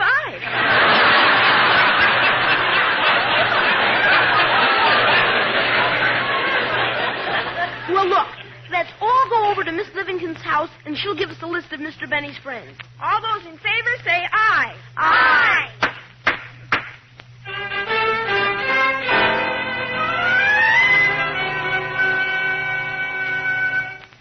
Pauline, have you straightened out the living room? Yes, Miss Livingston. Oh, won't Mr. Benny be surprised when he finds that you're giving him a birthday party? He sure will. Tell me, Pauline, how does my new dress look? Oh, it's lovely, ma'am. Only if I had nice legs like yours, I wouldn't hide him with such a long skirt. Men like pretty legs, you know. Yeah, and to think for years I hid mine behind a counter at the May Company. But, you know, I'm not trying to be glamorous tonight. Phil and Don are married, Dennis is too young for me, and Mr. Benny is too old for me. Oh, well, I'm surprised to hear you say that anyone is too young or too old for you. Why? Well, anything between the Boy Scouts and the Townsend Club is okay with me. Why, Pauline, I didn't know you liked men so much. Oh, I do, ma'am. Why, I like them so much that Well, you'd think me silly if I told you what my favorite dream has been for years. No, I won't. Tell me, what is your favorite dream? That I'm a Dixie Cup in the Brooklyn Dodgers locker room.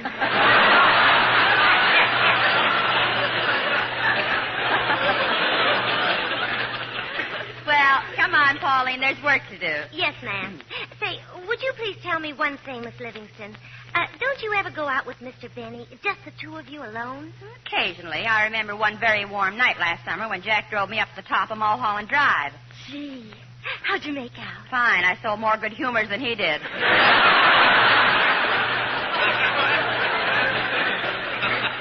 Now, Pauline, you set the table, and I'll... Miss Livingston's residence. Just one moment, please. Miss Livingston, it's the baker. He wishes to talk to you. Oh, good. Hello? Yes, I want the cake delivered as early as possible. How many candles? 39. That's right, 39 candles, and arrange them in the shape of a question mark.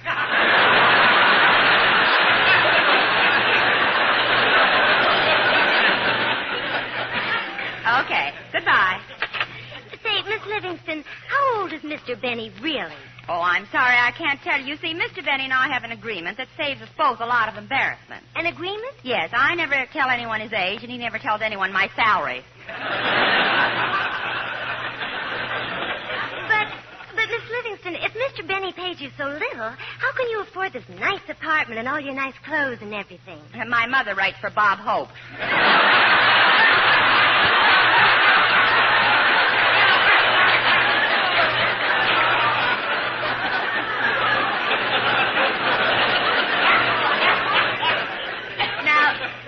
Pauline, Have you arranged the place card? Yes, ma'am. Did you order the food? Yes.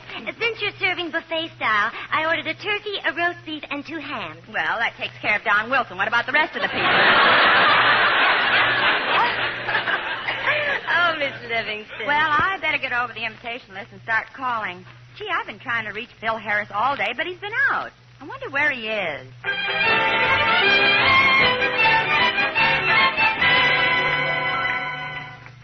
4 ball in the side pocket. Watch it, Mel. Okay. Say, Phil, how's about coming over to my place for a poker game tonight? Gee, I'd like to, Mel, but I can't. 6 ball in the corner. Hey, why can't you come, Phil? Well, it's Jackson's birthday today, and me and the boys in my band are throwing him a surprise party. 9 ball in the side.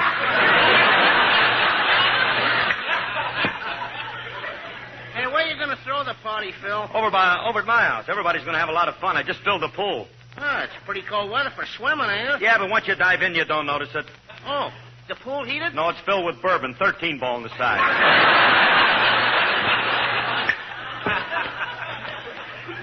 You know, yesterday, Frankie, my guitar player slipped into the pool and almost drowned. Did you finally save him? Yeah, we broke his arm running him through the ringer. 7 ball, twice across.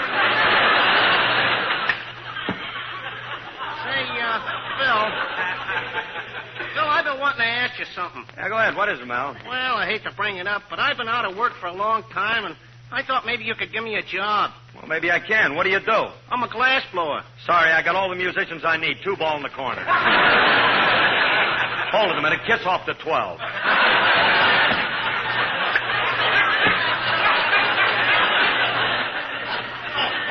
Yeah. Went just like it had eyes. Well, that finishes the game. I beat you 25-4. Gee, some guys have all the luck. Imagine shooting pool like that and being married to Alice Faye at the same time. Well, so long, Mel. I got to start calling the gang. Yeah, I think I'll call Dennis first.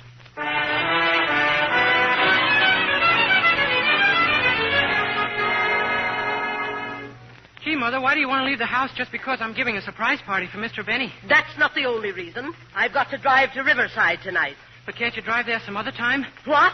And spoil my truckload of oranges? Anyway, I can't understand why you have to give a party for Mr. Benny. Because he's a very nice man. Nice man. What did he ever do for you? What did he ever do for me? Well, once I remember when. And not only that. And then there was the time Yeah, why am I giving him a party? I think you're wasting your money on that mean old man. Oh, Mother, that isn't fair. Mr. Benny has been like a father to me. Only last week he gave me advice on how to be popular with the girls. So he did, huh? Yeah, he took me aside and said, Dennis, my boy, you're missing a lot. You ought to get a girl and on some moonlight night drive her over to Lover's Lane and put your arms around her and pull her up close to you, put your face close to hers and... Yes, then what did Mr. Benny say? When he got to that part, he fainted.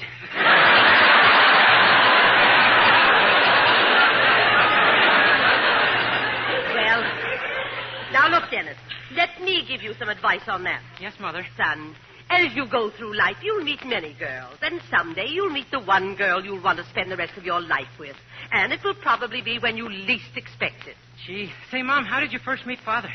We were matched together in the Golden Gloves.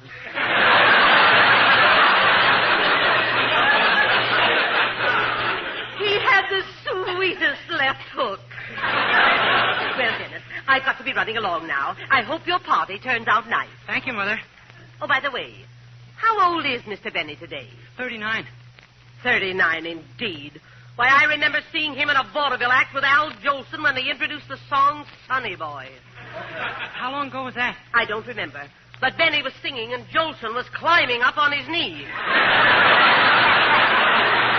So long, son. Goodbye, Mother. Lots of luck with your oranges. Well, I've got everything set for the party. Now I better see if I have everybody's phone number.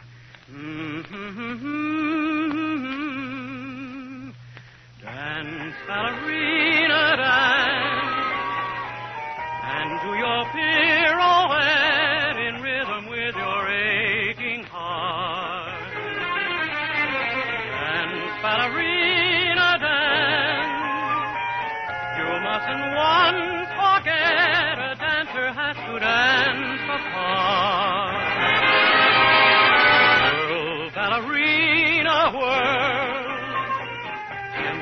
nor the chair that's empty in the second row. This is your moment, girl. Although he's not out there applauding as you steal the show. Once you said his love must wait its turn, you wanted fame instead. I guess that's your concern. Live and learn. And love is gone, ballerina gone. Go on with your career. You can't afford a backward glance. And on and on and on. 1,000 people here have come to see the show. As round and round you go, so ballerina dance. Dance, dance.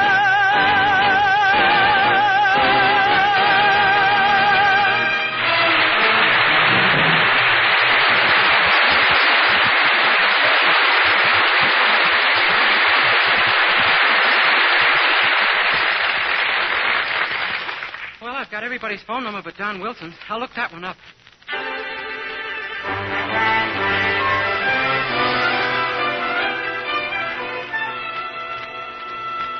Oh, darling, What is it, Pudgy? I wanted to tell you that the table looks beautiful. Oh, thank you, dear. But I think you better start calling our guests. Well, I will as soon as I finish wrapping this present for Jack. Well, I hope you're giving him an appropriate gift. What's in that package, darling? See if you can guess. A watch? No. Now, I'll give you a hint. They're round and firm and fully packed and free and easy on the draw. Of the what? Draw. A box of Crayolas. No, Pet. Now, listen again, sweetheart. Take last night after dinner. I went into the living room, sat down in my easy chair, struck a match. Now, what did I light? My mother's picture. Yes, and while it was burning, what did I light with that? Oh, darling, don't keep me in suspense. What did you buy Jack Benny for his birthday? But, darling, it's so obvious. Look at these letters on the package. You should be able to figure out what it is. LSMFT. LSMFT. Oh, I know. A long silk muffler from Tubby. No. It's a carton of Lucky Strikes, and LSMFT stands for Lucky Strike means fine tobacco. Oh, well, everybody knows that. Well, then why did you make me tell you? I just love the way your face lights up when you say it. Well, thank you. Now, come on, darling. Let's go through this list and see if I've forgotten anyone.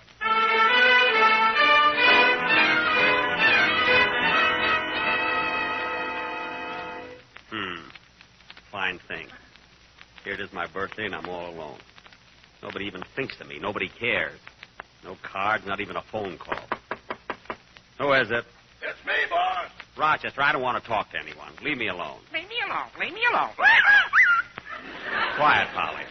When I want your help, I'll ask for it. Boss, you haven't eaten all day. Do you want me to get... I don't want anything. Just leave me alone. Okay. I wonder what's wrong with him. He's kept himself locked in the den all day. The last time he brooded like this was when his girlfriend, Gladys Zabisco, broke their engagement. Then she sent back the ring and he was happy again. Wonder what's ailing him. Maybe bet on a horse. No, if Mr. Benny bet on a horse and that horse lost, he'd beat it to death with his bare hands.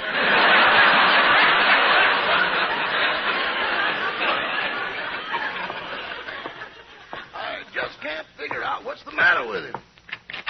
Rochester, if you don't mind, I'll have my dinner served in bed. What's the matter, boss? Don't you feel good? You've been brooding all day. I haven't been brooding. If I want to lock myself in the den, it's my own business. Wait a minute, boss. Huh? Have you been crying? What makes you think I've been crying? There's a rainbow in your little blue eyes. There is? I mean, who cares? A lot you or anybody else worries about me anyway. You're wrong, Mr. Benny. I worry about you. Oh, you do, eh? Well, Rochester, what day is this? Saturday. Uh-huh. Saturday, February what? The 14th. Doesn't that mean anything to you? Saturday, February the 14th. Oh, my goodness, I forgot to put out the garbage. Not that. Come back here. Now, let's not talk about it anymore. You go in and clean the den. I'm going to the kitchen, have a sandwich and a glass of garbage. I mean milk. Okay.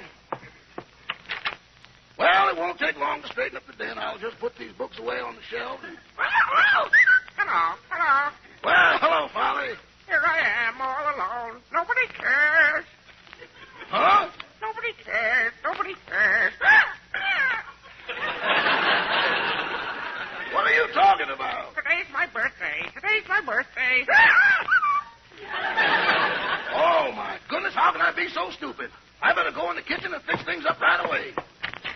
Excuse me, boss, excuse me. Rochester. Just a minute, boss. Rochester, what are you doing? I'm putting a candle on a cracker. It's Polly's birthday.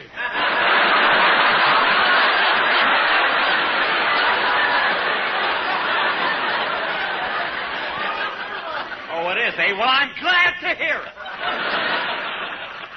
I'm going to my room. That's where I'm going. Gosh, I can't figure out what's bothering the boss. He's usually so cheerful and... Hello, Mr. Benny's residence. Rochester, this is Miss Livingston. Oh, hello, Miss Livingston. You'll never guess whose birthday it is today. I know, Rochester, and that's why I called. I want to give a surprise party. A party? Yes. Do you think you'd get him out of the house? Him? Certainly. Well, he sure fooled me. Laid an egg this morning. Rochester, what are you talking about? The parrot. Parrot? It isn't the parrot's birthday. It's Mr. Benny's birthday. Oh! So that's why he's been feeling bad all day. He thought everybody forgot about him. Oh, no. When I called the gang, I found out that everybody was giving him a party. So we all decided to come over to Mr. Benny's house and surprise him. Well, bring some food with you. The time lock doesn't open the icebox till 6 in the morning.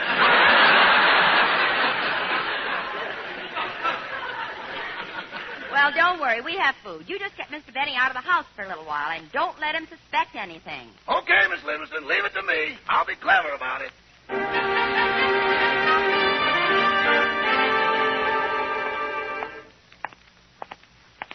Well, I feel a lot better taking this little walk. But I can't understand Rochester throwing my hat and coat out. And when I went out to get him, he slammed the door. Yeah, I've been walking for about 40 minutes now. I'm kind of tired. I think I'll walk across the street and get on a bus for home. Fine birthday. Hey, look at this theater marquee. Now playing The Horn Blows at Midnight. I guess they're running it again on account of the Academy Awards. I think I'll go and see it again. Pardon me, miss. I see you're showing The Horn Blows at Midnight. That's right. How's business? Look, mister, if this is a hold-up, you're wasting your time. We haven't sold a ticket all week.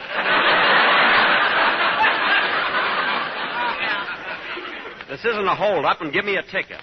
Here's the money. Here's a ticket and a knife. A knife? You'll have to cut your way through the brush. Never mind. Just give me the ticket so I can go in, will you?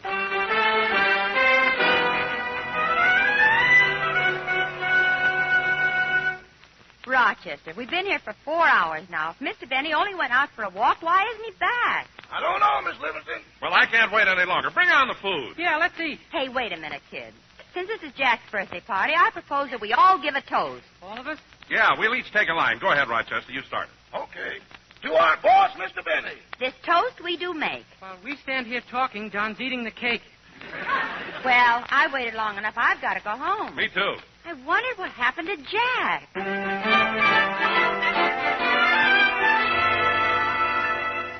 I beg your pardon, mister. Huh? I'm the manager of this theater. We've shown you The Horn Blows at Midnight 3 times. Now, will you please go home so we can close up? Okay. By the way, mister, the girl at the box office told me you haven't sold a ticket all week. That's quite true. Well, if that's true, how come there's someone sitting in almost every seat in this theater? We rent it out as a storage room to a mortuary.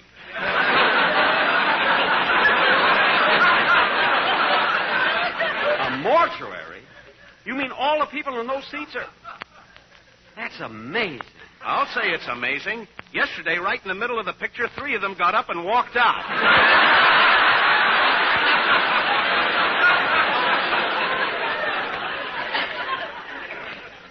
Gee, I wondered why the guy at the door didn't tear my ticket. Well, I better go on home.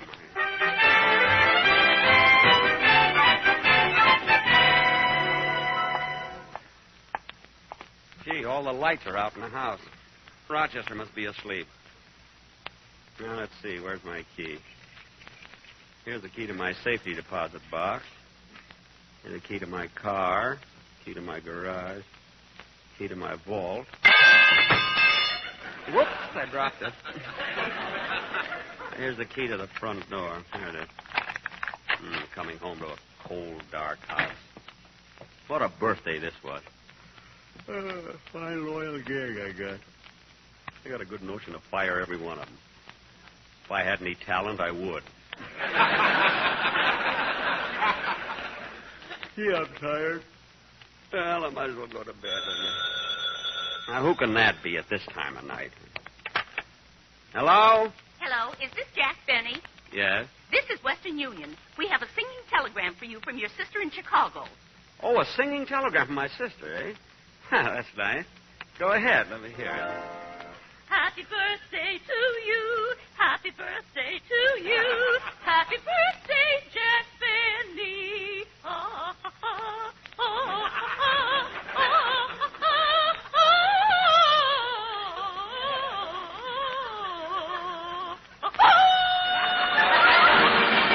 Happy birthday to you. Happy birthday to you. Happy birthday, Jack Benny. I have to go to bed. Happy birthday to you. Well, thank you very much. That was swell. Thanks. Look, I've got to go to... Happy birthday. Look, fella, I got to go to bed now. Happy birthday, Jack Benny. Happy birthday, dear Jack. Happy birthday. Well, that's awfully sweet of you. Thanks very much. Happy day. Look, fella, I got to go to bed. Happy day. Thank you, but... Happy day.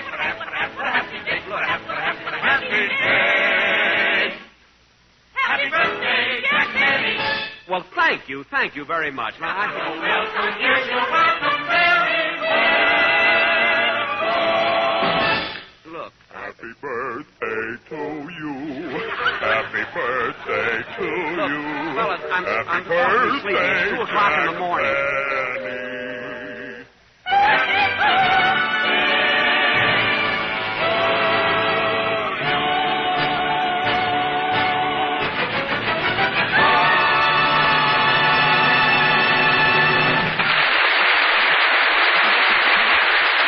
Well, I'll be darned.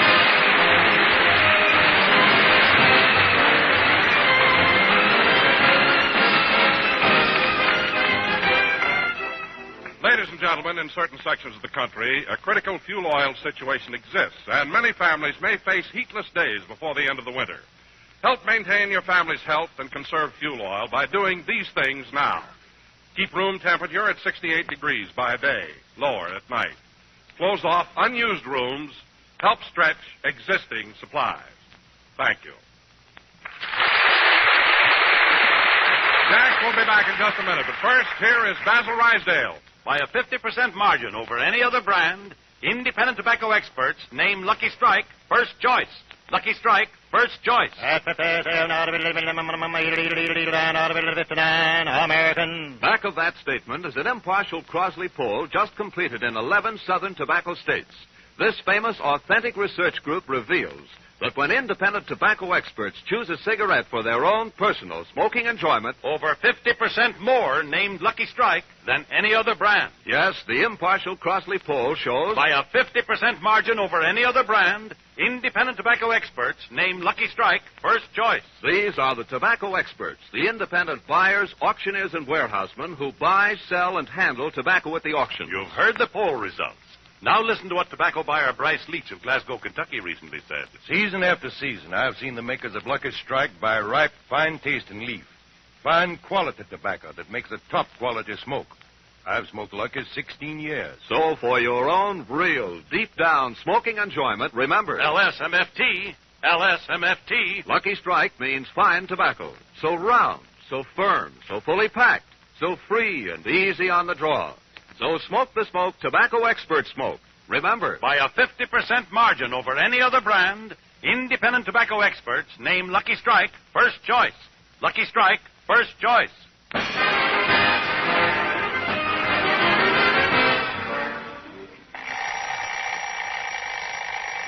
Oh, gee, it's 9 a.m. Sunday morning. Hope I have a good show this afternoon. Oh, good morning, Rochester. Good morning, boss. Feeling a little more cheerful today? Yeah, I feel fine. You should have come home earlier last night. Why? The whole gang came over to give a surprise party and celebrate your birthday. What? A surprise party for me? My whole gang? Mary? You mean Mary, Phil, Don, and Dennis? Gee, they didn't forget me. Why, boss, that rainbow's coming back in your little blue eye. I can't help it. I'm so happy. Good night, folks. This is NBC, the national broadcasting company.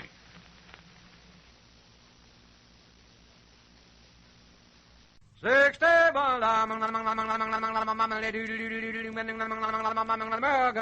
Jack Benny Program, presented by Lucky Strike. Feeling low. Feeling tense. These 8 words are common sense. Smoke a Lucky To be your level best. Smoke a Lucky To be your level best. Your level best. That's just how you'll feel when you light up a Lucky, because Lucky's fine tobacco picks you up when you're low, calms you down when you're tense, puts you on the right level to feel and do your level best. It's important to know that fine tobacco can do this for you. And LSMFT. Lucky Strike means fine tobacco, mild, light, ripe tobacco that means real smoking enjoyment for you. So next time you buy cigarettes, remember, Lucky's fine tobacco picks you up when you're low, calms you down when you're tense, puts you on the Lucky level where you feel your best and do your best. Yes, smoke a Lucky to feel your level best.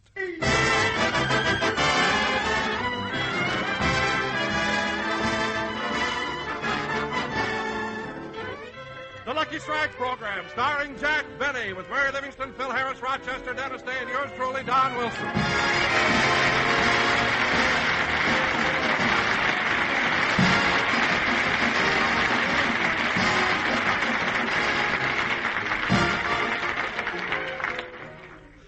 Ladies and gentlemen, tomorrow, February 14th, is Valentine's Day, and it's also the birthday of the star of our show.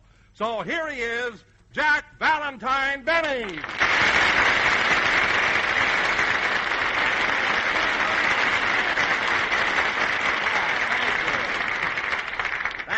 Thank you. Hello again. This is Jack Benny talking. And, Don, that was very nice of you to remember my birthday. How did you ever think of it? Well, Jack, a strange thing happened last night. I ate at that Chinese restaurant you recommended. Uh-huh. And, Don, I hope you broke open one of those rice fortune cakes. Oh, yes, I did. And the little paper said, "'Tis better to give than to receive, and Monday is Jack Benny's birthday."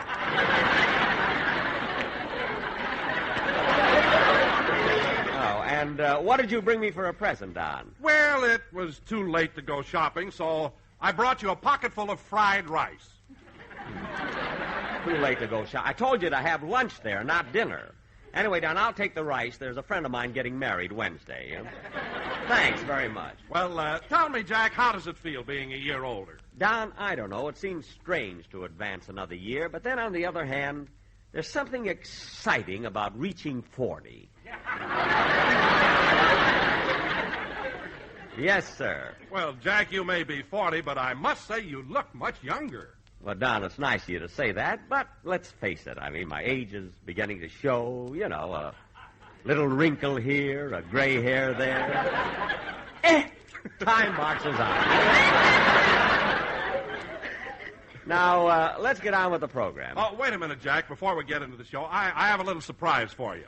A surprise, Don? Yes. Now, the whole audience is going to join in.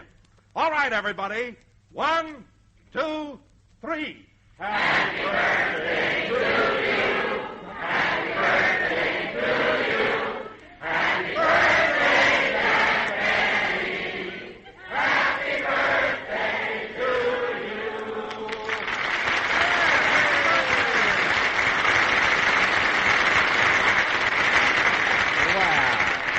Well, thank you, everybody. Thanks very much. Oh, wasn't that nice, Jack? Yes, very nice, Don, but But what? Well, I was watching one fellow sitting in the front row, and he didn't sing at all. As a matter of fact, he had a frown on his face, and I'm just curious to know why. Oh, Mister. Me? Yeah, would you mind coming up here on the stage for a minute? Okay. Now, look, Mr. Fink. F-I-N-Q-U-E. Fink.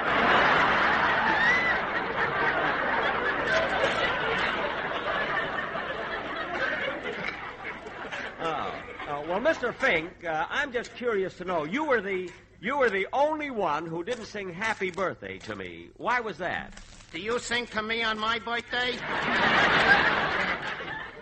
No, but then how can I? I don't even know when your birthday is. It's December the 24th, and all you hear people singing is jingle bells, jingle out the way. Not one word about Fink.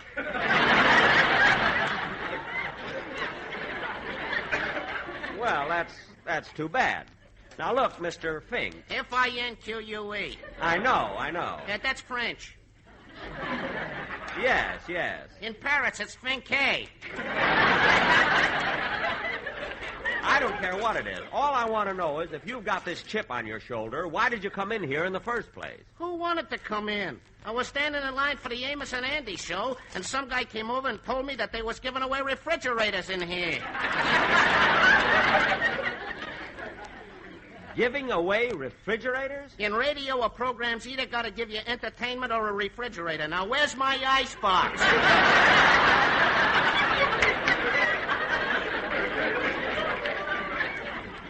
You're not getting an icebox, so go sit down. Okay. 12 programs this week, and I still ain't got a stick of furniture. Keep quiet, please. Don, regardless of what just happened, I do appreciate... Hello, Don. Hello, Mary. Hello, Jack. Happy birthday. Well, thank you, Mary. It was awfully sweet of you to remember it. Well, Jack, I must confess that I forgot all about your birthday, but a strange thing happened. Remember yesterday when you said I looked like I was gaining weight? Yes. Well, today as I came in the lobby of CBS, I stepped on the scale to weigh myself. Uh-huh. And a card came out saying, you weigh 112 pounds, you are kind to dogs, and tomorrow is Jack Benny's birthday.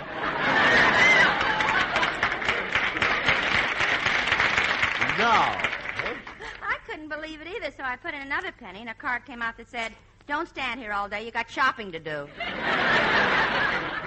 Oh, well, did you do it? Oh, I'll have something for you tomorrow. Good, that's my birthday anyway. And just think, Mary, tomorrow I'll be 40. 40, eh? Yes, 40. Jack, let me ask you something. What? Many years ago, you were in vaudeville, weren't you? Yes. And many times you were on the same bill with Eddie Cantor. Yes, I was. And at that time, you and Cantor were the same age, weren't you? Uh-huh. Well, Jack, today Eddie Cantor admits that he's over 50. How come you're only 40? Oh, I don't know. Just lucky, I guess.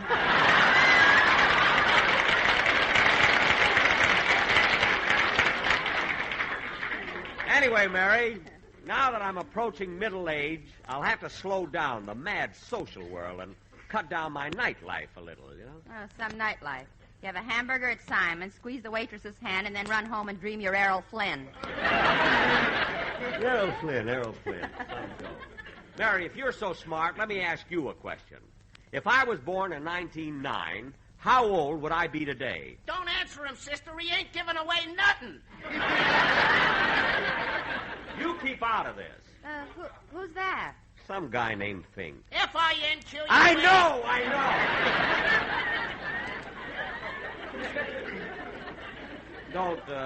Don't pay any attention to him, Mary.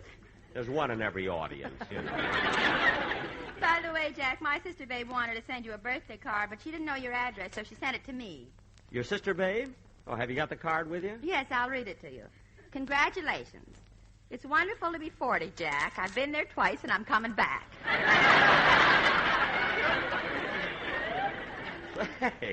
Say, that's kind of cute. Oh, Babe has a wonderful sense of humor. Yeah. Remember the time she painted an extra toe on your uncle's foot, and he thought he had 7? Not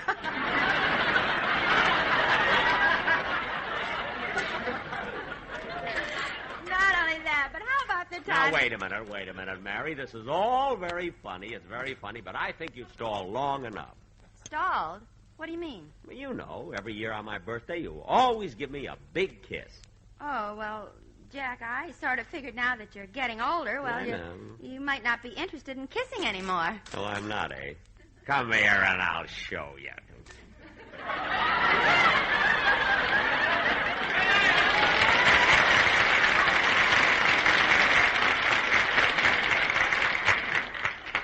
There.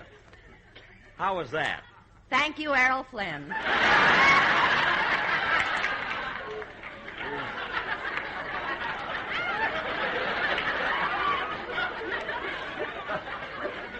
You said it.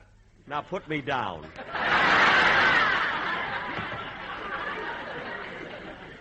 Thanks. I just wanted to show you that being 40 doesn't... Oh, hello, Dennis. Hey, Dennis, you're just in time for your song. Okay, Mr. Benny, I'm glad I got here on time. On the way down, I had to stop off at our family doctor's office and punch him in the nose. You punched your doctor in the nose? He had it coming. My mother told me what he did. What? When I was born, for no reason at all, he slapped me.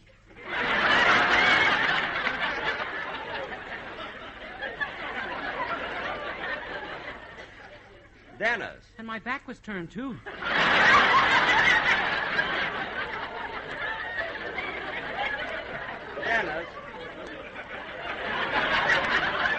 Dennis, never mind that. Let's have your song. Okay, but first, congratulations on your birthday. Oh, well, it's awfully sweet of you to remember it, kid. I never would have thought of it if you hadn't given me that ticket to the burlesque show last night. Now, never mind, Dennis. What did the burlesque show have to do with it? Well, a girl came out to do a dance. Her bubble broke, and a sign fell out saying Monday is Jack Benny's birthday.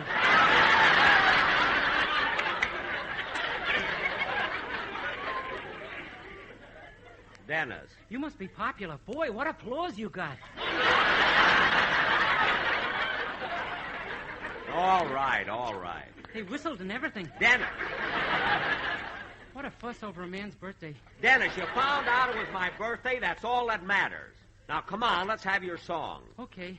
Gee, when I'm 40, I hope I don't look like him. What did you say? Sing, Dennis. That's better.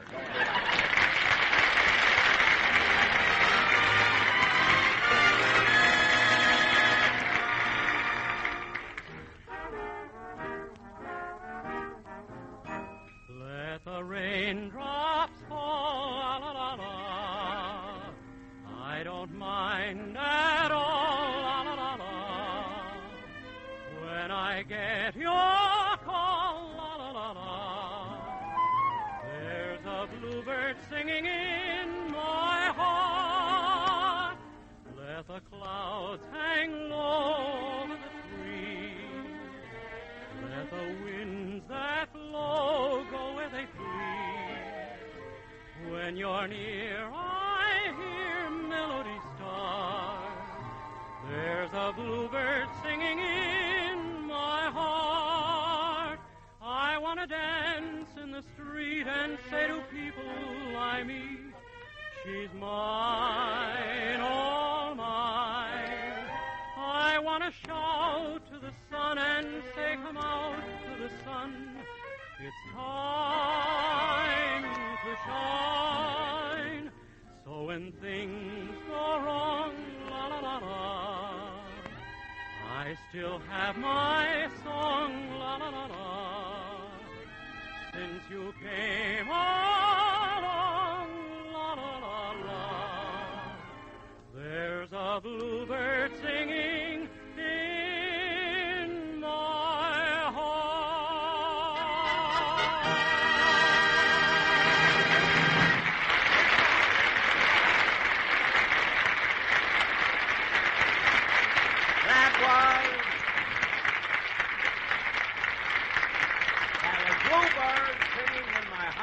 sung by Dennis Day. Very good, Dennis. That was wonderful. Congratulations on your birthday.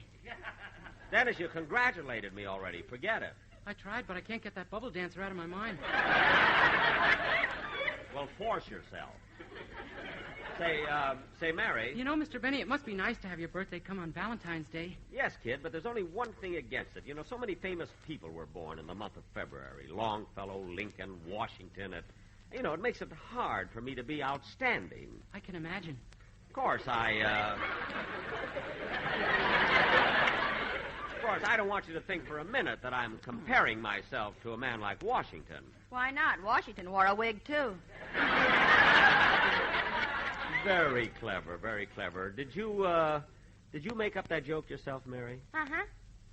And you, like that type of joke? Yeah, I thought it was very funny. I see.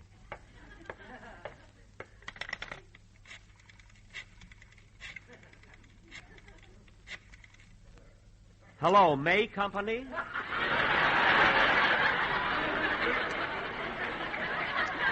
You can take the candle out of the window. Mary's coming home.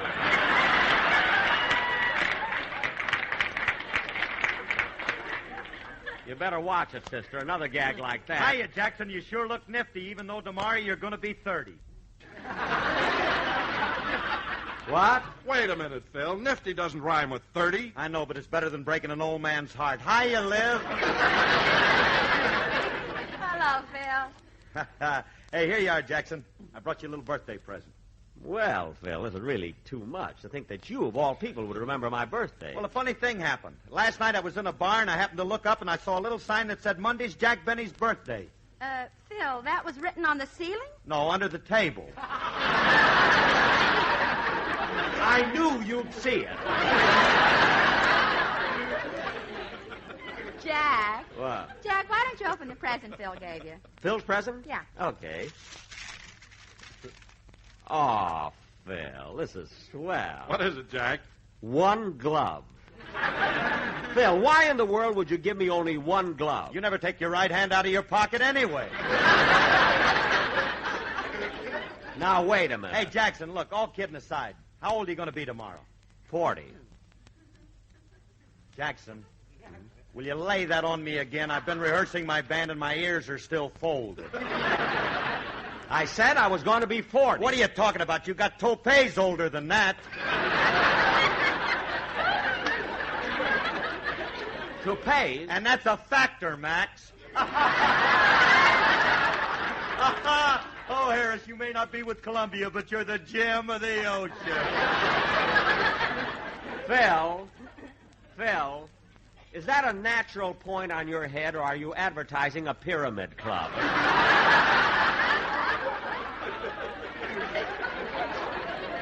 You can tell some of the most awful... Oh, Jack, it's getting kind of late. Don't you think we ought to get started with that hillbilly sketch we're going to do tonight? I'm glad you brought that up, Don. We're not going to do that sketch. From now on, we're going to do the finer type of play like they do on dramatic shows. After 17 years, it's about time this show got a little class. Well, Dad, if you want to class things up a little, next week I'll have the band wear tuxedos. Phil, if you can just get them to tuck in their shirts, I'll be happy. Anyway, kids, from now on, we're going to do a higher class of comedy. The kind Happy birthday, Mr. Benny. Huh? That bubble dance is driving me nuts. Dennis, go sit down. Jack, what do you want to change your program for? Well, Don's right. Last week you tried to get on the Ford Theater with Claudette Colbert and Vincent Price, and you know what happened. Fletcher Markle, the director, thought you were terrible. Oh, he did, eh? Well, if Mr. Markle thought I was so terrible, why did he give me a contract to appear on the Ford Theater March 4th? No kidding, Jackson. You going to be on the Ford Theater? Yes, sir, on March 4th. And just wait till you hear the performance I give. It'll live. It'll sparkle. It'll bubble. Forget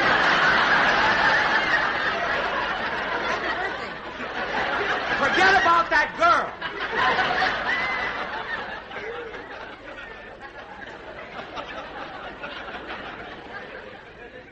Anyway, kids, I've got a contract to appear on the Ford Theater March 4th, and I can't wait till I get on it. What play are you going to do, Jack? The Horn Blows at Midnight. What?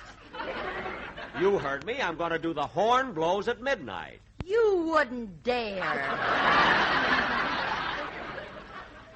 I wouldn't, eh? Just wait and see. Well, Jackson, that proves you must be at least 60. Why? Nobody could get that much guts in 40 years. Oh, yeah, well, I don't care what any of you kids think. I'm going to prove once and for all that The Horn Blows at Midnight is a great story. That's telling, Mr. Benny. Thanks, Dennis. Did you see the picture? Yeah, I saw it 4 years ago when I was in the service. Oh, did the Navy show my picture to the boys? No, to the Japs, but I snuck in.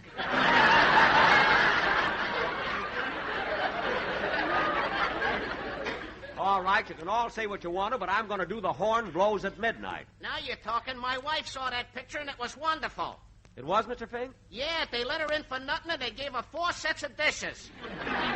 Well, why didn't you go? I'm holding out for an icebox. Oh, yes, I forgot. Now, kids, getting back to the show that I'm going to do... say, Jack, before you go any further, I think it's time for the song by the quartet. Oh, yes, that's right. Are the sportsmen here? Yeah. Come on in, fellas. Now, Jack, these boys want to dedicate this number to you on the happy occasion of your birthday because this song has been associated with you for years. Well, that's very nice, Don. Come on, fellas, take it.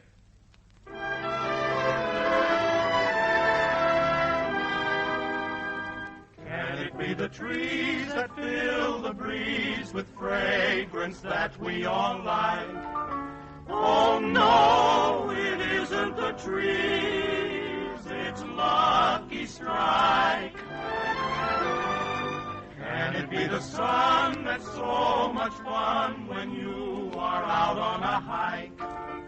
Oh, no, it isn't the sun, it's Lucky Strike.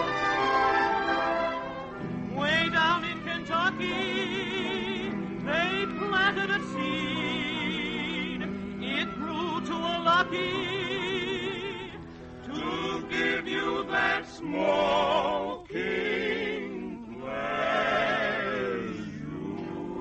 That's beautiful. Is it all a dream, this joy supreme that we sing into this mic? Oh, no, it isn't a dream, it's Lucky Strike. Feeling low, feeling tense, these 8 words are common sense. Happy birthday, and feel your level best. Happy birthday, and may you always feel your level best.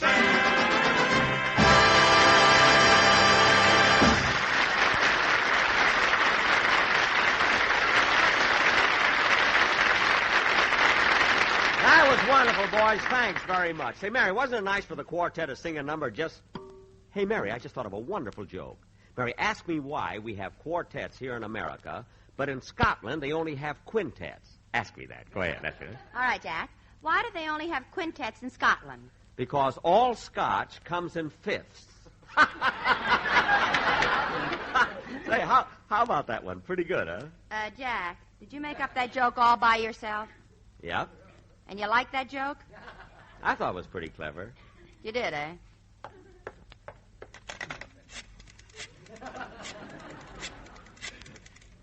Hello, NBC? Leave the back door open. Blue Eyes is coming home.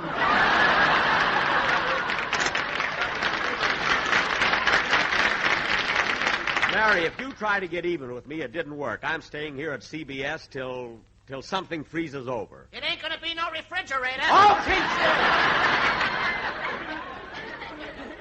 I thought he left already. Oh, say, Jack. Yes, Don? While the quartet was singing, this telegram came for you. A telegram for me? Yeah, Jack. I took the liberty of giving the boy a 25-cent tip. Oh. Well, here's a nickel, Don, and you're at liberty to chase the boy for the other 20 cents. Give me the telegram. Thanks. Gee, it's from my sister Florence. What does she say?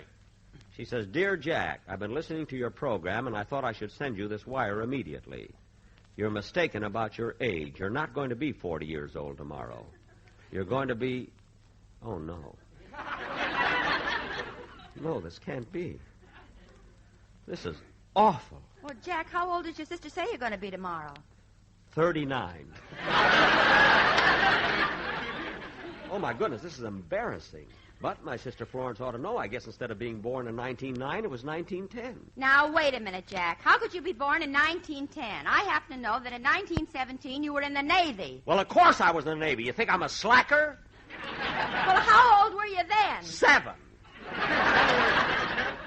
How could Mary, you be... don't argue with me. They measured me for a uniform, cut off my curls at the same time. But, Jack, if you were only 7 years old, how could you possibly get in the Navy? I owned a battleship, and shut up. Anyway, this thing has got me puzzled. I'm going to call Rochester and have him look up my birth certificate. My sister Florence says I'm 39. I think I'm 40. I'm going to find out. Say, Mabel, what is it, Gertrude? Mr. Benny's line is flashing. Yeah, I wonder what King Midas wants now. I'll plug in and find out. Yes, Mr. Benny. Yes, I'll call your house immediately. He wants I should get him Rochester. You know what, Mabel? What? I never saw a man like Mr. Benny. He has such a split personality. On the radio, he's one type of person, and in real life, he's an entirely different type of person. Yeah, and I don't like either one of them. Well, I like him. But you know what? Last week he tried to make me jealous by going out with another girl. Was she cute? Cute. You should have seen her. Buttons and bow legs. So what? You're bow-legged. I am not. You are, too. When you wear white stockings, you look like the O in Honest John. All right. At least I'm commercial. Operator. Gertrude, get me my home. I'm trying. You know, Rome wasn't built in a day. Well, you girls ought to know you helped build it. For this, they paid $2 million. Never mind. Now, please ring my home. Okay, I'm ringing it. Smart aleck Gertrude. She takes you out to dinner once. She thinks she owns you. Oh, well.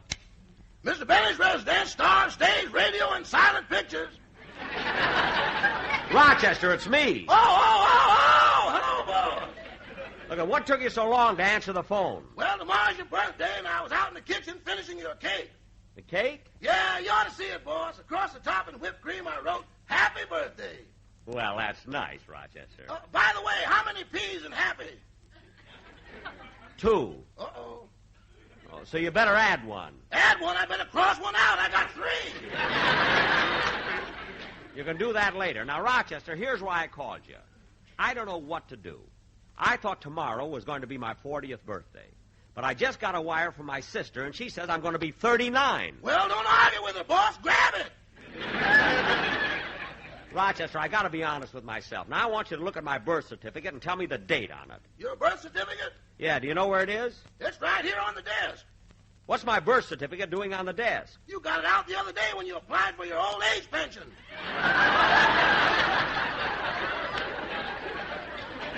Oh, I just did that for a gag. Well, they must be laughing. Your first check came today. Rochester, stop making things up. Now, look at my birth certificate. I'm looking at it. Now, in the space where it says date of birth, what's there? A hole. A hole in the paper? Yeah, we erased it once too often. Oh, well, then there's nothing I can do, and I'll have to take my sister's word for it. I guess so, boss. Your sister must be right. Yep, I'm 39. Goodbye, Rochester. Goodbye. Oh, say, boss. What are you laughing at? Aren't we devils? You and me? No, me and your sister. Yeah. Goodbye, Rochester. Goodbye. Jack, we'll be back in just a moment, but first... Smoke a lucky to be your level best. Smoke a lucky to be your level best. You see, Lucky's fine tobacco picks you up when you're low, calms you down when you're tense. It's good to know that fine tobacco can do this for you, and that's why it's so important that you select and smoke the cigarette of fine tobacco Lucky Strike. For as you know, LSMFT, LSMFT. Lucky Strike means fine tobacco. No wonder more independent tobacco experts, auctioneers, buyers, and warehousemen smoke Lucky Strike regularly than the next 2 leading brands combined. Yes, Luckies are the overwhelming choice of the men who really know tobacco. So when you choose your cigarette, Remember that Lucky's fine tobacco puts you on the right level to feel your best and do your best. That's the Lucky level. Feeling low. Feeling tense. These 8 words are common sense. Smoke a Lucky to feel your level best. Smoke a Lucky to feel your level best. Well, come on, Mary. The car's right around the corner. I'll drive you home. Okay. You know, Mary, that was a pretty good program we just did, but I think... Hey, Benny. Huh? Oh, it's you, Mr. Fink. Yeah, don't you know some program I can go on and win a refrigerator? No, I don't. Come on, Mary. Well, I'm going to get a refrigerator even if I have to buy one. Well, I don't care if... Buy one? Get in the car, mister. Jack! Let him sit in front, Mary. It's more comfortable. Good night, folks. This is CBS, the Columbia Broadcasting System.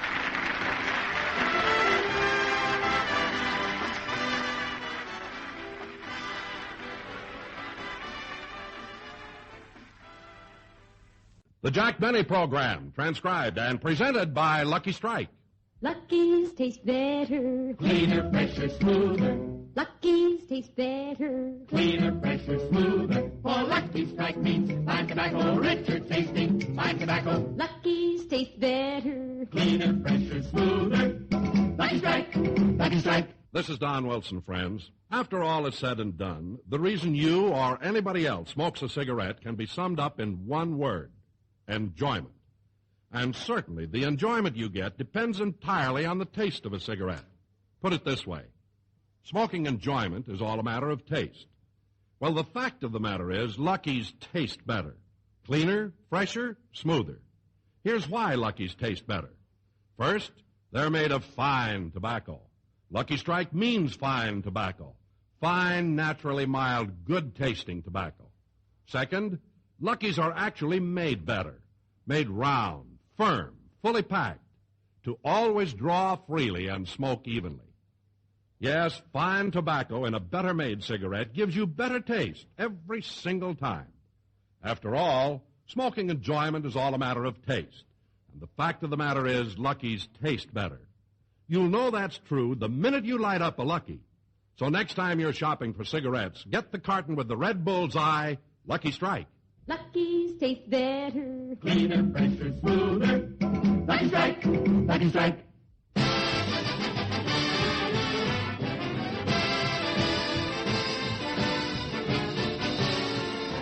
The Lucky Strike program, starring Jack Benny with Mary Livingston, Rochester, Dennis Day, Bob Crosby, and yours truly, Don Wilson.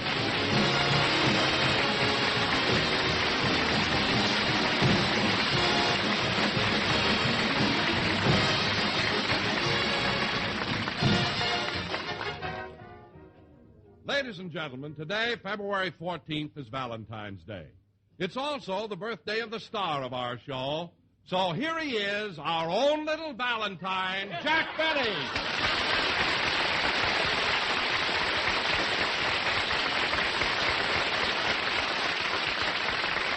Thank you. Hello again. This is Jack Benny talking. And, Don, that was very nice of you to remember my birthday. How did you ever think of it? Well, Jack, a strange thing happened last night. I ate at that Chinese restaurant you recommended. Uh-huh. And I broke open one of those rice fortune cakes. Uh-huh. a little paper said, "'Tis better to give than to receive, and Sunday is Jack Benny's birthday." Mm-hmm. Well, what did you bring me for a present, Don? Well, it was too late to go shopping, so I brought you a pocket full of fried rice. Too late to go shopping. I told you to have lunch there, not dinner. Anyway, Don, I'll take the rice. There's a friend of mine getting married Wednesday. Jack, you can't throw this rice. It's fried. So's my friend. It's Remley.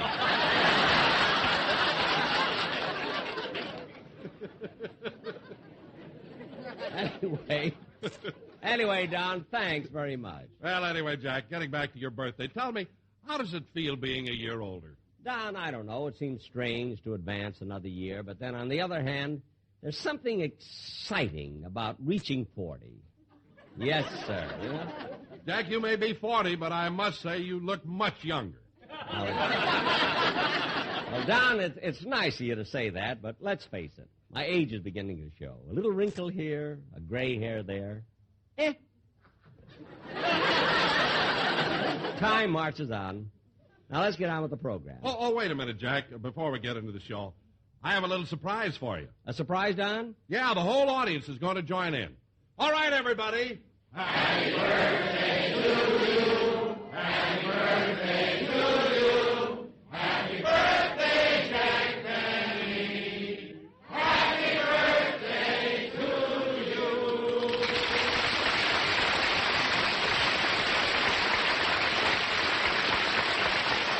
Well, thank you, ladies and gentlemen. Thanks, everybody. Thanks very much. Wasn't that nice, Jack? Yes, very nice, Don, but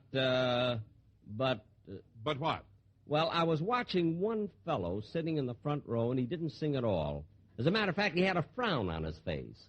And I'm just curious to know why. Oh, Mister. Me? Yeah, would you mind coming up here on the stage for a minute? Okay. Now, look, Mr. Fink. F-I-N-Q-U-E. Fink.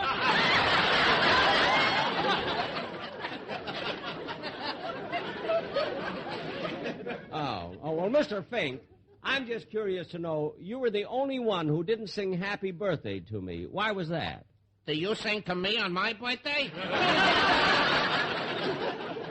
No, but then how can I? I don't even know when your birthday is. It's December the 24th, and all you hear people singing is Jingle Bells, Jingle Bells, Jingle All. Not one word about Fink.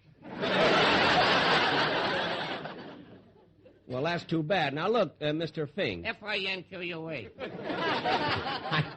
I know. That's French. Yes. In Paris, it's Finke.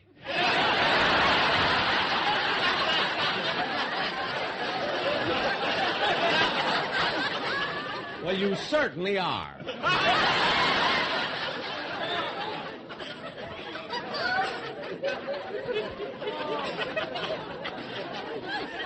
And I don't care what it is. All I want to know is if you've got this chip on your shoulder, why did you come in here in the first place? Who wanted to come in? I was standing in line for the Amos and Andy show. And some guy come over and he told me they was giving away refrigerators in here. Giving away refrigerators? In radio, a program's either got to give you entertainment or a refrigerator. Now, where's my icebox?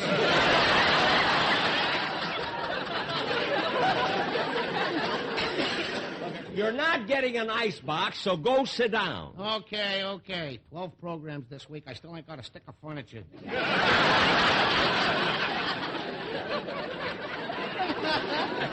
Keep quiet, please, Mr. Fink. Now, Don, regardless of what just happened, Oh, hello, Dennis. You're just in time for your song. Oh, I'd have been here sooner, but on the way down, I had to stop off at our family doctor's office and punch him in the nose. You punched your doctor in the nose? He had it coming. My mother told me what he did. What? Well, when I was born, for no reason at all, he slapped me.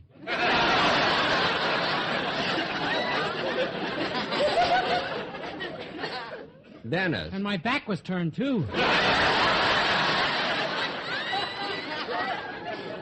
Dennis, never mind that silly talk. Let's have your song. Okay, Mr. Benny, but first, congratulations on your birthday. Oh, well, it's awfully sweet of you to remember it, kid. I never would have thought of it if you hadn't given me that ticket to the burlesque show last night. Never mind, Dennis. What'd the burlesque show have to do with it? Well, a girl came out to do a dance, her bubble broke, and a sign fell out saying, Sunday is Jack Benny's birthday.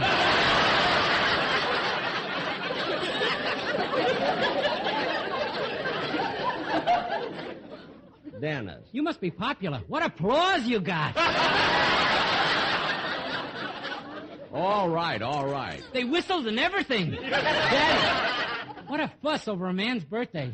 Well, Dennis, you found out it was my birthday. That's all that matters. Now, come on, let's have your song. Okay.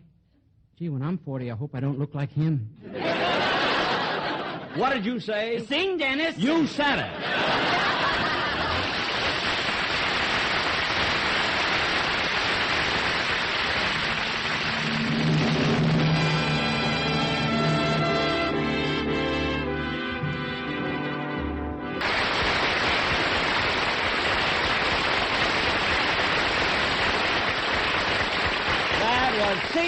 Secret Love, sung by Dennis Day. Very good, Dennis. That was wonderful. Congratulations on your birthday. Dennis, you congratulated me already. Forget it. I tried, but I can't get that bubble dancer out of my mind. Force yourself. Well, you know, Mr. Benny, it must be nice to have your birthday come on Valentine's Day. Yes, kid, but there's only one thing against it. Yeah? I mean, so many famous people were born in the month of February. Longfellow, Lincoln, Washington. It makes it hard for me to be outstanding. I can imagine. Of course, I don't want you to think for a minute that I'm comparing myself to a man like Washington. Why not? He wore a wig, too.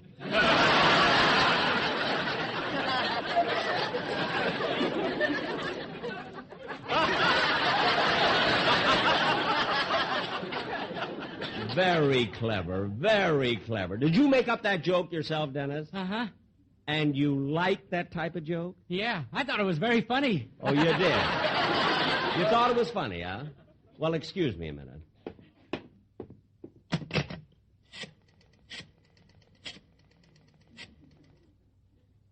Hello?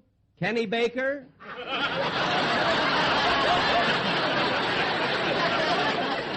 Come home, all is forgiven. You better watch it, Dennis. Another gag like that, and you'll only have one show. And another thing. Say, Jack. Yes, Bob? Well, look, I didn't want to interrupt anything, but I've got a little present for you from the boys in the band. Oh, well, this is really too much. To think that the boys in your orchestra would remember my birthday. I mean, with all their other worries and responsibilities. Well, Remley was the one. Oh, Remley, huh? Uh-huh.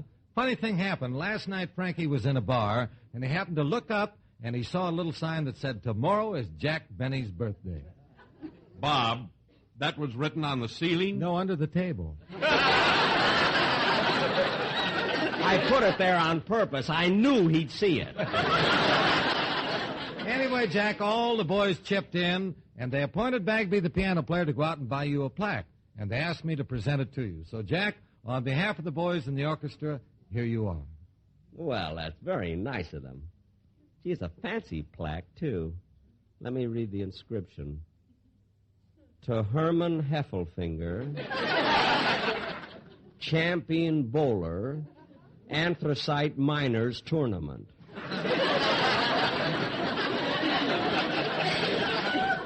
Bob, what's the matter with Bagby? I mean, why would he get me a plaque like that? Well, you don't have much choice when you deal with the second story, man. Wait, you mean Charlie buys stolen merchandise? Well, sometimes he buys, sometimes he sells.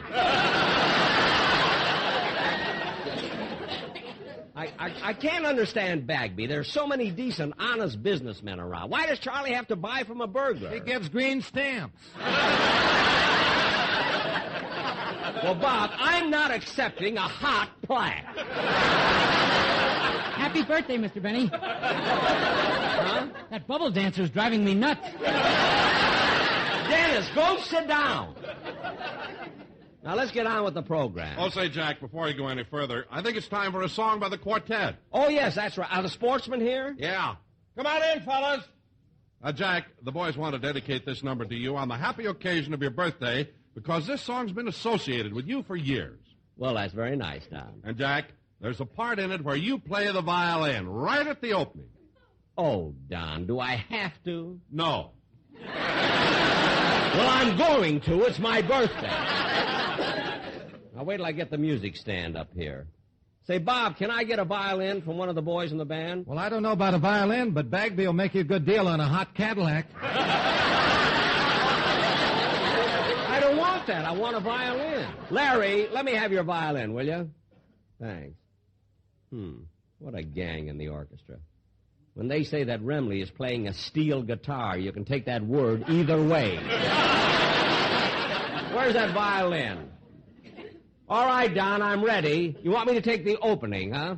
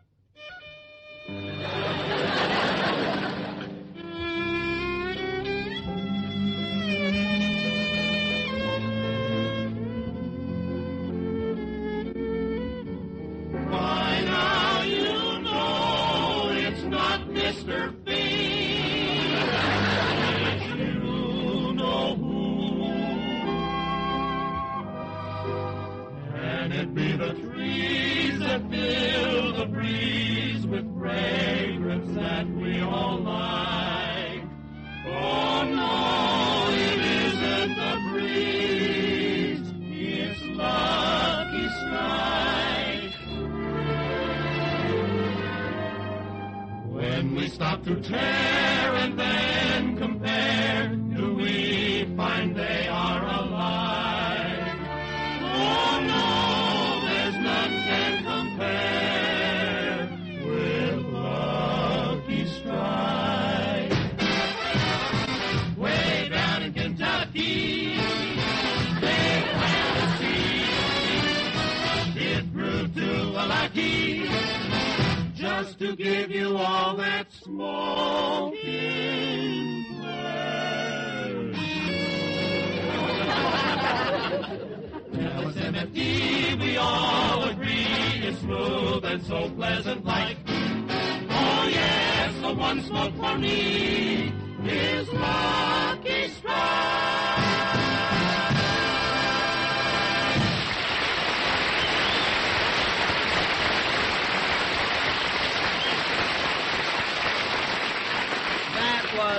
That was really swell, boys. Thanks very much. You know, Don, it was so nice of the quartet. Come in. Telegram for Jack Benny. Oh, here I am, boy. Yeah. Boy, here's a tip for you. Oh, boy, $1. A whole $1. Thanks, Mr. Benny. I wonder who could be sending me a telegram right in the middle. Come in. Excuse me, Mr. Benny. What do you want now? I forgot my bicycle. You didn't forget it. I bought it.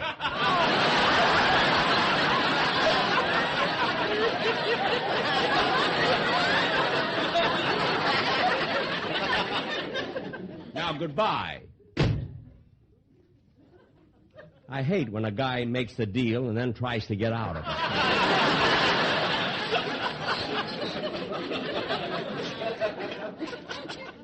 Gee, the telegram's from my sister, Florence. Oh, what did she say?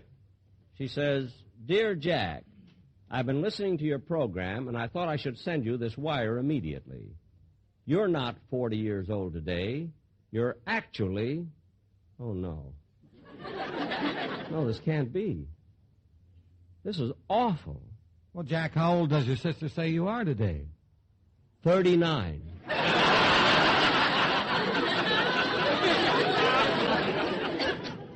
Oh, my goodness, this is embarrassing. But my sister Florence ought to know. I guess instead of being born in 1914, it was 1915. I'm going to call Rochester and have him look at my birth certificate. My sister Florence says I'm 39, and I think I'm 40. I got to find out. Say, Mabel. What is it, Gertrude? Mr. Benny's line is flashing. Yeah. I wonder what Collier's cover girl wants now. I'll plug in and find out. Yes, Mr. Benny. I'll call your house immediately. He wants I should get him Rochester. Well, be nice to him. You know, today's his birthday. It is? How did you find out?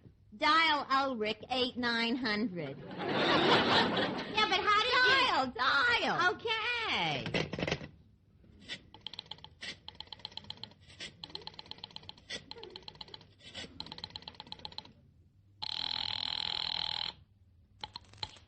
The time is 4:21 and 10 seconds. And today is Jack Benny's birthday.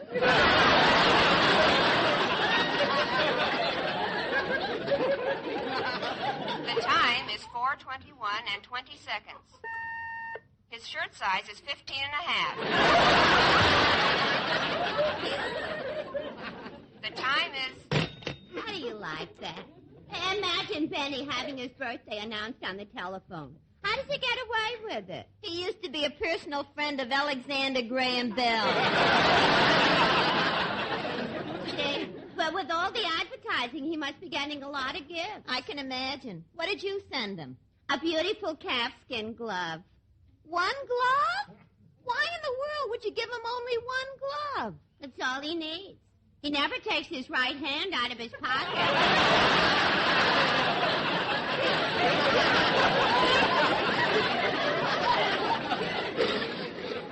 Very true. Say, Gertrude, can you give me a lift home tonight? I guess so. What's wrong? I got another flat tire. See, you've been having more trouble with that motorcycle. Yeah. Operator. Gertrude, get me my home. I'm trying. You know, Rome wasn't built in a day. Well, you ought to know. You helped build it.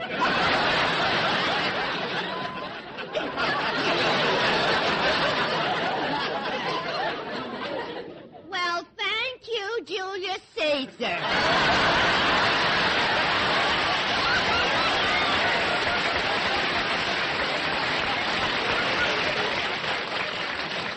Never mind. Now, please ring my home. Okay, I'm ringing it. Smart aleck, Gertrude. She takes you out for dinner once. She thinks she owns you.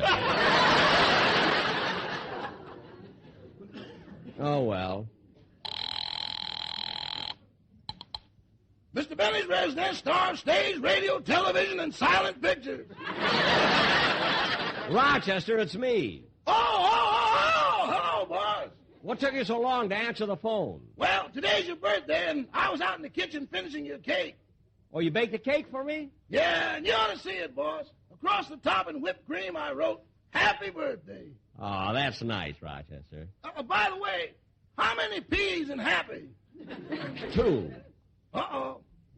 Oh, so you'll have to add 1. I gotta take 1 off. I got 3. Well, look, you can do that later. Now, Rochester, here's why I called you. I don't know what to do. I thought today was my 40th birthday, but I just got a wire from my sister, and she says I'm 39. Well, don't argue with her, boss. Grab it. Roger, I got to be honest with myself. Now, I want you to look at my birth certificate and tell me the date on it. Your birth certificate? Yes, do you know where it is? It's right here on the desk. What's my birth certificate doing on the desk? You got it out the other day when you applied for your old age pension.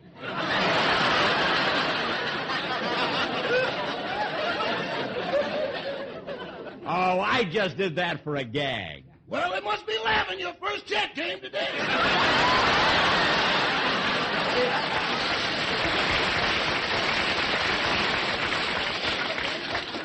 Rochester, stop making things up. Now, look at my birth certificate. I'm looking at it. Now, in the space where it says date of birth, what's there? A hole. A hole in the paper? Yeah, we erased it once too often.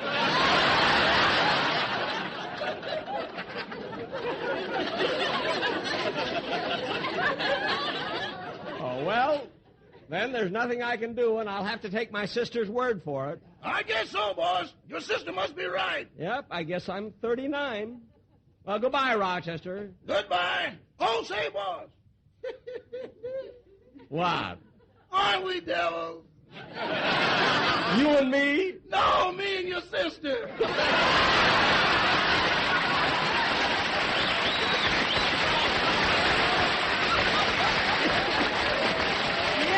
Yeah. Goodbye, Rochester.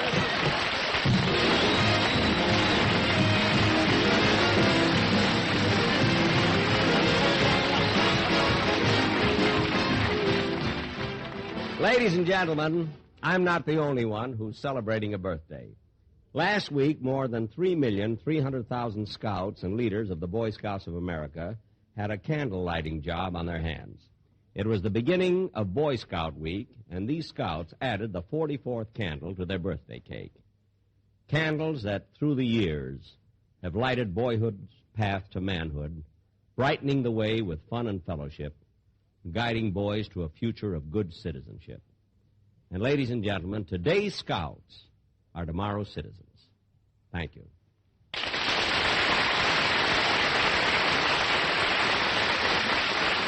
will be back in just a minute. But first, a word to cigarette smokers. Lucky's taste better. Cleaner, fresher, smoother.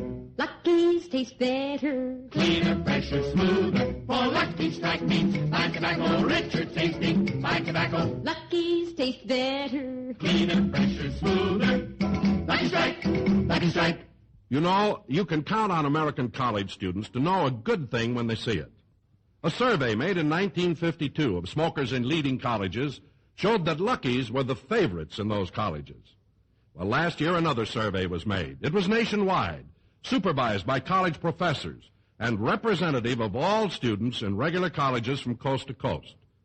Based on 31,000 actual student interviews, the survey shows that Lucky's lead again. Lead over all other brands, regular or king size, and by a wide margin. Lucky's better taste was the reason given most often. When you come right down to it, smoking enjoyment is all a matter of taste. And the fact of the matter is, Lucky's taste better. Taste better because they're made of fine tobacco. Lucky Strike means fine tobacco. And then Lucky's are made better. So make that next carton Lucky Strike, the cigarette that tastes better. Be happy, go lucky, get better taste today.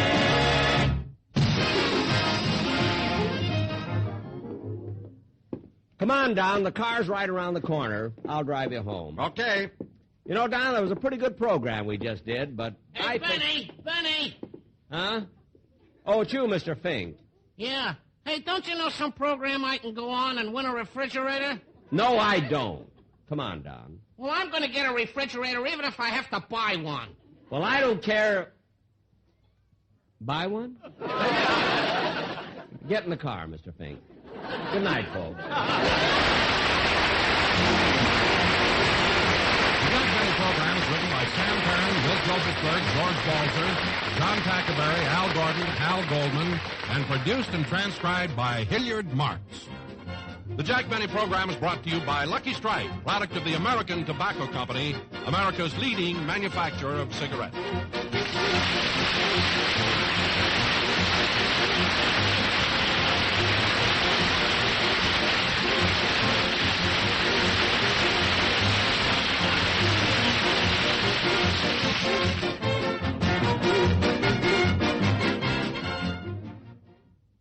The Jack Benny program, transcribed and presented by Lucky Strike, the cigarette that's toasted to taste better. If you want better taste from your cigarette, Lucky Strike is the brand to get. It's toasted to give you the best taste yet. It's the toasted cigarette. Friends, this is Don Wilson. There's no doubt about it. If you want better taste from your cigarette, Lucky Strike is the brand to get. It's toasted to taste better. Naturally, Lucky's better taste begins just where you'd expect it to begin, with fine tobacco. LSMFT, Lucky Strike means fine tobacco. And then that tobacco is toasted. It's toasted. The famous Lucky Strike process tones up Lucky's naturally good-tasting tobacco to make it taste even better, cleaner, fresher, smoother.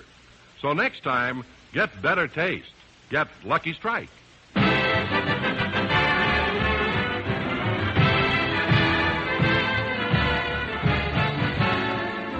The Lucky Strike program starring Jack Benny with Murray Livingston, Rochester, Dennis Day, Bob Crosby, the Sportsman Quartet, and yours truly, Don Wilson.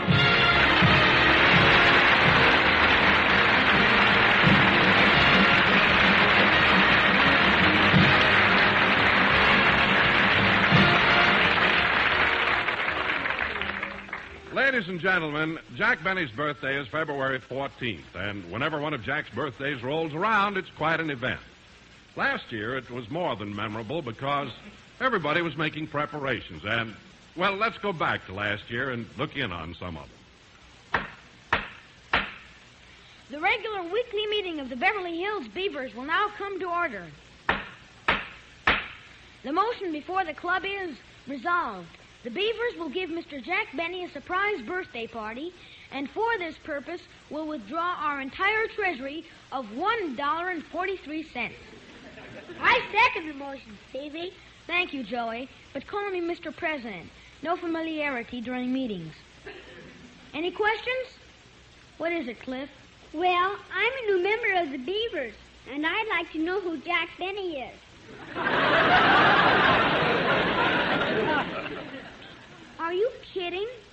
Don't you know who who Jack Benny is? No, who is he? Who is Jack Benny? He's only the greatest fullback that Yale ever had. Yeah, and he quit football because he was afraid of hurting his hands, and that would stop him from playing the violin.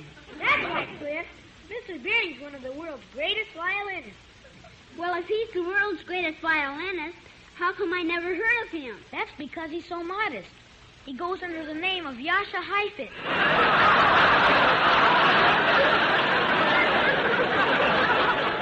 Well, since Mr. Benny's such a nice man, I thought we'd give him a birthday party. Let's all go over to Miss Livingston's house, and she'll give us a list of Mr. Benny's friends. All those in favor, say aye.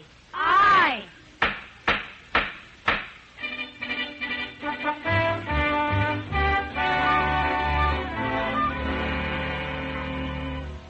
Pauline, have you straightened out the living room? Yes, Miss Livingston. Oh, won't Mr. Benny be surprised when he finds out you're giving him a birthday party? He sure will. Tell me, Pauline, how does my new dress look? Oh, it's lovely, ma'am. Only if I had nice legs like yours, I wouldn't hide them with such a long skirt. Men like pretty legs, you know. Yeah. And to think that for 4 years I hid mine behind a counter at the May Company. But I'm not trying to be glamorous tonight. You know, Bob and Don are married, and Dennis is too young for me, and Mr. Benny's too old for me. Well, I'm surprised to hear you say that anyone is too young or too old for you. Why? Anything between the Boy Scouts and the Townsend Club is okay with me. Why, Pauline, I didn't know you liked men so much. Oh, I do, ma'am. Why, I like them so much that Well, you think me silly if I told you what my favorite dream has been for years. No, I won't. Tell me, what is your favorite dream? That I'm a Dixie cup in the New York Giants locker room.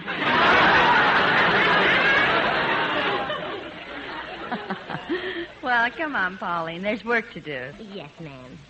Say, would you please tell me one thing, Miss Livingston? Don't you ever go out with Mr. Benny, just the two of you alone? Occasionally. I remember one very warm night last summer when Jack drove me up to the top of Mulholland Drive. Gee.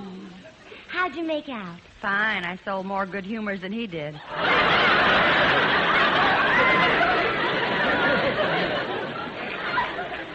Now, Pauline, you set the table, and I'll get all... Miss Livingston's residence. Just one moment, please. Miss Livingston, it's the baker. He wishes to talk to you. Oh, good. Hello? Yes, I want the cake delivered as early as possible. How many candles? 39. That's right, 39 candles, and arrange them in the shape of a question mark.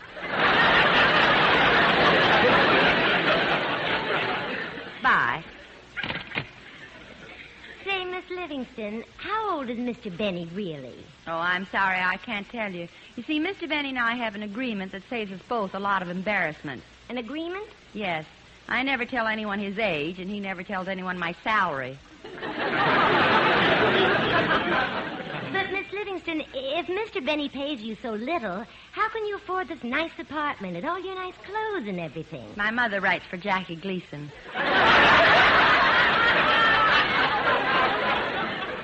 Well, I better go over the invitation list and start calling. Oh, Miss Livingston, what are you going to do about music? Well, I've been trying to reach Charlie Bagby, the piano player, so he'd bring the boys and the band over. I've tried to get Charlie 3 times.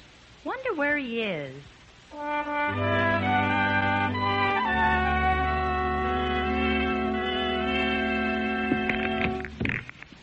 4 ball in the side pocket. Watch it now. Yeah, okay, Charlie. Hey, Charlie, how's about coming over to my place for a poker game tonight, huh? Gee, I'd love to, Mel, but I can't. 10 ball in the corner. Well, why can't you come, Charlie? Well, it's Jack Benny's birthday today. And me and the rest of the boys in the band are throwing him a surprise party. 7 ball in the side. Hey, how old is Benny, anyway? Oh, I can't tell you that. Oh, but do you know how old he really is? Yeah, but I can't tell you. 62 ball in the corner.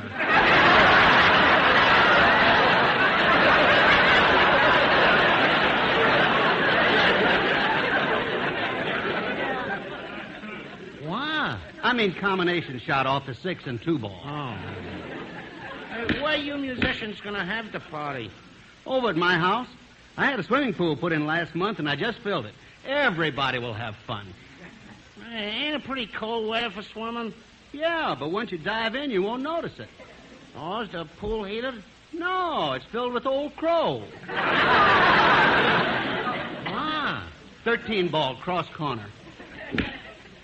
Well, that finishes the game. I beat you 25-4. Yeah. Hey, you know, Charlie, you're lucky having a steady job with Benny all these years and shooting pool like a champ. Yep. You owe me $2. Yeah. Oh, okay. Here you are. But don't you feel ashamed of yourself taking money from a guy who's on unemployment relief? No, you make more than I do.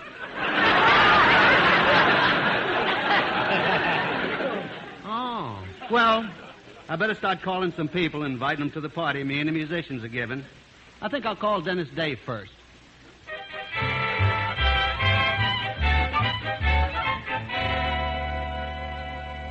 Well, gee, Mother, why do you want to leave the house just because I'm giving a surprise party for Mr. Benny? I think you're wasting your money on that mean old man. Oh, now, Mother, that isn't fair. Mr. Benny has been like a father to me. Why, only last week he gave me advice on how to be popular with the girls. Oh, he did, huh? Yeah. He took me aside and said, Dennis, my boy, you're missing a lot. You ought to get a girl and on some moonlight night drive her over to Lover's Lane, put your arms around her, pull her up close to you, put your face close to hers, and... Yes? Then what did Mr. Benny tell you? When he got to that part, he fainted.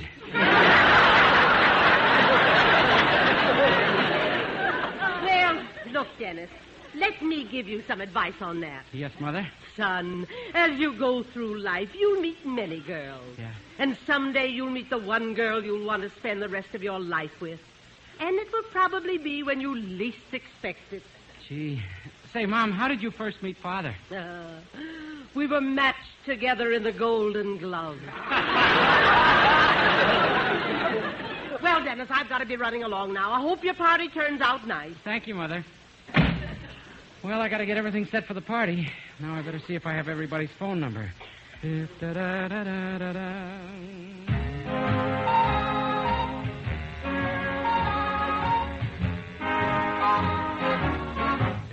I ever needed you, I need you now. I can't remember when I've ever been so blue. If I ever needed love, I need it now. I feel so all alone, I don't know what to do.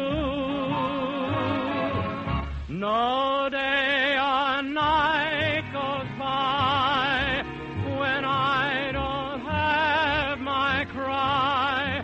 I feel like I could die from wanting you. I can ease my aching heart, but you'd know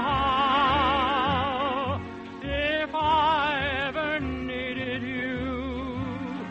I need you now. No day or night goes by when I don't have my cry.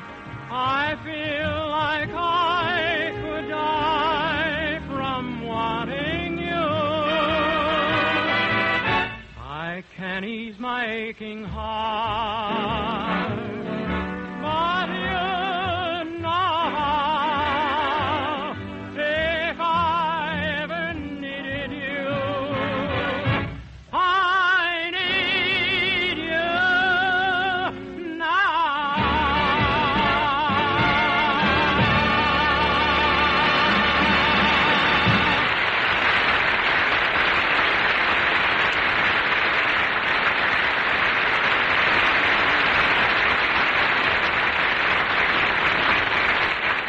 Well, I've got everybody's phone number but Don Wilson's. I want to call him and his wife.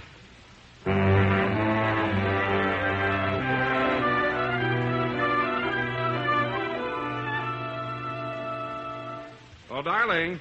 What is it, Pudgy? I want to tell you, honey, the table looks beautiful. Oh, thanks, dear. But if this is to be a surprise party for Jack Benny, I think you better start calling your guests. Oh, I will as soon as I finish wrapping this present for Jack. Well, I hope you're giving him an appropriate gift. What's in that package, darling? See if you can guess. A watch? Uh-huh. I'll give you a hint. They're round and firm and fully packed. So free and easy on the draw. On the what? Draw. Now, what is it?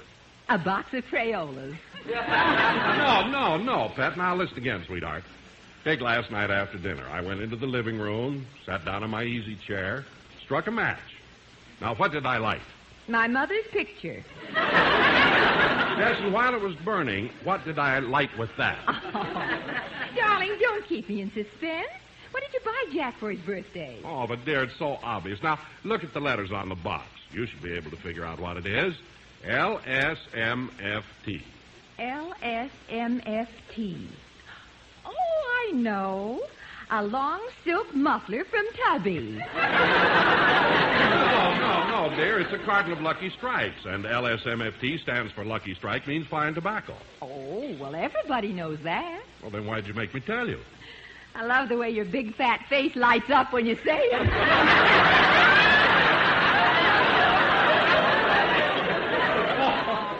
Oh, now, come on, dear. Let's go through this list and see if I forgot anyone.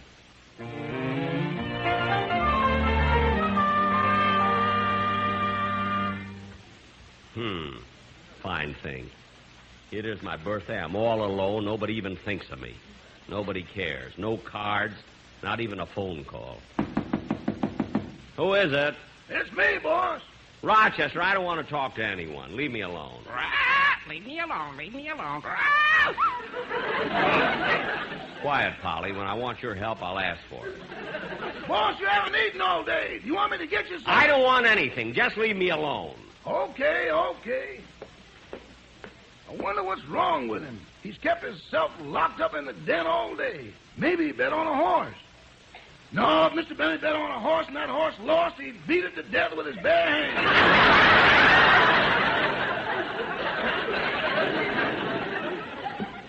I just can't figure out what's the matter with him. Rochester, if you don't mind, I'll have my dinner served in bed.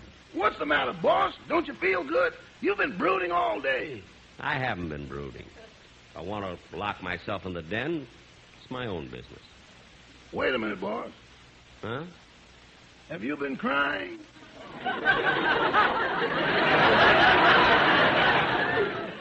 Why, what makes you think I've been crying?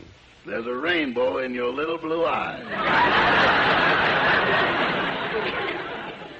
There is?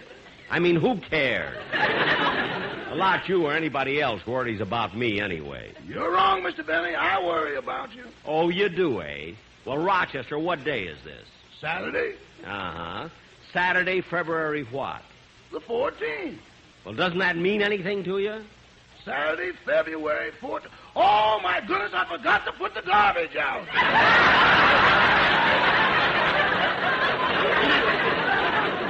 It's not that. Come back here. Now, let's not talk any more about it. You go in and clean the den. I'll go in the kitchen and have a sandwich and a glass of garbage. I mean, milk. Okay. Well, it won't take long to straighten up the den. I'll put these books away on the shelf. Hello. Well, hello, Polly. Here I am, all alone. Nobody cares.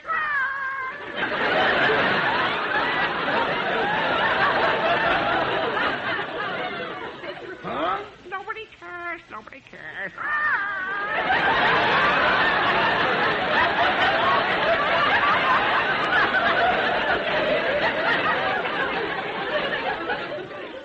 What are you talking about? Today's my birthday. Oh, my goodness, how can I be so stupid? I better go out in the kitchen and fix things up right away. Excuse me, boss, excuse me. Rochester. Wait a minute, boss. Rochester, what are you doing? I'm putting a candle on a cracker. It's Polly's birthday.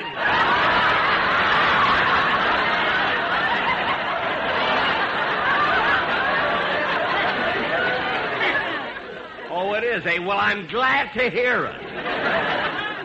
I'm going to my room. Gosh, I can't figure out what's bothering the boss. He's usually so cheerful and...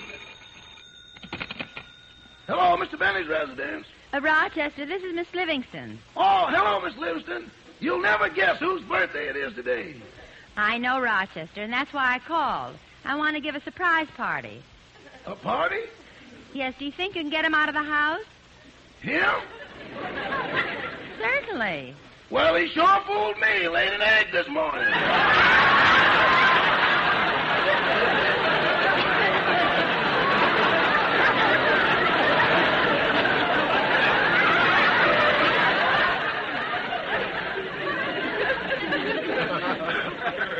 Rochester, what are you talking about? The parrot. Parrot? It isn't the parrot's birthday. It's Mr. Benny's birthday. Oh! So that's why he's been feeling bad all day. He thought everybody forgot about him. Oh, no. When I called the gang, I found out that everybody was going to give him a party. So we all decided to come over to Mr. Benny's house and surprise him. Well, bring some food with you. The time lock doesn't open the icebox till 6 in the morning. Don't worry, we have food. You just get Mr. Benny out of the house for a little while, and don't let him suspect anything. Okay, Miss Livingston, and leave it to me. I'll get him out of the house, and I'll be clever about it.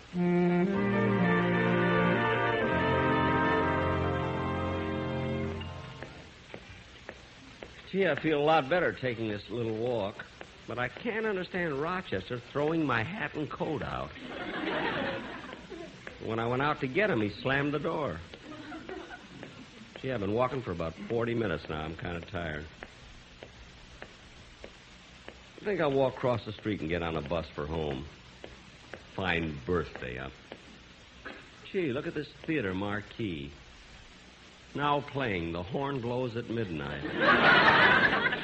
I guess they're reviving it again on account of the Academy Awards. I think I'll go to see it again.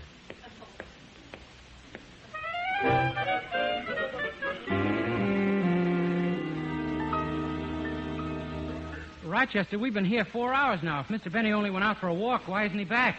I don't know, Mr. Day. Well, I've waited long enough. I've got to go home. Me too.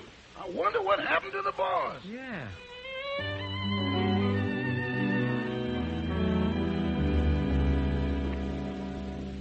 I beg your pardon, mister. Huh?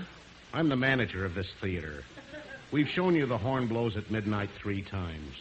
Now, will you please go home so we can close up? Okay. By the way, mister, the girl at the box office told me that you haven't sold a ticket all week. That's quite right. Well, if that's true, how come there's someone sitting in almost every seat in this theater? We rent it out as a storage room to a mortuary.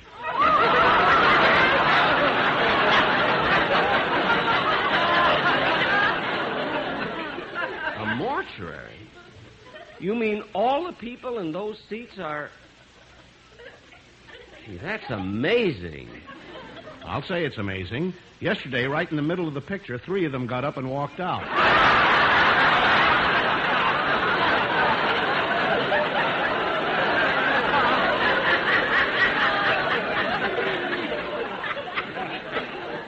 Gee, I wondered why the guy at the door didn't tear my ticket.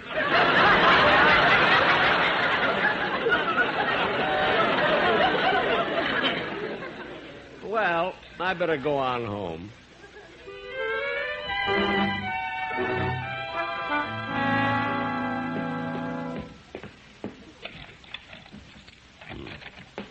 Coming home to a cold, dark house. What a birthday this was. Fine, loyal gang I've got. I got a good notion to fire every one of them. If I had any talent, I would. Yeah, I'm tired. Well, I might as well go to bed. Now, who can that be at this time of night? Hello? Hello, is this Jack Benny? Yes? Oh, this is Western Union. We have a singing telegram for you from your sister in Chicago. Oh, a singing telegram from my sister, eh? Well, that's cute. Go ahead. Here. Happy birthday to you. Happy birthday to you. Happy birthday, Jack Benny.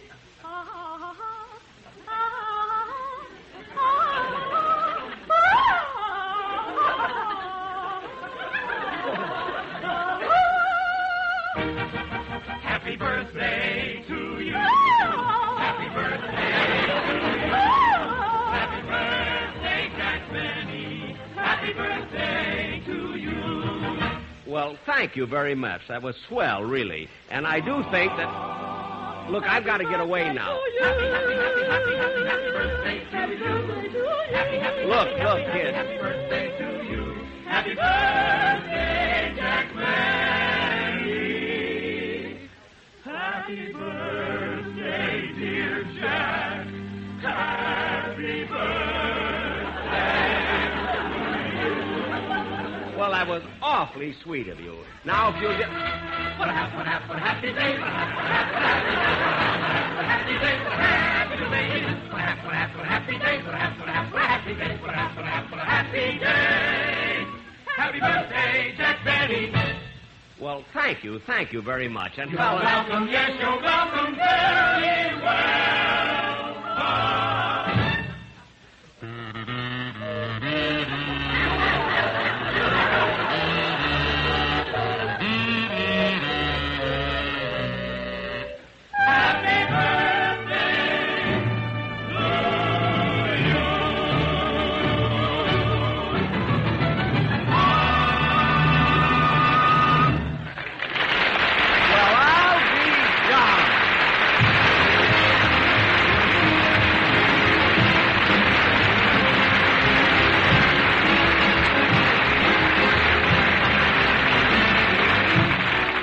Jack will be back in just a minute. But first, a word to you smokers who are looking for better taste in a cigarette. If you want better taste from your cigarette, Lucky Strike is the brand to get. It's toasted to give you the best taste yet. It's the toasted cigarette. They taste fine. Tobacco is light. Tobacco is mild. Tobacco too. And it's toasted, yes, it's toasted, because the toasting brings the flavor right through. So to get better taste from your cigarette, Lucky Strike is the brand to get. It's toasted to give you the best taste yet. It's the toasted cigarette. Friends, if you read the comics, I guess you know all about Little Iodine. The fellow who draws Little Iodine is the famous cartoonist Jimmy Hatlow. He's got another comic strip, too, called They'll Do It Every Time. Well, Jimmy Hatlow's cigarette is Lucky Strike. Jimmy says, yep, I'll do it every time. Light up a Lucky because they taste better. Friends, many millions of people smoke Luckies because they've found that Luckies taste better, too. A Lucky tastes better because it's toasted to taste better. Of course, Lucky's better taste begins with fine tobacco. Fine, light, naturally mild tobacco. And then that fine tobacco is toasted.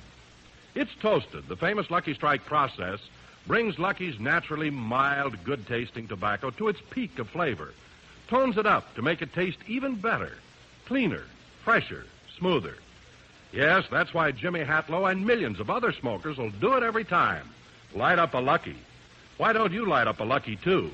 Remember, it's toasted to taste better.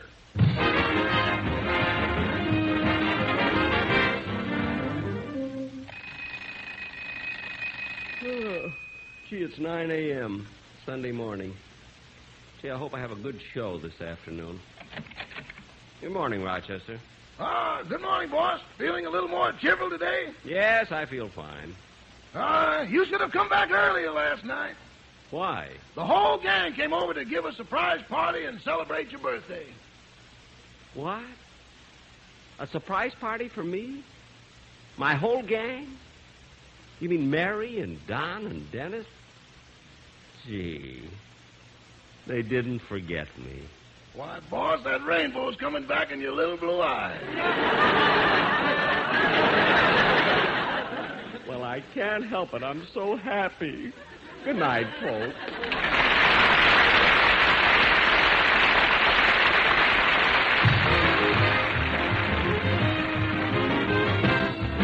The Jack Benny program is written by Sam Perrin, Milt Josephsberg, George Balzer, John Tackerberry, Al Gordon, Al Goldman, and produced and transcribed by Hilliard Marks. Filter smokers, here's the true tobacco taste you've been looking for. Filter Tip Tarleton gives you all the full, rich flavor of Tarleton's famous quality tobacco, and real filtration, too. Filter Tip Tarleton incorporates activated charcoal, renowned for its unusual powers of selective filtration and used far and wide to purify the air we breathe, the water and beverages we drink. Look for the red, white, and blue stripes on the package. They identify Filter Tip Tarleton, the best in filtered smoking. The Jack Benny program is brought to you by the American Tobacco Company, America's leading manufacturer of cigarettes.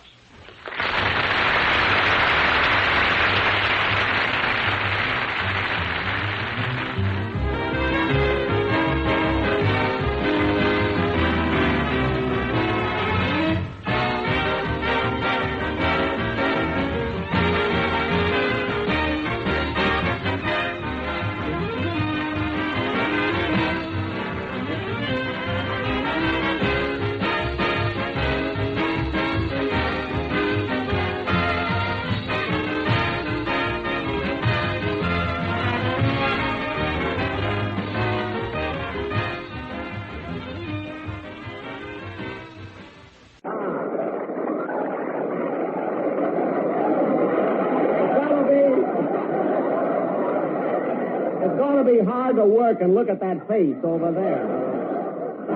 The makers of Bluebonnet Margarine and Tenderleaf Tea present the Fred Allen Show.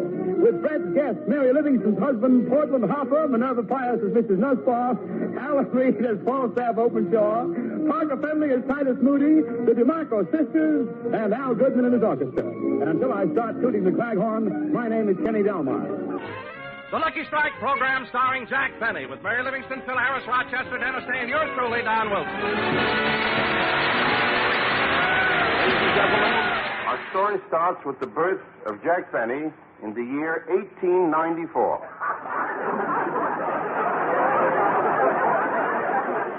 Just 39 years ago.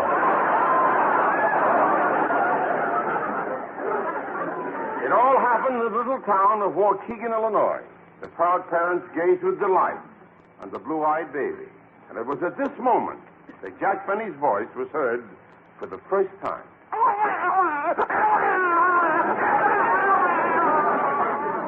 Look at him, Papa. He's so cute. Yes.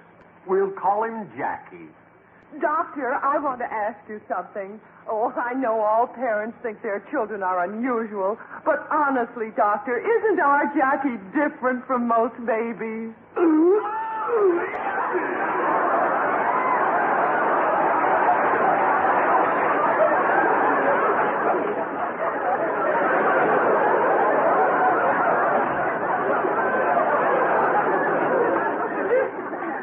Look at little Jackie, Papa. He's got your mouth. And he's got your nose. And he's got your eyes. And he's got your ears. And look at his hair. That's mine. It slipped off.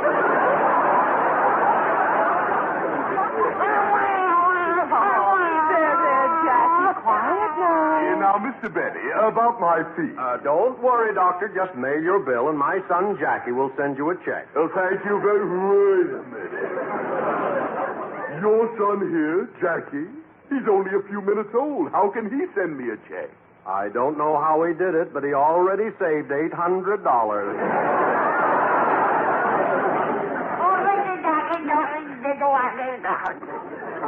And so the little baby began to grow and make rapid progress. At the age of 6 months, he astounded medical science because he had 32 teeth, all upper.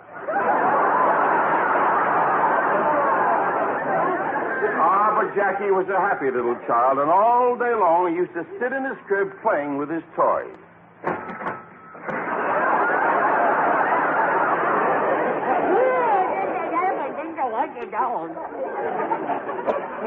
As he grew older, his parents gave him everything he wanted. But Jack wasn't an only child. He had a younger sister named Florence. Today he has an older sister named Florence.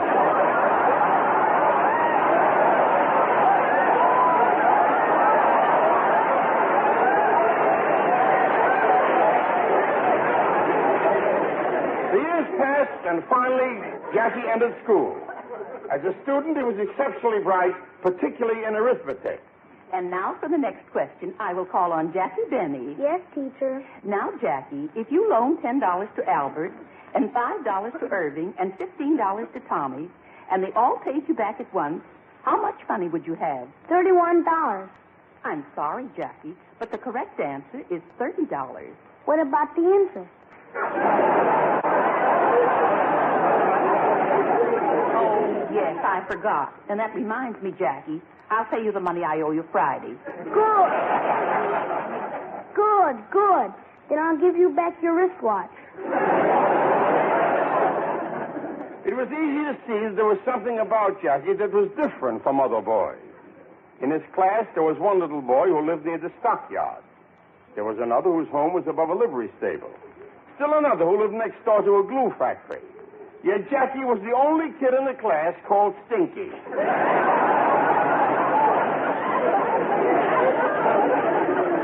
However, somehow he seemed to know that he was destined for a musical career. And for the next few years, he took violin lessons regularly.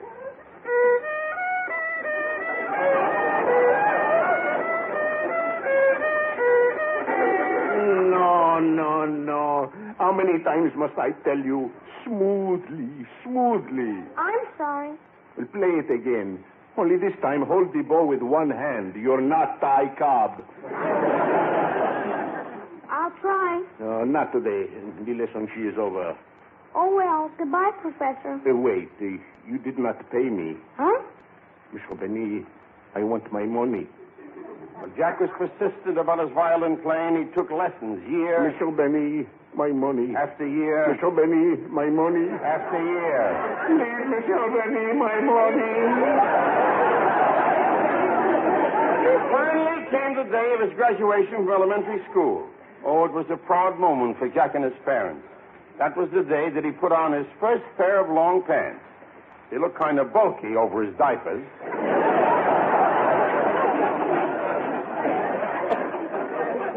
But as he was about to leave the house, his parents looked at him proudly and said, Jackie, we're proud of you. Thanks, Mother. And I'm so excited. Look at him, Mama. Doesn't he look handsome? Oh, he should look handsome. He's got your mouth. And he's got your nose. And he's got your eyes. And he's still got my hair. You'll get it. Let him graduate first.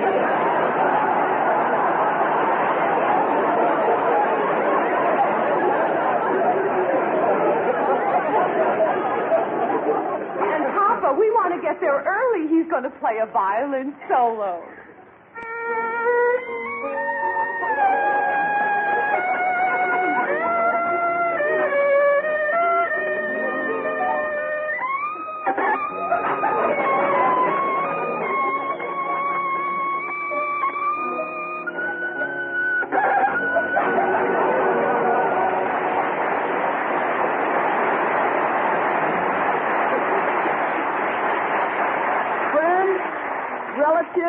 Teachers and fellow graduates, your kind reception to my musical offering has filled my little heart with joy. But I don't deserve all this applause alone. Some of the glory must be shared by my music teacher.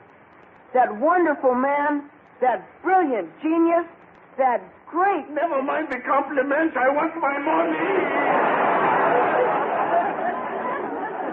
Jack Benny's schooling and violin study was interrupted by World War I when he entered the armed forces. He was really much too young to go, but his father was on the draft board.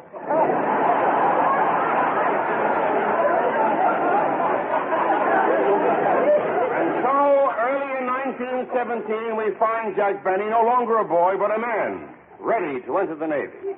Goodbye, Papa. Go already.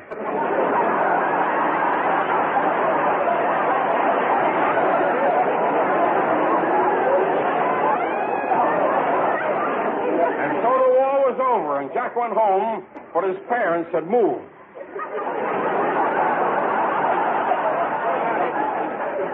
And so he decided on vaudeville as a career. With the advent of the radio, many new stars were made overnight. And one of the brightest was the man who always opened his show with, Hello again. From this he became a star? But when Jack realized that he was a big hit in radio, he decided to get his own program. And first he looked for an announcer. He didn't have to look far because Don Wilson was everywhere. But one of the freshest things about Jack's show was the new talent that he always found for it. And he usually met these supporting players in unusual places. For instance, one day while he was shopping... Oh, miss, do you have dental floss? Yes, the May Company has everything. And say, you have all uppers, haven't you? Hey, you notice everything. You're pretty cute. How about having dinner with me tonight? I'm sorry, but I never let strangers buy me dinner. Good. You're my type. Look, mister, you better stop annoying me. Hey, Mary, you want me to come over there and punch him in the nose? It's all right, babe. I can handle it myself. Yes, and that was how Jack first met Mary Livingston. He took her away from the May Company and made her a star. Then one day, Jack was crossing Vine Street. He stepped off the curb and... Whoops, sorry. I almost tripped over you. I didn't see you. I didn't see you either. I was face down.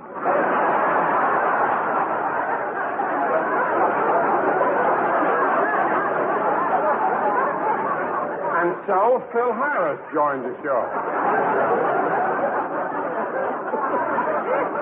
Now that Jack had an orchestra, he needed a singer, and he auditioned dozens of them. One day he listened to a newcomer, a shy, apple-cheeked young lad with the face of a cherub and a beautiful voice. And when he finished singing, Jack said, So your name is Dennis Day? Yeah, you want to make something out of it? Jack hired this talented young tenor, and after 4 or 5 years, with no outside help, he almost drove Jack nuts. Now, with his cash completed, Jack decided to move into a new house in Beverly Hills with his faithful valet, Rochester. Boss, this house is sure beautiful. Yes, it is, Rochester. But you know, I've been thinking. About what? Well, a house isn't really a home without a woman. Want me to get married? Never mind. And so Jack moved into his new home, which he still resides. The house is located in Beverly Hills. The day he moved in, his next-door neighbor exclaimed, About the fence, Benita. Do you honestly think that 20 feet will be high enough?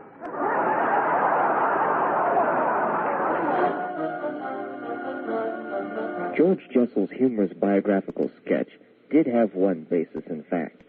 Benjamin Kabelski was born Valentine's Day, 1894, and he did have a younger sister named Florence. When he was 6, his father bought him his first violin, and his unusual talent became evident immediately. At 16, he was hired as a violinist in a vaudeville house, leading to a job offer to travel with a vaudeville act called the Marx Brothers. His father would not allow a 17-year-old to travel the nation with this not-yet-famous quintet. As a vaudeville violinist, young Kabelski was forced to change his name to avoid confusion with violinist Jan Kabelik. For a while, he used Ben Benny. But the rising fame of vaudeville orchestra leader Ben Burney and a phone call from Burney's lawyer led to a final name change, Jack Benny.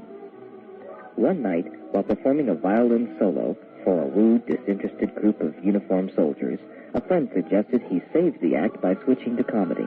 The switch worked, and Benny Kabelski, known as Jack Benny, became a popular vaudeville comic. January 14, 1927, Benny married Sadie Marx, 14 years his junior and a distant cousin of the Marx Brothers. In 1932, he made his radio debut when he was interviewed on a New York City radio station by a friend, newspaper columnist Ed Sullivan. Although it was an unscripted interview, Benny had a writer prepare some material for him. The Sullivan Show appearance was so successful, the manufacturers of Canada Dry Ginger Ale hired Jack as the master of ceremonies for a twice-weekly variety show. Here's that first performance, aired on NBC May 2nd, 1932.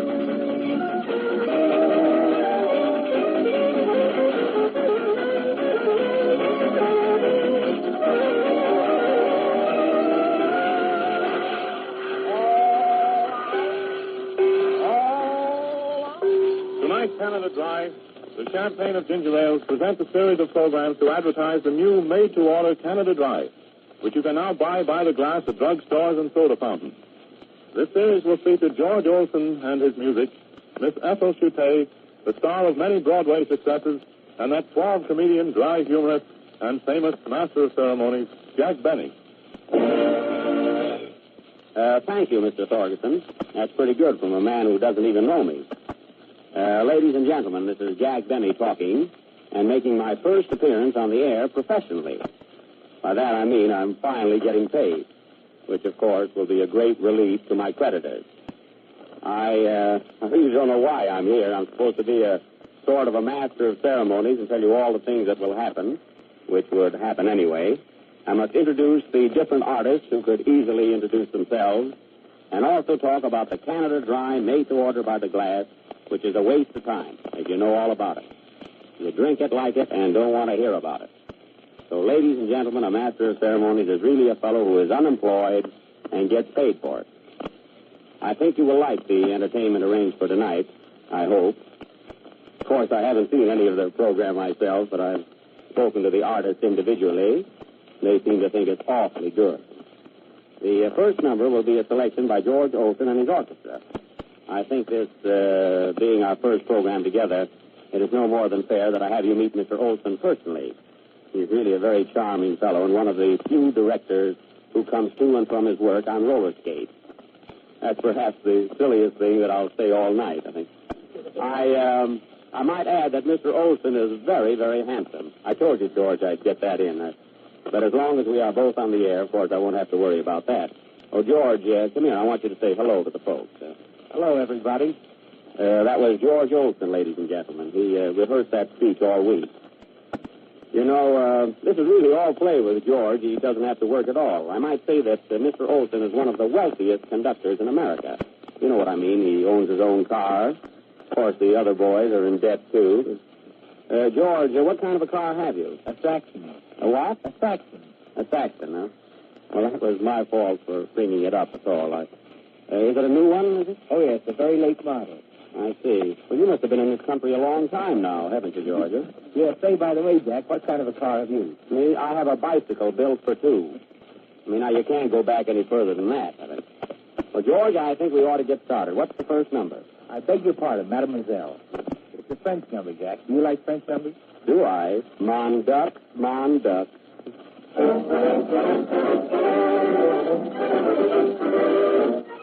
Later that year, General Motors sponsored a new Benny program. Writer Harry Kahn began developing the Benny character, including some of the skin-flint jokes then Benny used in his vaudeville acts. In 1934, General Tires assumed sponsorship. Benny's wife, using the name Mary Livingston, joined the program that year, initially doing a walk-on as a Benny fan. Guided by Harry Kahn's writing and Jack Benny's sense of good comedy, a cast of regulars was developed, using Benny as the target of most of the gags. There was a succession of band leaders, including Johnny Green, until Phil Harris joined the show in 1936. A year earlier, when sponsorship had switched to General Foods, makers of Jell-O, singer Frank Parker was replaced by Kenny Baker.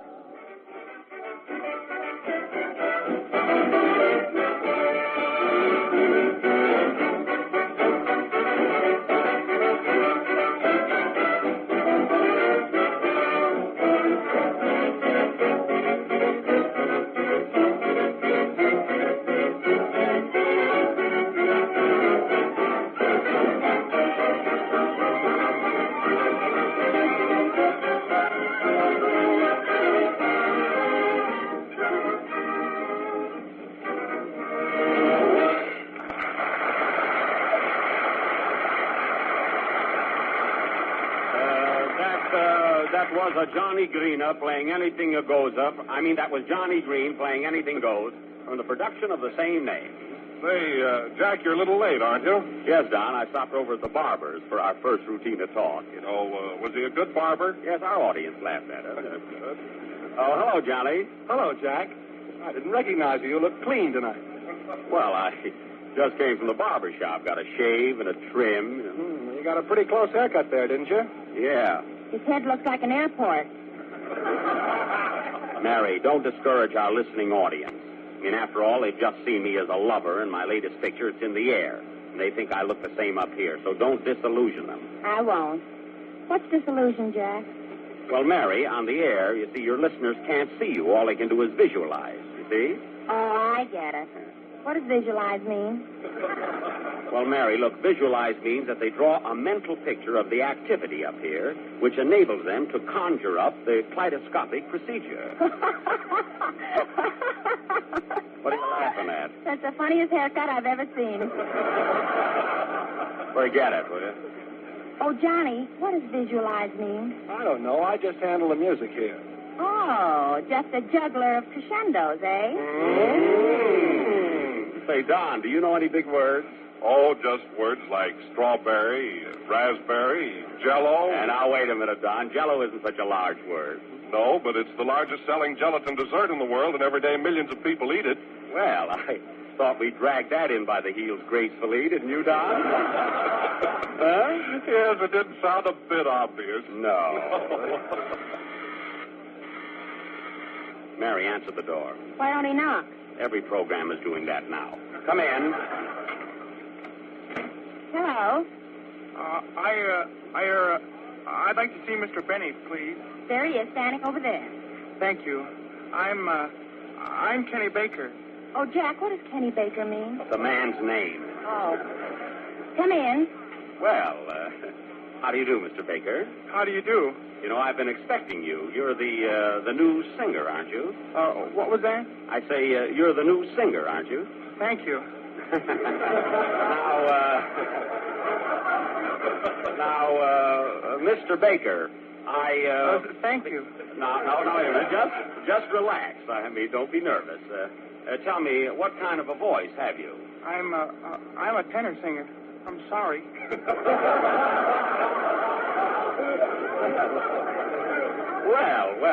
Well, don't worry about it. Just take it easy. Step right over here to the microphone. Yes, sir. Oh, be careful there. You tripped over a chair. I guess I'm a little nervous. You have nothing to worry about. Now, I want you to meet the members of our little company.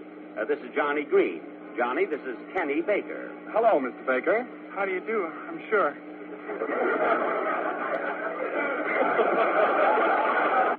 Nervous, I guess. Same to you, no doubt. And this is our announcer, Don Wilson. How are you, Mr. Baker? It's a thrill. And well, he'll get over it, I guess. And this is Mary Livingston. Hello, Toots. Gee whiz. Well, Kenny, how about giving us a little song? Now, I want you to feel right at home and be at ease. Remember, this is one big happy family, depending on options, of course. Now, what are you going to sing? If you don't mind, I'll sing The Rose in Her Hair from the motion picture Broadway Gondolier. I don't mind. Sing, Kenny. Okay, Benny.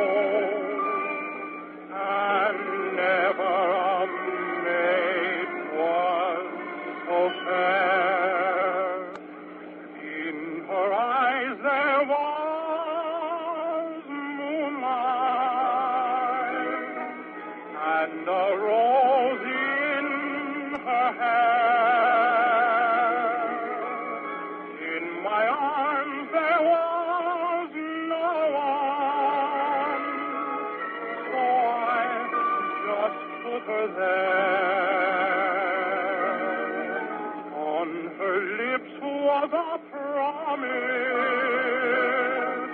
in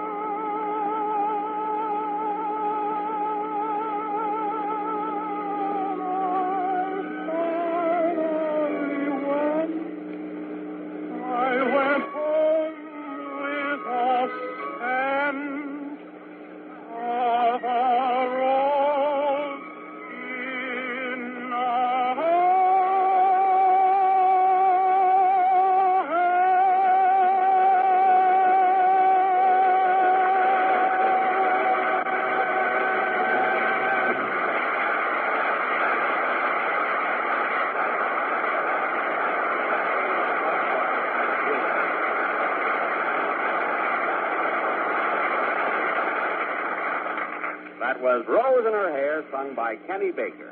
You have a very sweet voice, Kenny. It's funny, I haven't met you before. What brought you out to Hollywood? Oh, nothing. Just making a picture, if you don't mind. Well, that's nice. Yes. Now, you're making a picture, eh? Yes, anything to kill time. Well, it is a diversion, yeah. What's a diversion, Jack? Quiet, Mary. That's what I thought. You know, young man, the only difficulty we may have on this program is, you see, your name is Kenny, and mine is Benny. I mean, that might be confusing. Well, couldn't you change yours? Kenny Baker doing his first broadcast on the Jell-O program, November 3rd, 1935. When Harry Conn left the program following a rift with Benny, he was replaced by Bill Morrow and Ed Beloin. And here they are on the Who's in Town Tonight broadcast from NBC, January 24th, 1940.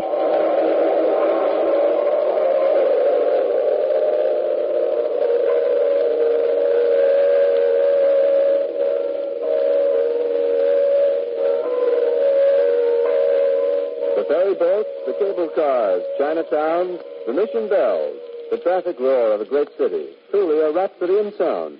San Francisco by the Golden Gate, always colorful, always gay, always hospitable. San Francisco is the mecca for interesting visitors from all corners of the world. We take you now to one of San Francisco's favorite meeting places, the lobby of the beautiful St. Francis Hotel, where Cliff Engel and Helen Morgan are waiting to tell us who's in town tonight. We're going to do a little teamwork now, and I'm going to introduce Mr. Bill Morrow and Mr. Eddie Beloin, the script writers for Jack Benny. Let's just sing teamwork tonight. Well, this is teamwork. Come on, push me. I want to release my too. Wait a minute. Hey, Beloin and Morrow, can I get a picture? Not now, bud. You know, we're on the beam. I happen to have my arm around you, Mr. Morrow. I hope you don't mind. I hope we have to get in front of this mic together. You did this on purpose. You're not going to kid me. Now, wait a minute. How long have you been a writer for Jack Benny? Oh, about 4.5 years. About 4.5 years. And you and Mr. Beloin collaborate, right? That's right. Oh, Mr. Beloin, is that the way you say that word, collaborate? I didn't know how you ever said that. You go away. You've been bothering us all right. Just one thing. What's your name, young man? Scoop Mark. Scoop Mark. Yeah, the PTN. Oh, yeah, the Federal Upholstery News. Yeah. For goodness sake. Tackle or something? Please tackle for him. Maybe he'll go away. One picture. I've been falling around all day, and let me tell you one thing. We had a terrific joke about eggs, but it's all gone now. Listen, I'm looking at a picture of Jan Garber with a fiddle that's bigger than he is. What am I going to do? Mr. Mark's just for the moment, I hope. Yes. I want to know how long you and Eddie have worked together, Bill. I think 4.5 years. It's not 4 years. 4.5 years. Well, do you get it? And I'm older than he is. He says 4, I say 4.5. Don't look at that. Let me have a picture, will you, boys? No, go away. That's an order. Tell me, how do you work up these scripts? Do you get an idea and then work from there, or do you just sit down and start to write and suddenly it happens? Well, that's up to you, Edmund. I don't know how it goes. Well, it happened as a rule about as suddenly as this broadcast has happened. Only they're much funnier. That's why we work. Yeah. Well, you're giving us a lot of hope on this tonight. No, well, how about a picture? Let's have them go away. After all, you know. Well, who is what's known as the idea man here? I mean, which is the two? Who is the idea man? This photographer, he thinks of everything. They must be, good. No, but who... I wish I could give them a mural of It's Beautiful. They won't let me in. For 3 days I've been trying to get in there. I'd like to take a picture of you in that room. Would you? Standing up. I'm going to get a question in here about the Jack Benny script if I have to yell. All right. What I want to know is this. Do you have an idea? Where does Constance Moore go? There's no use. Absolutely no use. Constance Moore is right here. You can see her in just a moment. Oh. Now, wait a minute. I want to ask you something. About your Jack Benny dramas. How do you go about writing those? We've given you so much information. I mean, up till now, it just seems as though you can always write the program for what you heard already. Are you both Hollywood boys by birth or by adoption? No, by accident. No one was ever born in Hollywood. That just happened. People came there after that. Where'd you come from, Bill? I come from Chicago. Chicago. How about you? I come from East Chicago. I'm in Stratford, Connecticut. I come from Petaluma. Well, to the best of my ability, I've tried to get a few questions answered here about the Jack Benny Show, but I want to tell you that I wish you all the success in the world on your show Sunday night. Couldn't NBC give us another 15 minutes? We didn't even get started. We'd love to. Now, step right over there. Another program coming right on the air. Hold it, Mr. Warner. I want a picture. All right, Cliff, if you can. And now who says that gag writers don't laugh at their own jokes? Get it. How do you like that? Well, it was very fine, but there's one more person from this same Bennett True column that I thought I'd like to introduce because he used to be a very well-known radio entertainer, still very well remembered around these parts.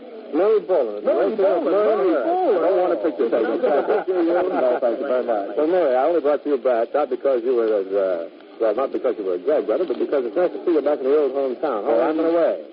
Well, I'm no gag writer, Cliff, as you remember. I mean, more or less a San Francisco gag writer, but these guys, when I'm around with them, I'm no gag writer. Please remember that. You put the old Super Murray and Harris completely. Harris is in New York. Harris is in New York, and has another partner doing the old things with him that I used to do when we were at San Francisco Press. And I have been away from here 3, 4 years. And, what do you do in the Benny Show? What do you do in the troupe now? I'm the necessary evil to this Benny Show. I'm the agency producer. Producer? Oh, boy. That's where the money comes from, right, Murray? That's right. Murray, as the agency man representing the sponsor, what percentage of the gags originally written into the script before it's cut really seem to click among those present when you first read it? Well, that's the guide for the whole thing. The gags originally written and read at first reading are the nucleus of the whole show. Then Bill and Eddie. The nucleus. Can I get a picture? I've never seen one of a nucleus. Get that. This is Cliff Engel. And Helen Morgan. Where you all? Good night. Who's in Town from that came to you from San Francisco. This is the National Broadcasting Company.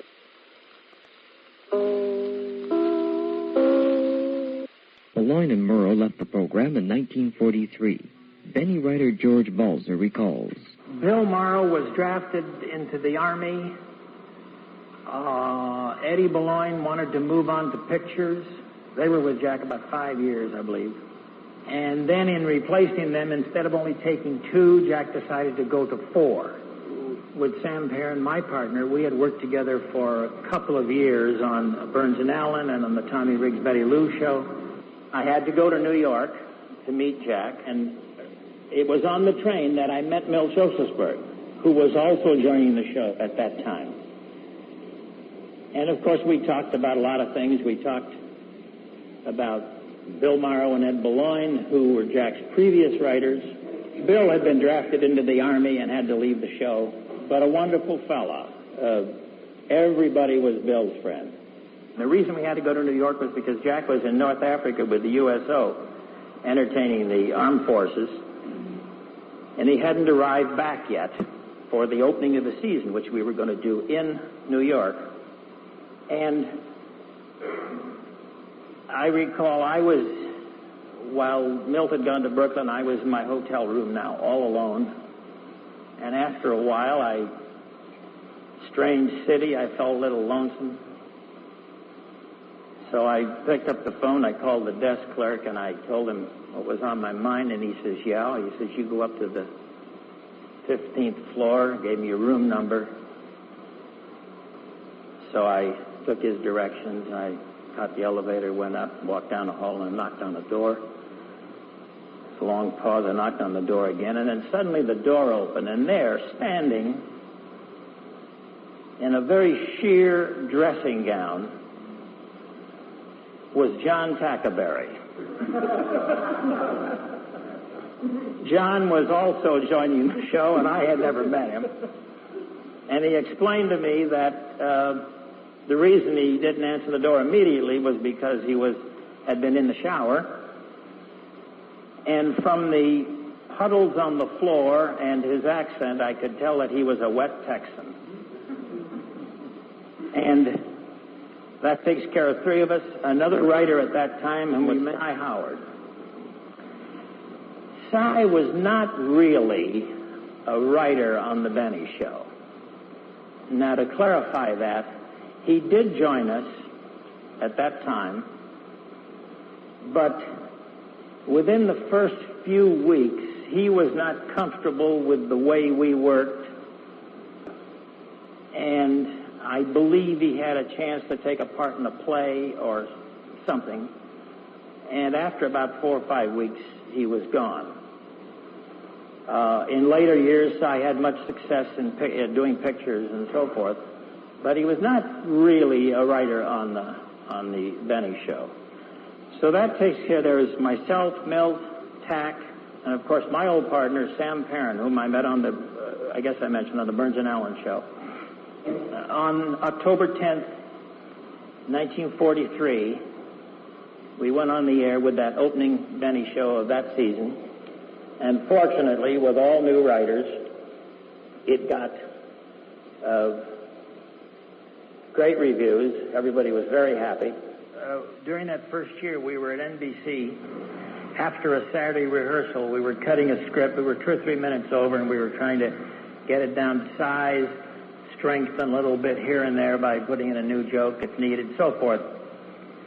And we came to about page 4, I think, and Jack's looking at his script, and he says, fellas, in here I want to take this joke out, and I want something a little bit stronger.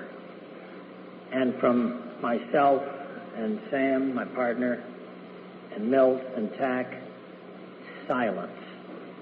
He said, I want something that kind of pays off real good. From us, silence.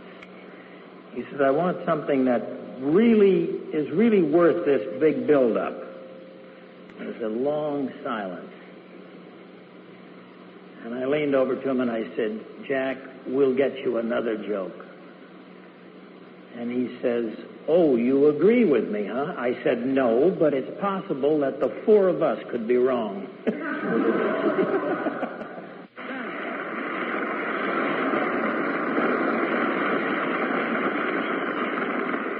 Say, Jackson, what's the Wilson laughing about? Who knows? Go ahead, Don. Tell Phil a joke. Okay, get this, Phil. Last week, Fred Allen...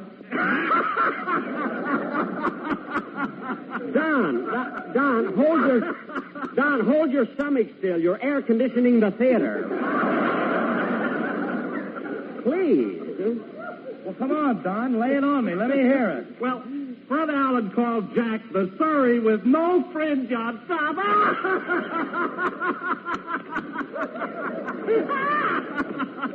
Isn't that terrific? What's a Surrey?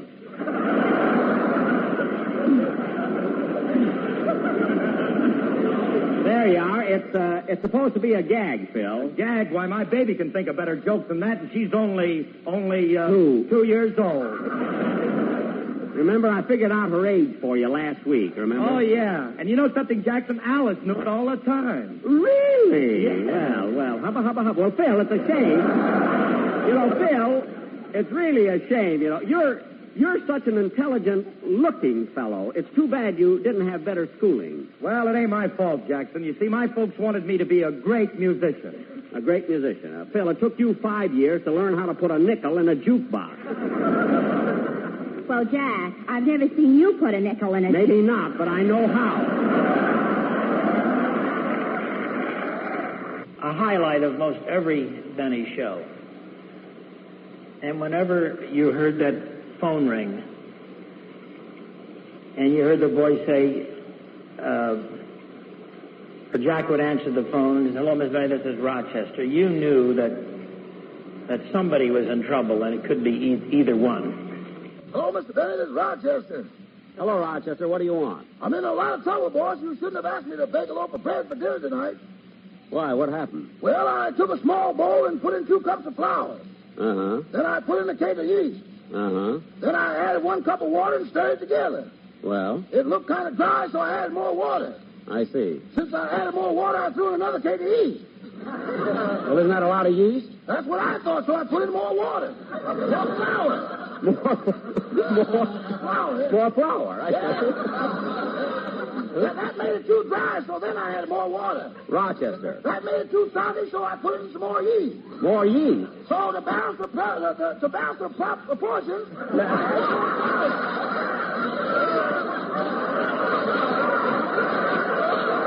Well, you balanced that one. You didn't let it drop, anyway. Yeah, I balanced the proportions with more flour. Flour? That made it too dry, so I poured in a quart of champagne. Champagne? I had to do something to break the monotony. Rochester, that's ridiculous. Mixing champagne with flour, water, and yeast. We got the only one prepared with a bun on it. Rochester, the person, was pretty much the Rochester that we played on the air. Eddie Anderson was his name. And he would get into things that would... Well, one thing in particular, we were down in Palm Springs. We did a lot of shows out of Palm Springs. And we had finished the script. I believe it was on a Thursday evening. We had finished writing, and we heard a bulletin on the radio that Eddie Rochester Anderson was lost at sea.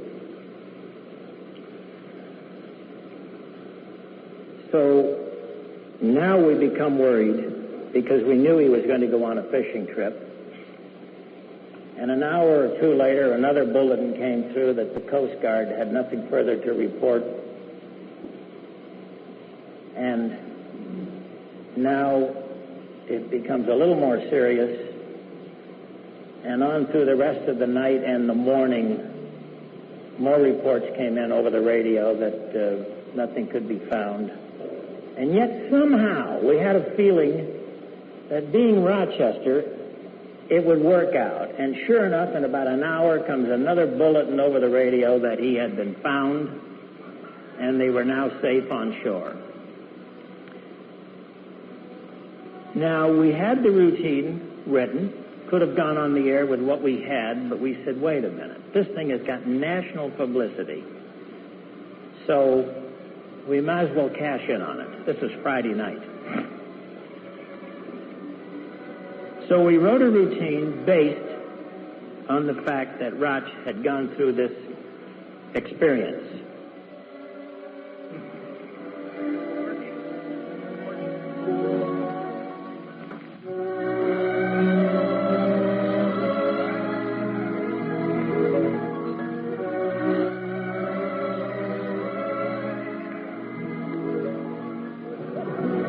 Anyway, Don, you're right about one thing. Next Wednesday is my birthday. Well, Jack, we've done a lot of kidding about your age, but seriously, how old are you? You're right, Don. We have done a lot of kidding.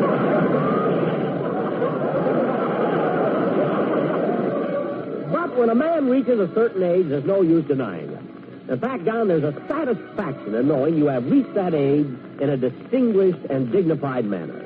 Well, it's no wonder so many people have such deep admiration for you, Jack. It takes a man of high character to accept growing old so gracefully. Thank you. So tell me, Jack, how old are you? 36.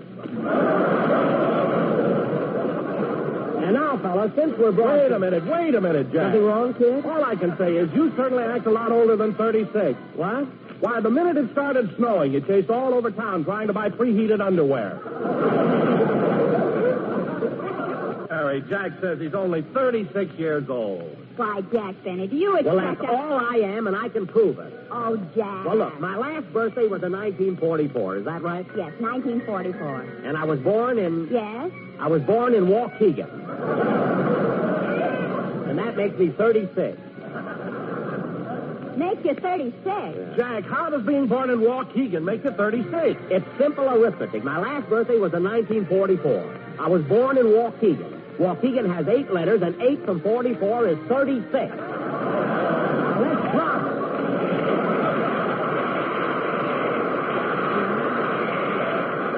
Oh, we never planned anything on the Benny Show. We never said, this is what we want to do, and then we will continue to do it. Everything was accidental. The age routine started. My partner and I were working on that phase of the script, and we had a magazine writer come in, played by Mel Blanc, to interview him, I believe it was, and when he got to the end, how old are you, Jack said 36. And we did a routine on being 36 and worked it throughout the show and so forth. And then many times that year we referred to being 36. Next year, we always had a birthday party on February 14th or the Sunday close to that date, because that was Jack's birthday. And then he became 37. Ran that for a year. He became 38. Ran that. 39, all in order. We ran that for a year. Now, the next year, it's time to be 40. And Jack says, wait a minute. He says, we can't do it. He says, there's something about 40 that isn't funny. It's just at that point, he says, we're going to stay 39. And we did for the rest of his life.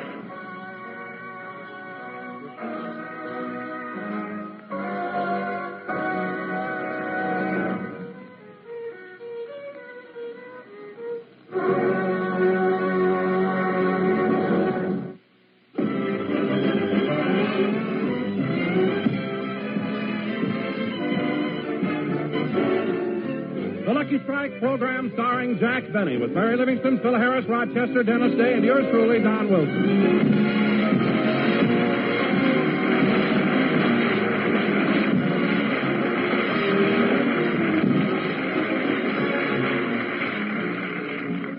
Ladies and gentlemen, as you all know, Sunday night is a great night for comedy on NBC. One of the outstanding comedians is Fred Allen. What? However, it's too early for Allen, so I bring you his closest friend, Jack Benny.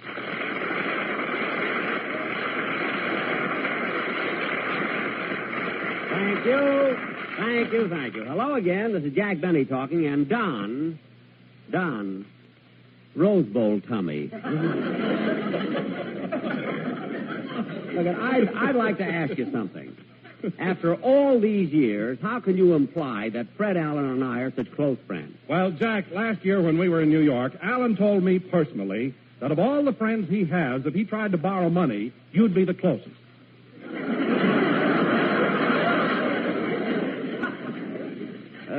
Fred Allen said that? Yes, Jack, he certainly did. Well, Don, I'm the kind of a man who likes to give credit where credit is due.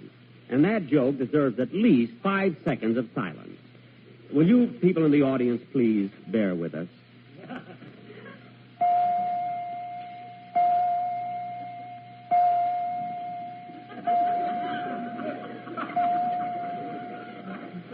And that isn't all Allen said. He told me that...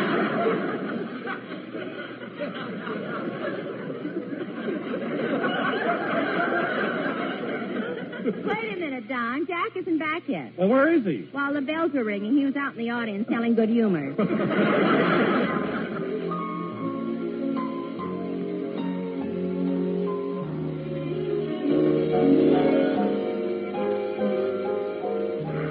was Call Out the Marines, played by the orchestra. Now, ladies and gentlemen, inasmuch as this evening marks the halfway point of our radio season, I think it only fair that we pay tribute to the man who has contributed his invaluable services to the Jell-O Show. Well, a man upon whose broad shoulders rests the burden of maintaining the high comedy level of this program. Gee.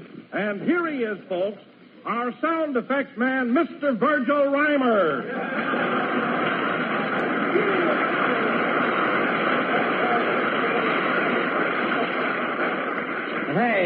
Hey, what is this? Hello again. This is Virgil Reimer talking. And, folks, I want to tell you this is the happiest day Wait a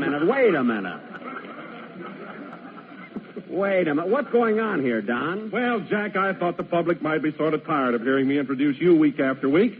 So, for a switch, I thought I'd introduce one of the men behind the scenes. Oh, you thought you'd pull a little surprise on your old boss, huh? And you certainly fell for it. I did at that. Well, Don, I've got a little surprise for you, too. Remember one day in New York when I was having lunch with Harry Von Zell? Uh-huh. And you got all upset about it, and I told you not to worry? Yes? Well, knit your eyebrows, brother. The heat's on again.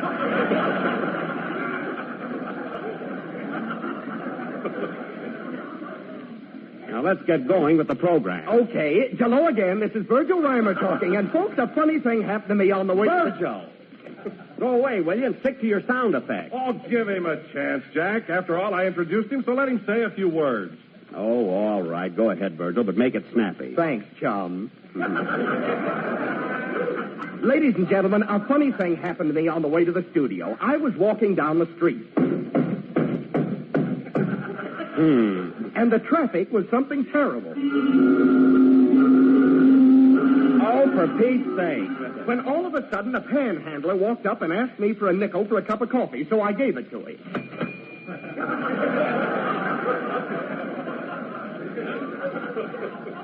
Oh, fine. Now listen, Virgil. Just then it started to rain. Rain? It's a wonder it didn't thunder. Now cut that out!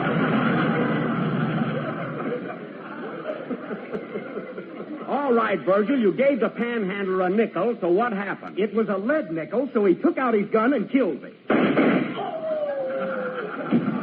I thank you.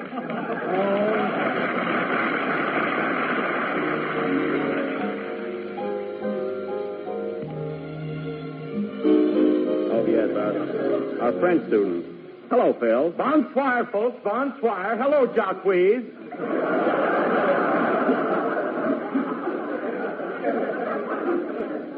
Jacques. And Marie and Dune. Dune? Phil, a dune is a great big pile of sand. But I guess you're right. I don't... Anyway, why don't you cut out that French? The stuff you say doesn't even make sense. Well, I learned a new one this week. Get a load of this, Jackson.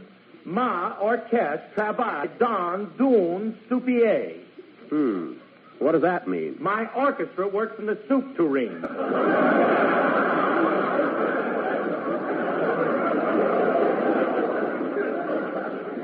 Your orchestra works in the soup tureen? Yeah, that's as close as I could get to Biltmore Bowl.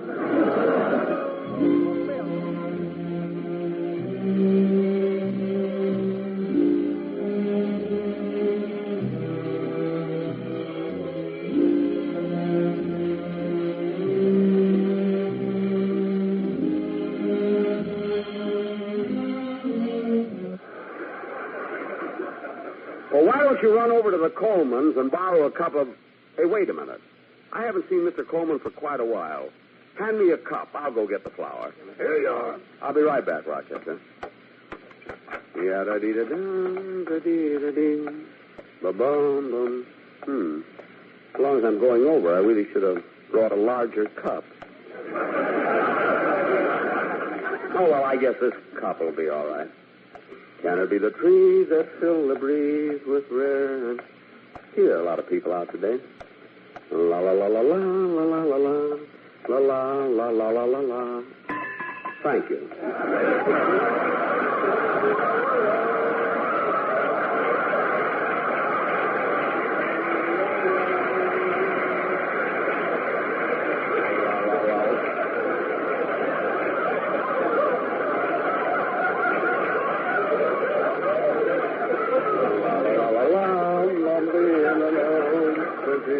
Yeah, I better go around the back door. Da-da-dee-da-da. See, the Colemans keep their lawn nice and... Oh, isn't that cute? A garbage can shaped like an Oscar.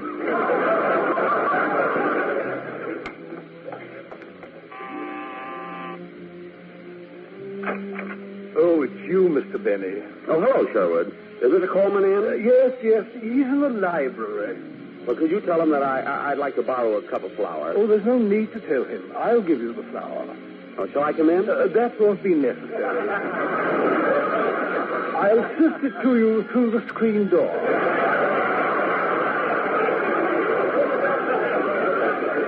I have the sack right here on the shelf. What is that? Oh, by the way, Sherwood, I tried to call Mr. Coleman on the phone this morning, but I couldn't get him. Did he change his number since I talked to him last week? Yes, sir. 3 times. Oh, well, I hope he got the one he likes. Will this be enough flour, Mr. Benny? Yes. I'm just going to use it to make a little paste.